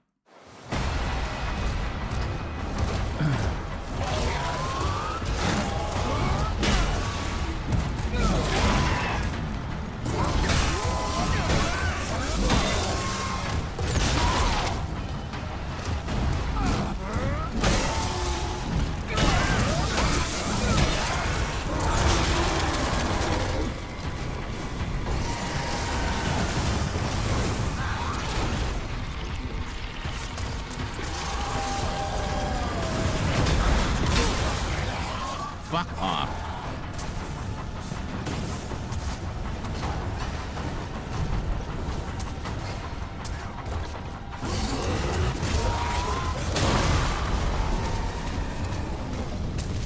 Just block it. Okay.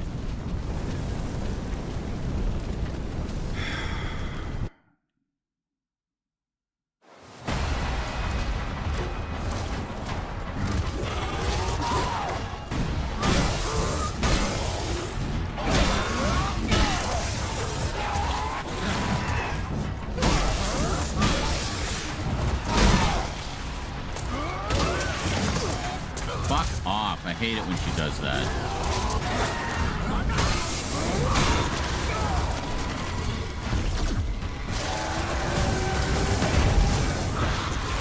Did I just damage myself?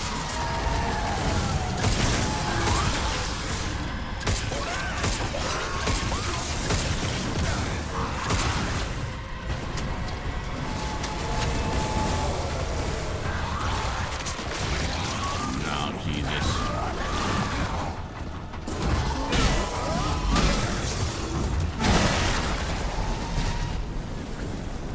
I stopped her ground pound there with the hammer. Did you notice that?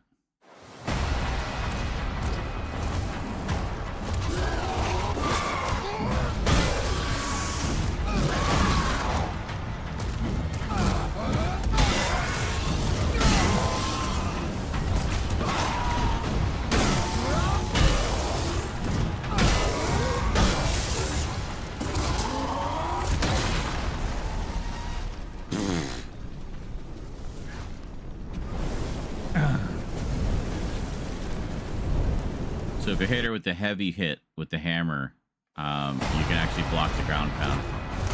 I'm gonna try that.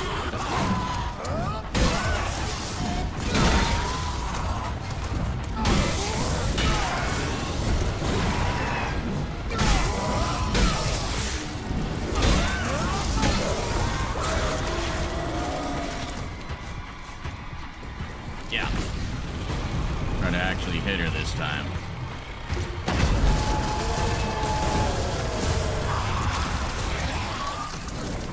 Alright. Good. Did some damage that time.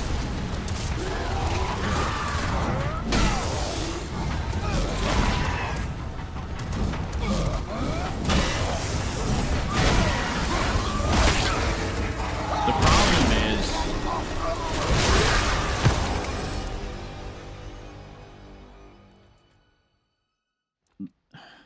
control where you aim the hammer. Yeah, you point in the general direction of the monster and swing the hammer. That's how you aim it. There's no aiming with it. It automatically adjusts to hit the target. It's just a matter of if she's close enough, like if she's in range. I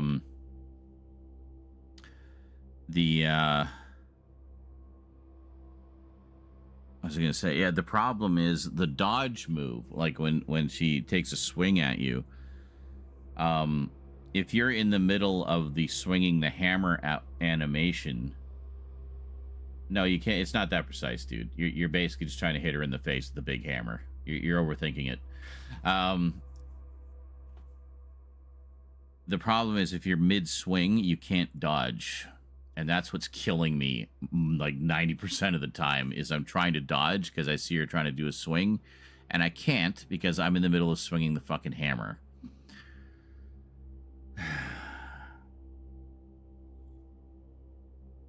Correct what Vermin just said. He said it then goes into a swing animation, and because you can't break that animation to run away. Rotten says, I want to point something out, but I feel it would be too much backseating. Just point it out. I want this to be over. Dude, I looked up a tutorial how to best deal with this boss fight. Just tell me. No animation cancel. There's certain things that are like, for example, if you go to move into an attack, like if you kind of run and do an attack, he'll pull out the hammer a lot faster than if you just sort of pull the hammer out. You know what I mean?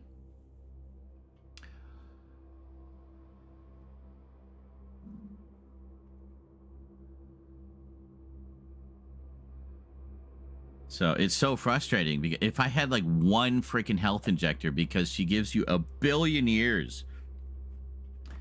You know, there are times when she's clear on the other side of the level, taking her sweet time walking over to you. You have time for a health injector, but I don't have any. So, but I mean, I think hitting her with the explosive when she's opened up is definitely helping. It does seem to do a lot of damage when I don't accidentally launch it into the pillar right in front of me and take all the backwash damage to myself.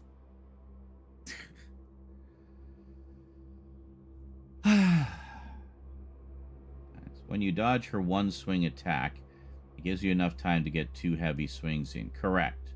I notice you will keep dying by trying to get more than 2 hits. That's, yes, I am aware of that. I know that I do that. Thank you for noticing.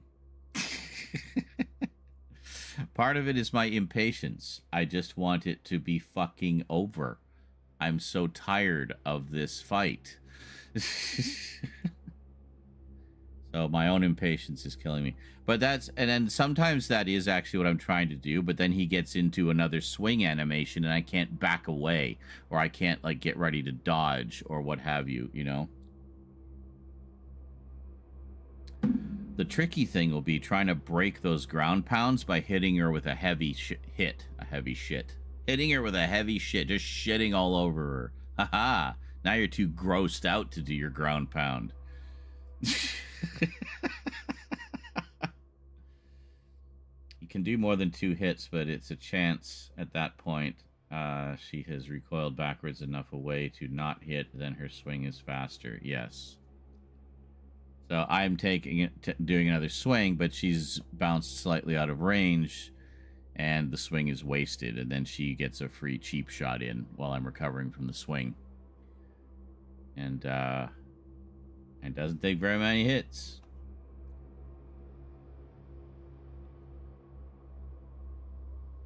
But yes, thank God she's slower than the other guy. That guy was... But that guy at least had a pattern. Like, he didn't have, like, an annoying ground pound move that you could not block to save your life. He would just come running at you, and then you'd just dodge. He'd take a couple swings at you, and you could dodge them. It was fairly easy once you recognized that that's what you needed to do.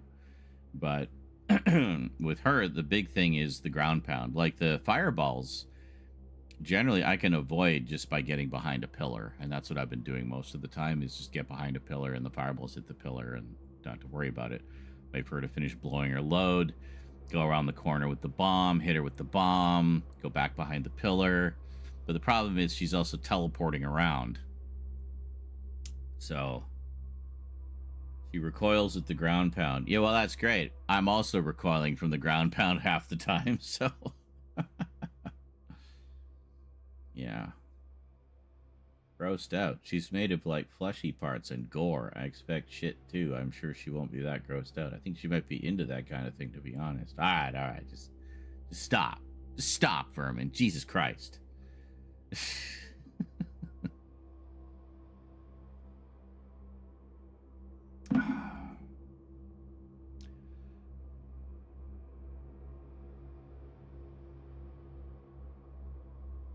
The hammer. Yeah, I haven't even attempted to do that. If I've done that, I think I've done it accidentally. I think I did do one once by accident because I held the button down just a smidge too long and it charged it up. But I'm not kink shaming her if that's her thing. Wow, why did I put the chat back on the screen? I'm just going to take that off again. Weirdos. You got this. I know. Worth a try. Yeah, I mean, if I can charge it up and then swing it, it's going to be like tricky timing. It'd be worth it to see how much damage it does, though. Because if it staggers her with the ground pound, and I manage to negate her ground pound, you know. Censor that history. Chat history erased. I'm going to be chain smoking throughout this boss fight. I'm going for another one. But you guys can chat amongst yourselves. In the meantime, I won't put you through more clips.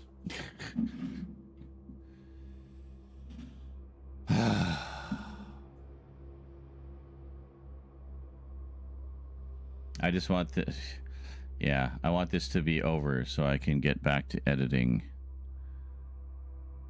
God, I gotta figure out how I'm gonna edit this monstrosity because it's all fucking VP9 files, and Handbrake has decided it doesn't like to convert VP9 files to H.265 anymore. At least not on my main PC. I don't know what the fuck is going on there. Something is not functioning correctly. I have to go out soon and I won't see the end. Well, thankfully there are these things called VODs, which I know isn't as exciting as being there for the moment to celebrate the victory in real time, live. But at least you can see what happened. See what you weren't there for. See what you missed. What you were unable to experience in real time as it happened live. Yeah. And then, you know, a lot of people won't even watch it until I post the YouTube videos of it. And who knows when those are going to go up. With chat replay, you can pretend it's live. Yes. Duncan says, when I'm thinking of boss battles, I'm biased towards Zelda games. There's usually a pattern of attack. You have to figure it out.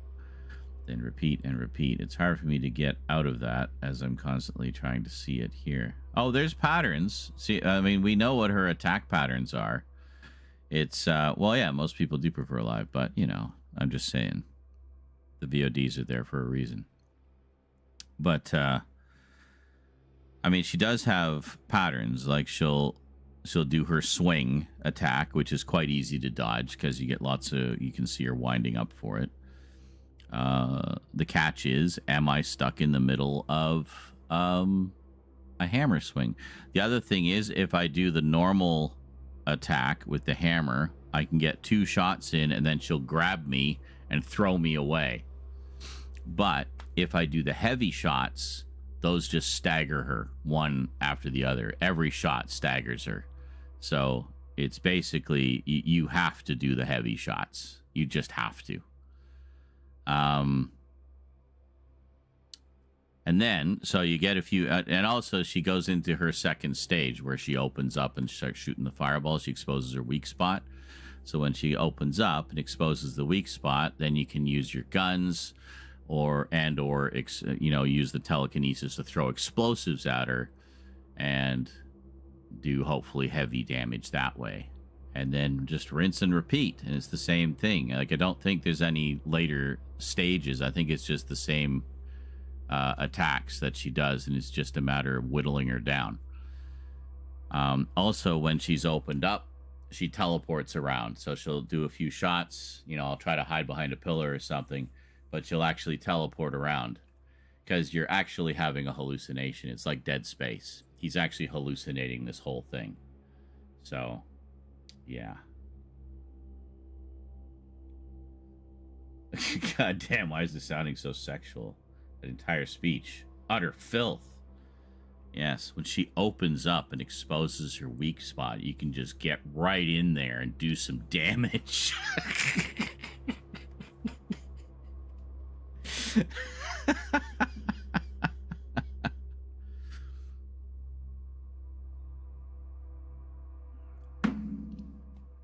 If you hit her with the little shots, she'll just grab you after a couple of them and throw you away.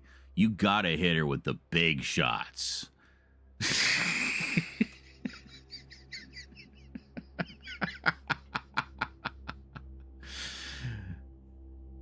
Yeah. The big shots will stagger her every time. She won't walk right for a week.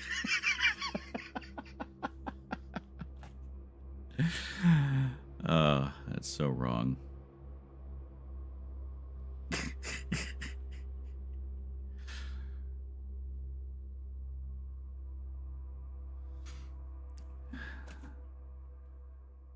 That's okay.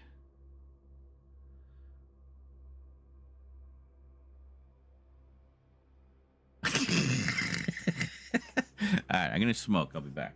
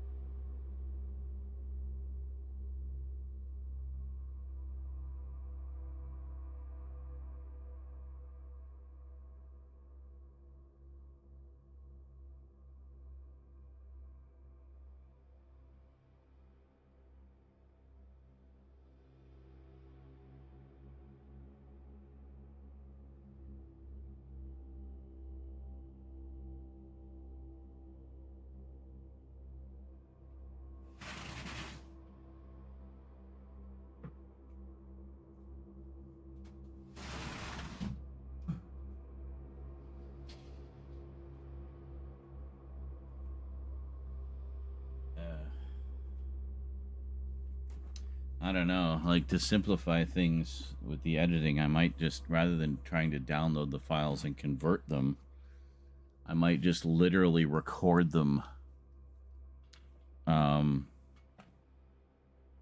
Just record them off of YouTube, you know.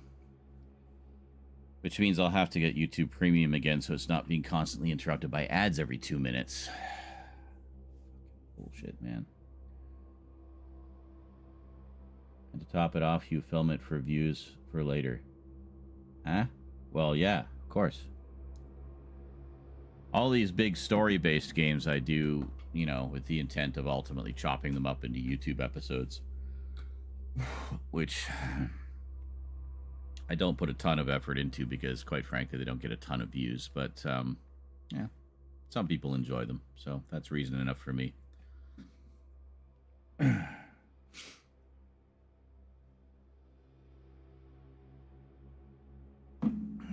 All right. So I wonder if we can wind up a ground pound right off the bat and see what that does.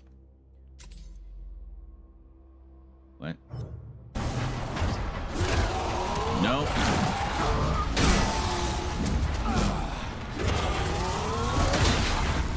That's great.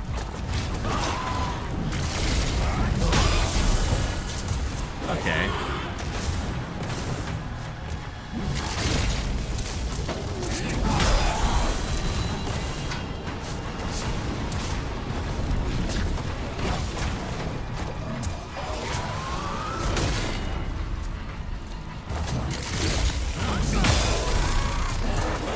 Does a fair amount, actually. I almost wonder if that's a good way to do it.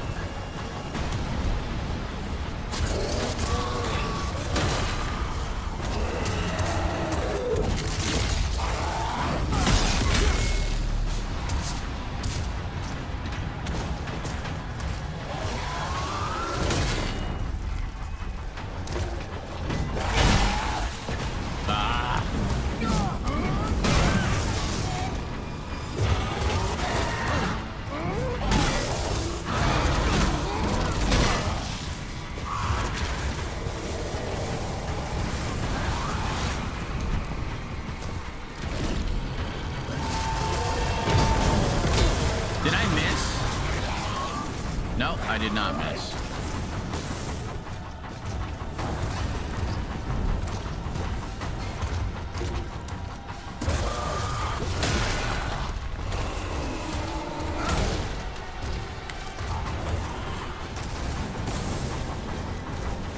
Let's see where she is.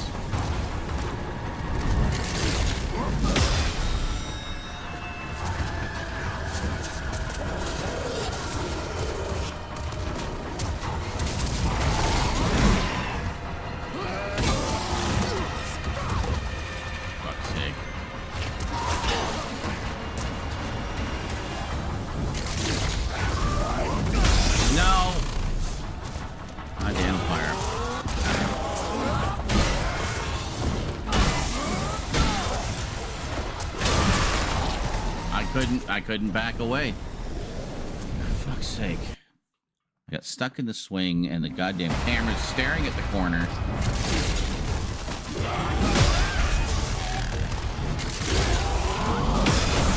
Really? That's bullshit. Oh, wow. All of that was bullshit.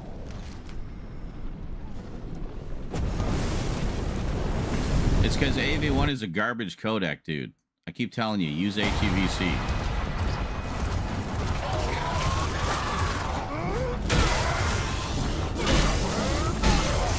Back away. Back away. Back away. Back away.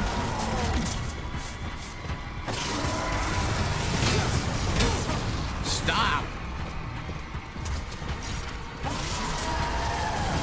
No! God, will you fucking move? What are you doing? Why are you in your inventory? I missed the whole thing. No, I did not. Stop it!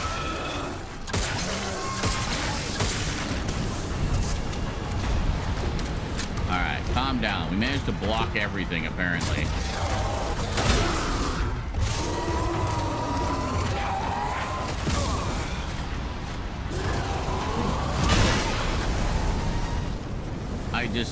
I got staggered. I couldn't do a fucking thing.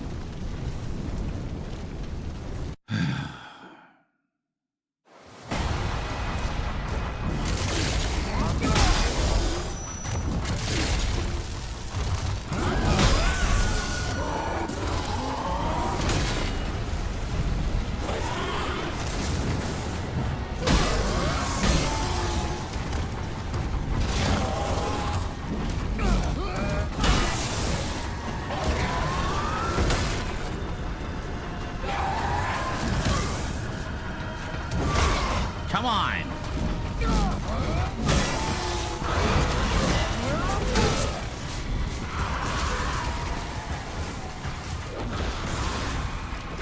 Will you pick up the damn bomb?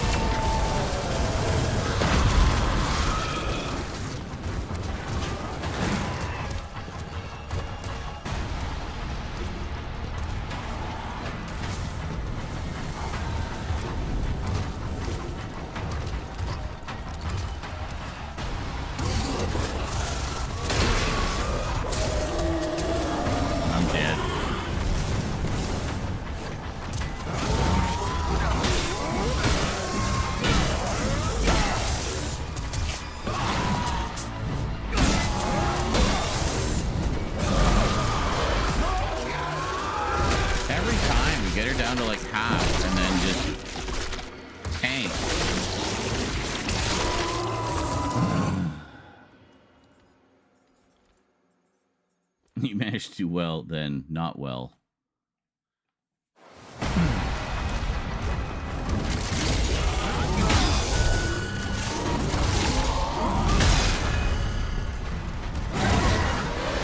Wow. All right, we don't need to see this again. Jesus Christ.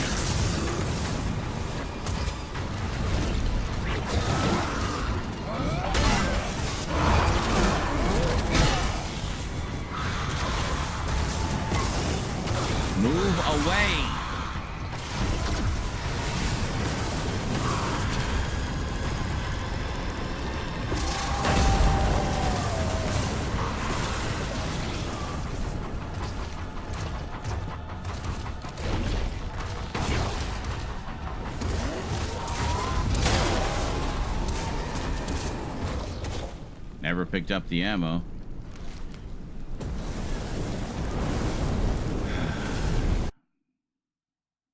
Okay, so blocking is pulling down on the stick.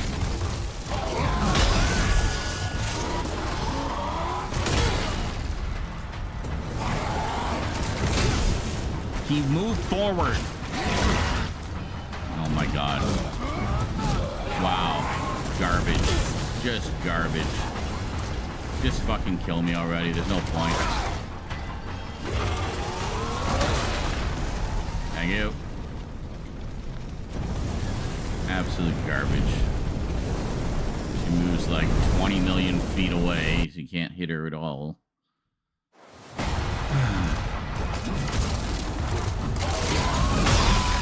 Really? Oh, for fuck's sake. Might as well just finish me off, because I haven't got a single hit in on you.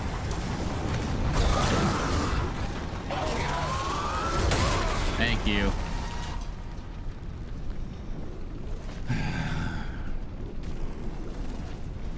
He pulled the hammer out and just stood there. He wasn't charging it.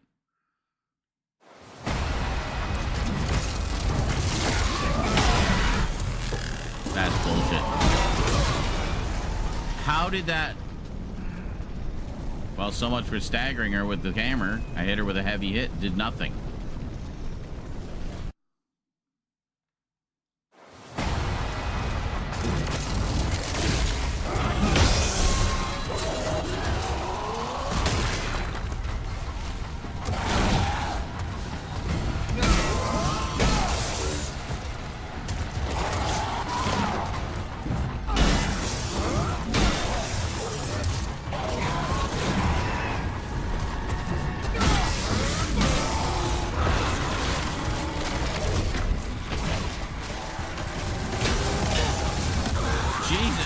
Can't even see what's going on.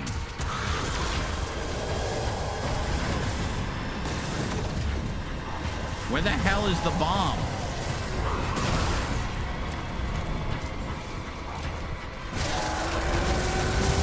Jesus.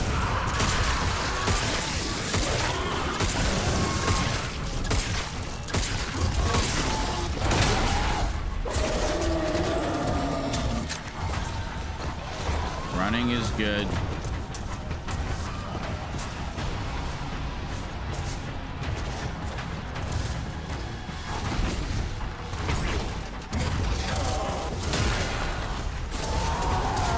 Trying to get to the health.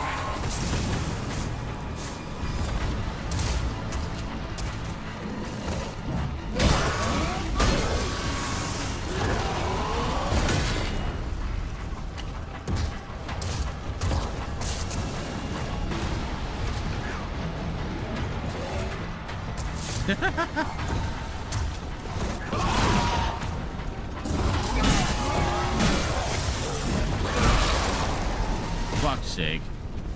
I couldn't get her. I couldn't get to the health. It was just like sitting on the ground where she's like walking around in circles.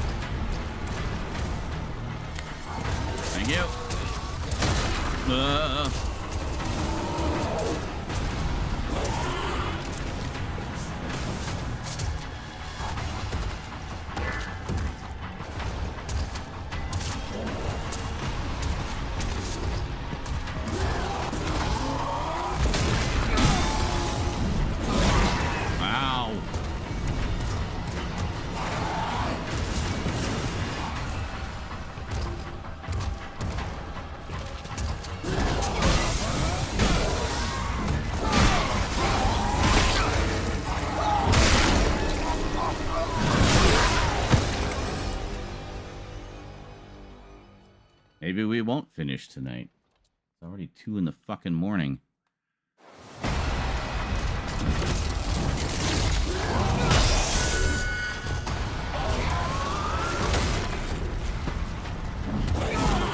Stop.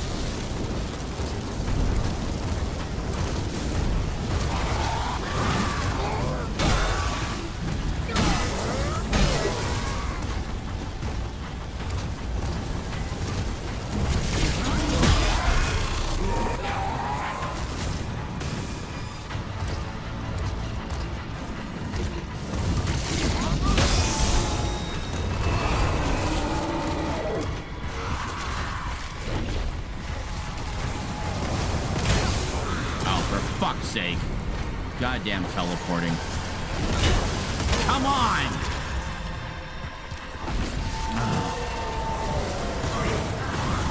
Can we, like, do something productive, please?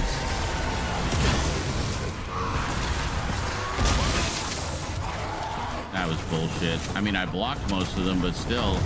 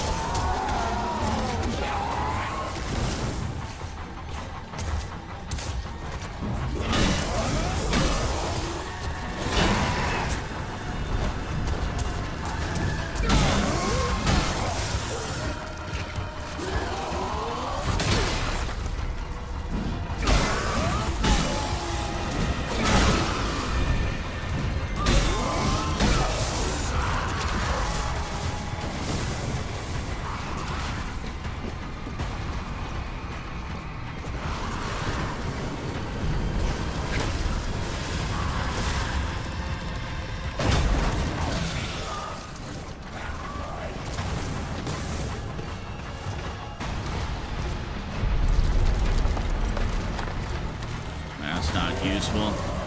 Fuck, there's a box there. I can't get to it.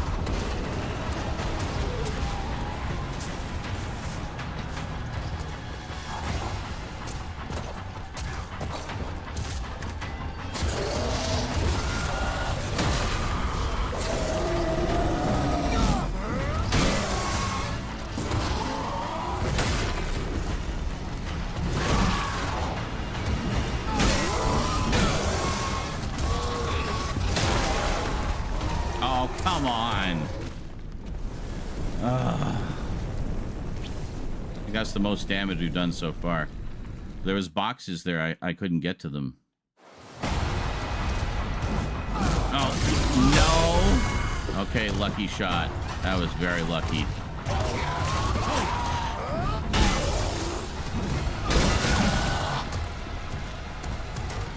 That was bullshit.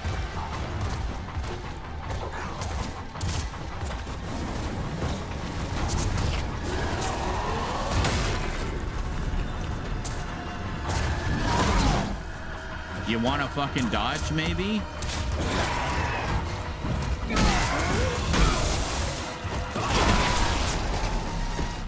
Nah, we're not gonna dodge today.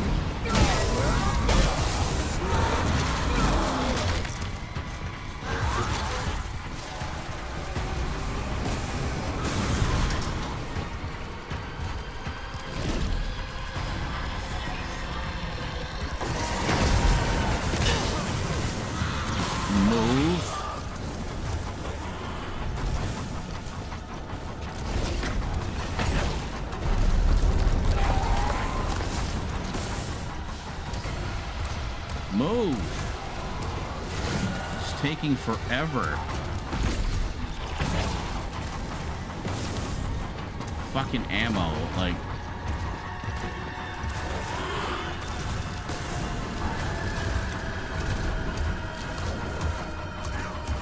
Alright.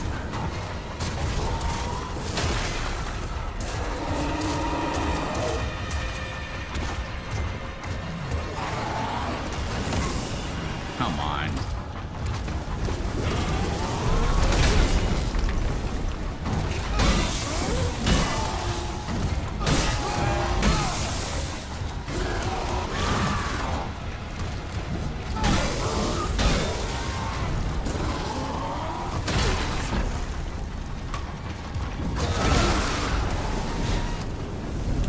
Couldn't dodge. You both ground pound at the same time? No. Not really. She would be immune.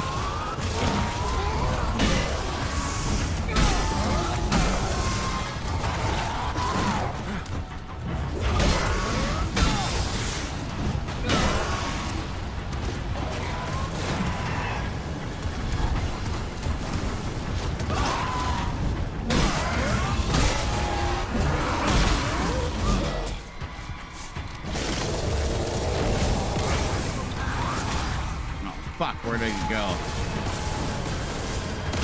Stop it! It's fucking annoying. Stop it.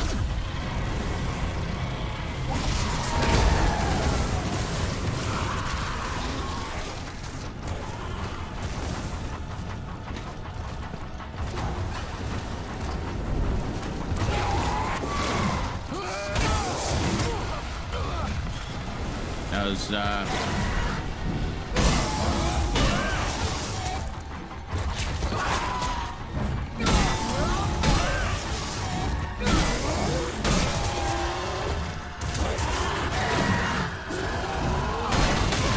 oh, come on.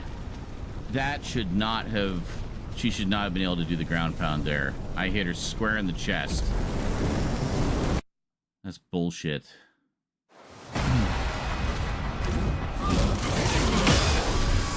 my god, lucky shot.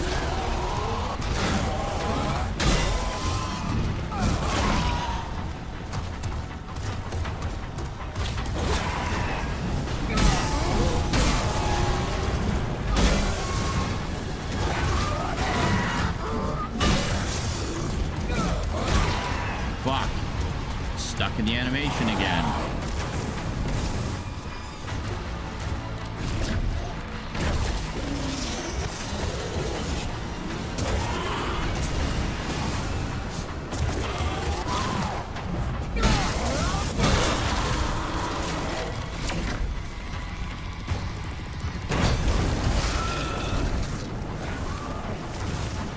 Run more faster, please. Oh, thank you. Oh, that was close.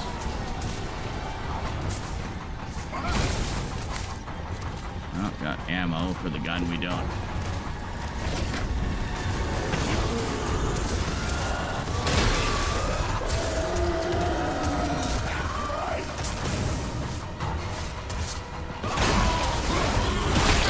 You want to fucking dodge, maybe, do you think? Alright.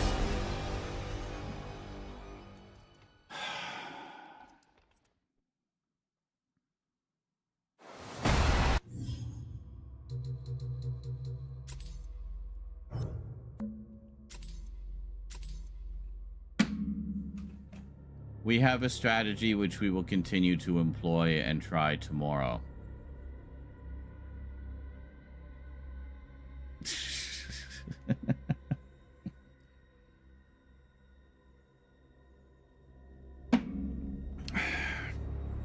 Bottom line is we just started too late. We got, I haven't streamed in several days, so of course everybody wanted to chat and get caught up, and I get it. It's fine. It's fine. We've had a lovely stream of chit chat and bullshit.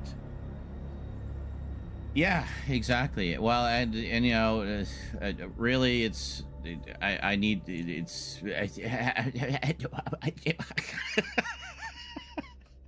patience. Patience is the key.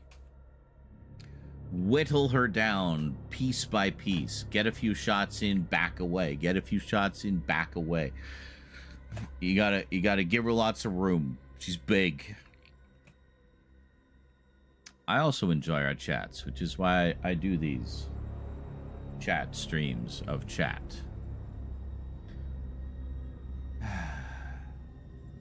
Good old Malice there on the chat box. From a better time. Words are hard. Yes, they are.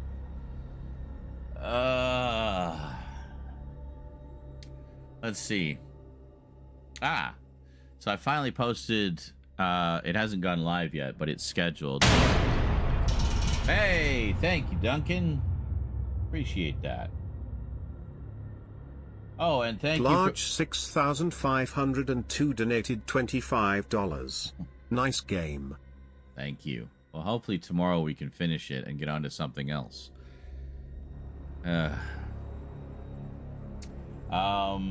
And thank you to the Black Cowboy for subscribing on YouTube.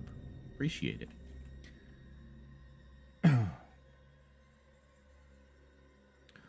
So I think I'm going to have some pizza and then edit some more videos. But I was just going to say, it hasn't gone live yet, but it's scheduled. The Swords and Samurai update, which is some anime and some samurai movies.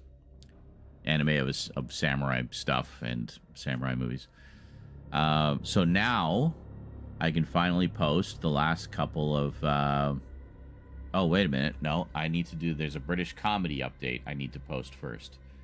All right, so I need to get the British comedy update up. Then I can post the final double whammy of packages from Thomas, which is Kung Fu stuff, which kind of ties into the samurai stuff, Asian cinema. And some British comedy, which ties into the British comedy. You see, see, there's always a plan. There's an order of operations.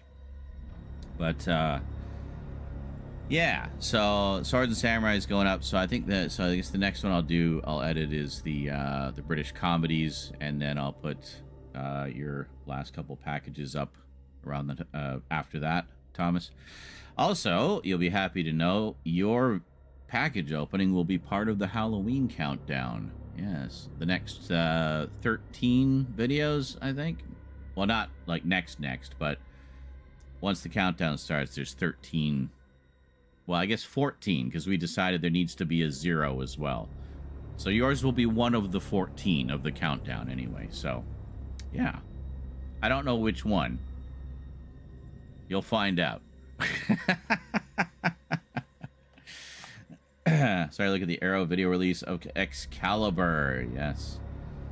I have the Premium Collection WB release. Not seen the movie yet. Yeah, I've seen it a couple times. Once when I was far too young. Well, I think I mentioned this in the video. And then again when I had the old Snapper Case DVD. But, yeah, looking forward to checking out the Arrow 4K, which apparently is outstanding. The booklet that came with it was quite impressive as well. Quite meaty, as I recall. Meaty. But, yeah, that particular release has been getting rave reviews right across the board. So, yeah. Trust in the plan, exactly. The plan is going well so far. It's just, it's not as overwhelming as it was in the beginning because we've actually made quite a lot of headway. But the epic saga of me giving updates about my collection. Anyone from the outside looking in would think I'm insane, but that's okay. We did the one horror I sent. Yeah, I'm pretty sure that one's... I think the first two have been posted already. I'm pretty sure that... Yeah, those two already went up. There's the horror one, and then there was the Kung Fu one. I think the Kung Fu one's been posted. I'm pretty sure. If not, then I'll make sure that one goes up too.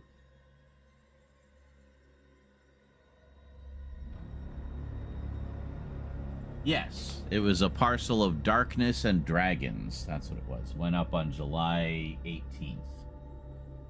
And that was preceded the day before by a hellish package from Thomas, which of course was all the Hellraiser stuff.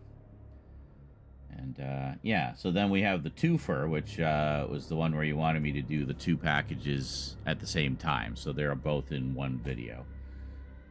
And I still got to post Wolf Den's package as well. That's a fairly short one. I'll get that one up.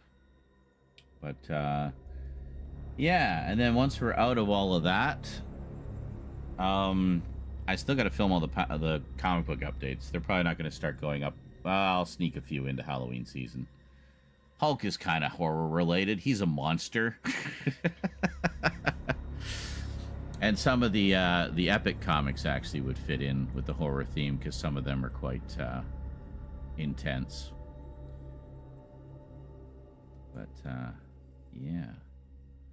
No, the next two are not horror, which is why I want to get them up before Halloween. Yeah, it's Kung Fu and comedy.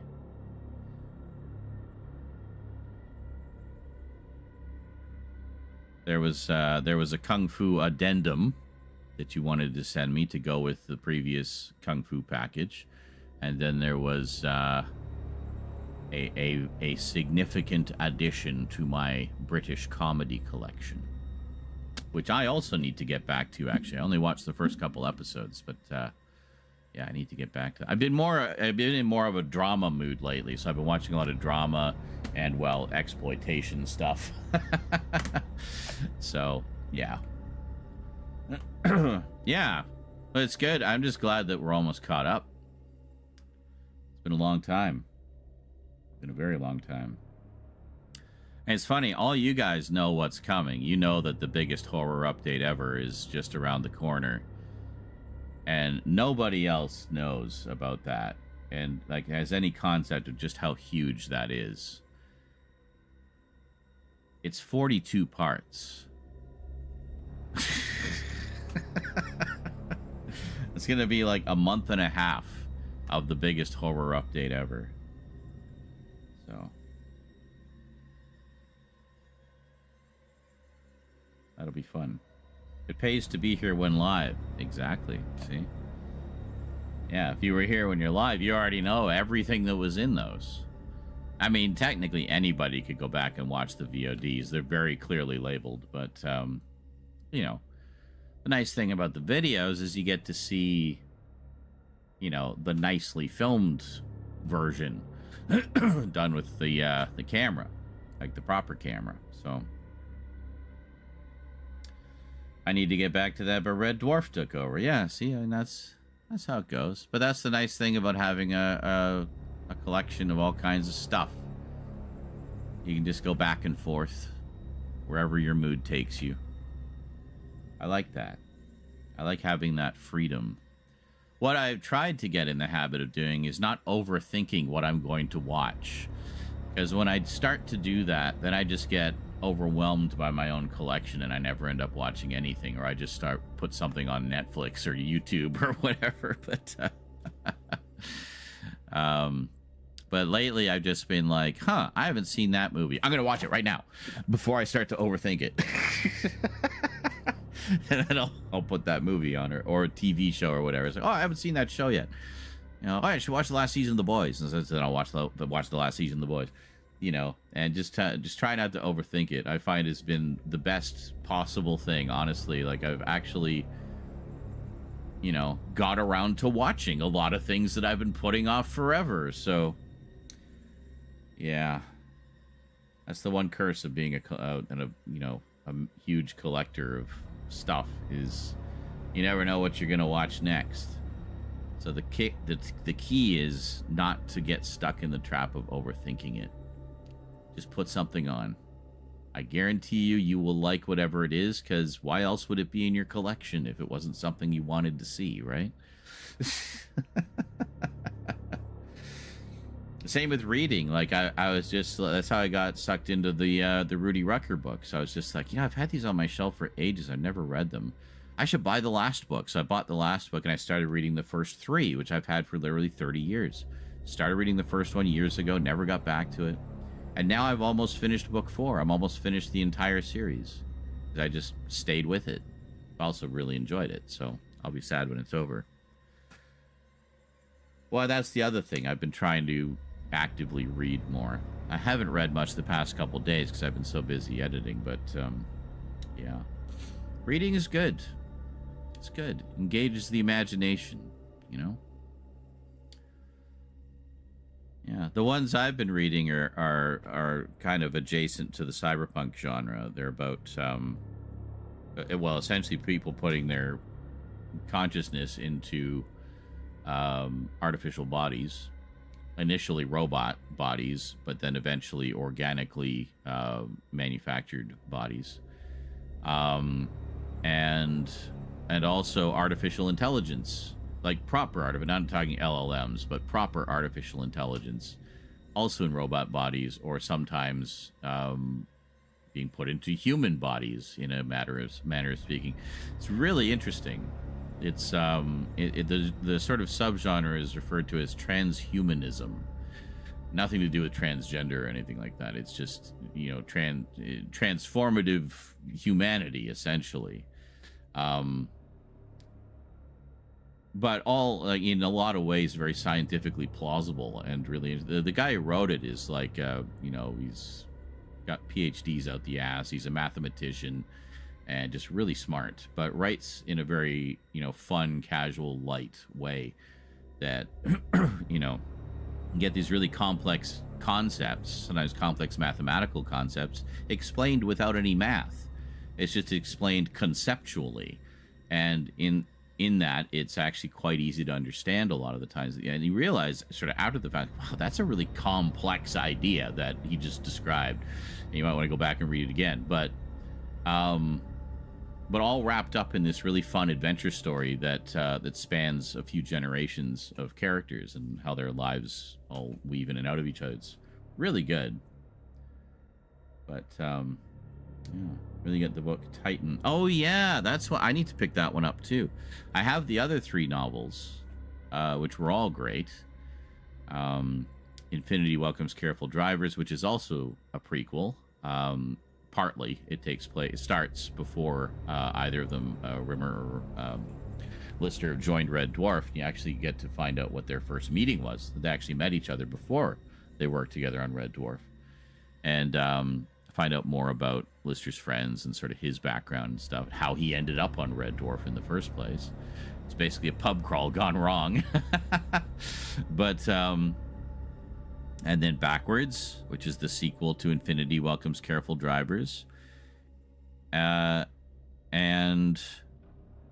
Better Than Life, which is also the sequel to Infinity Welcomes Careful Drivers. There's 2 different sequels, one written by Rob Grant, there's Infinity Welcomes Careful Drivers, Better Than Life, then there's Backwards, which is a sequel to Better Than Life, and then there's Last Human, which is also a sequel to Better Than Life.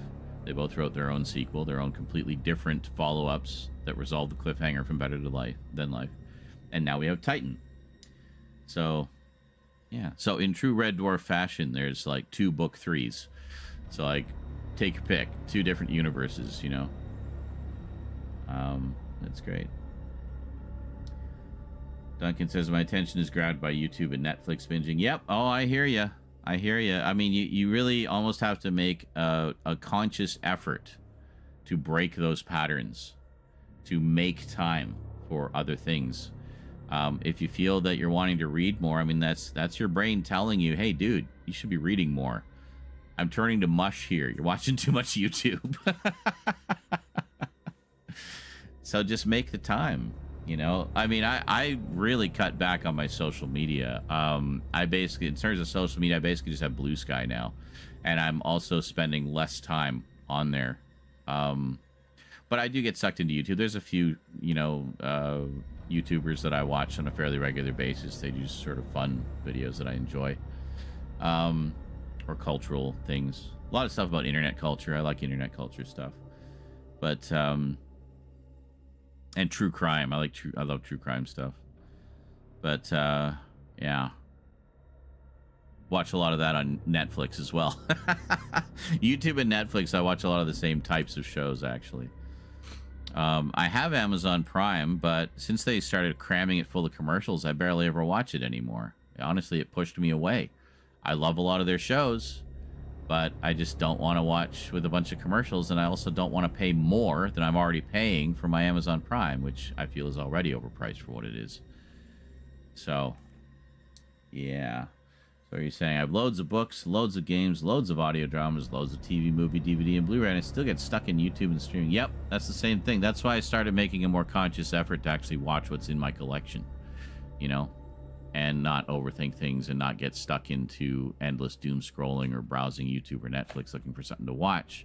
Instead, I'll go over to my shelf and just like pull something off without taking too much time to think about it, and there you go.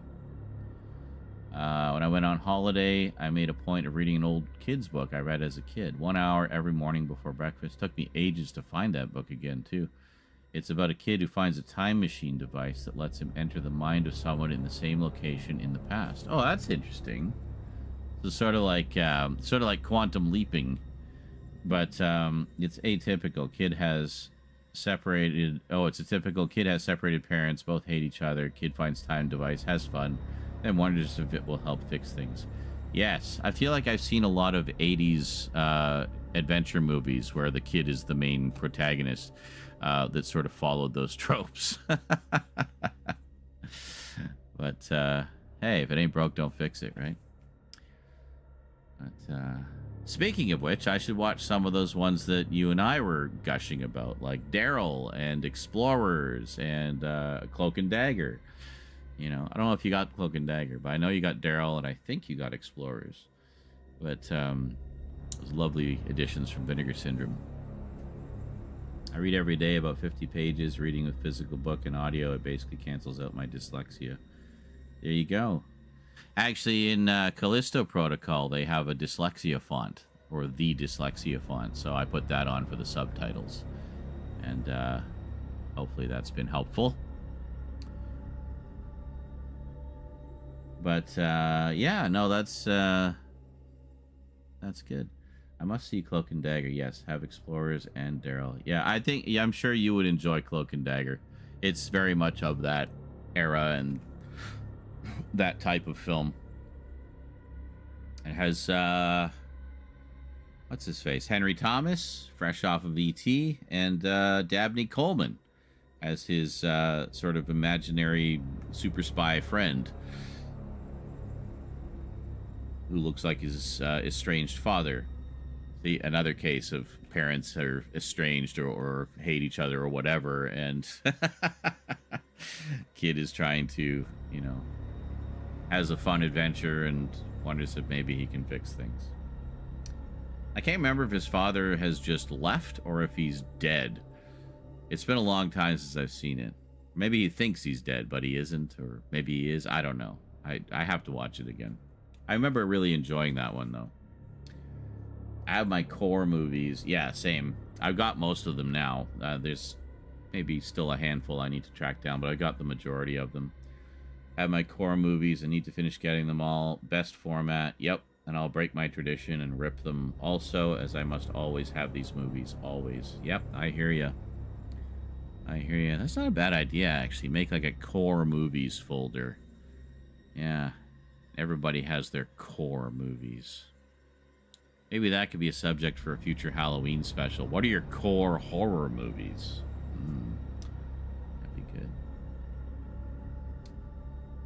Yeah, had you seen it before, Thomas, or was that your first time?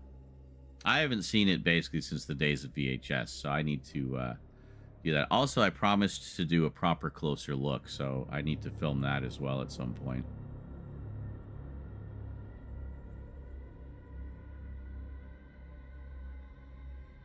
Yeah, Daryl was Barrett Oliver from Neverending Story.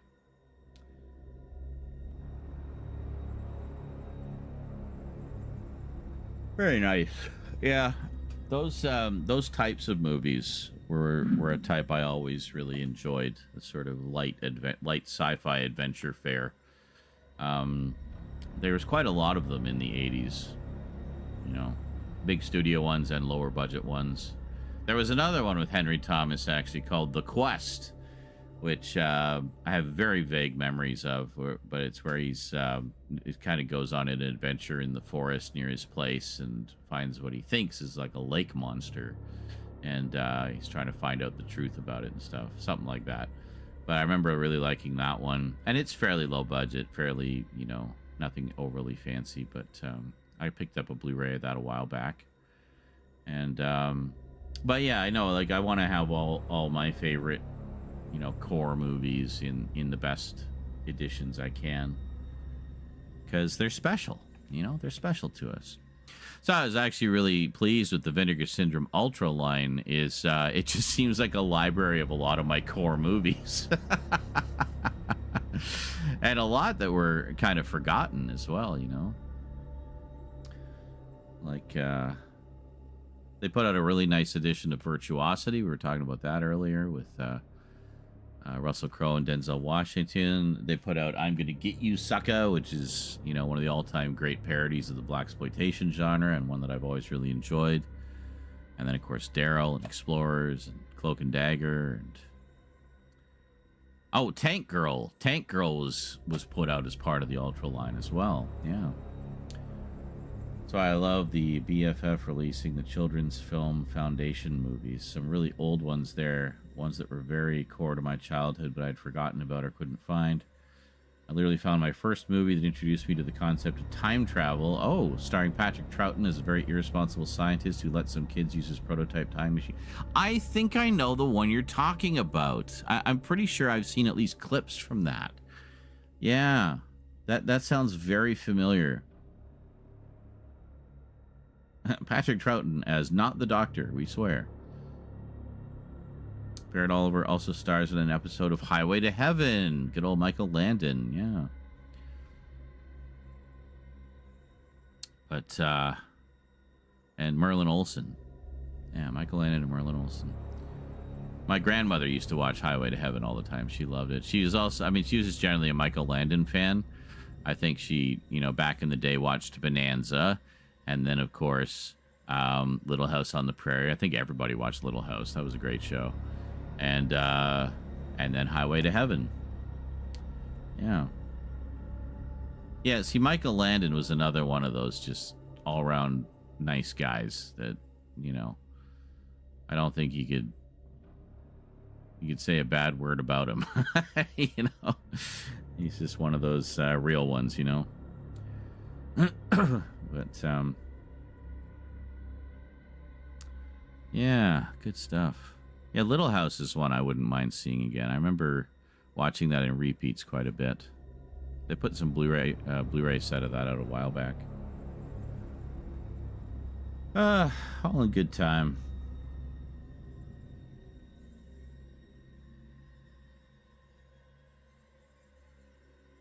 Alrighty, folks. Well, I think I'm going to get back to watching my exploitation trash and maybe eat a little bit more pizza and then get back to editing.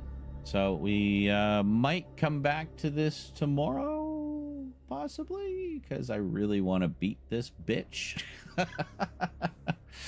and be done with Callisto Protocol. And then it's all done but for the editing. I remember watching Little House, but couldn't tell you a single plot. Yes. Same. Well, I remember one where one of the kids got, like, some disease that made him have muscle spasms and throw up a lot. It was really horrifying. But, yeah, I don't really remember much else. I remember the titles. The kids running through the field, and one of the little one like trips and tumbles, and yeah, just very wholesome. Enjoy your trash. Oh, I will. It's called A Hitch in Time. Yeah, no, I'm pretty sure I've seen it, or at least seen parts of it.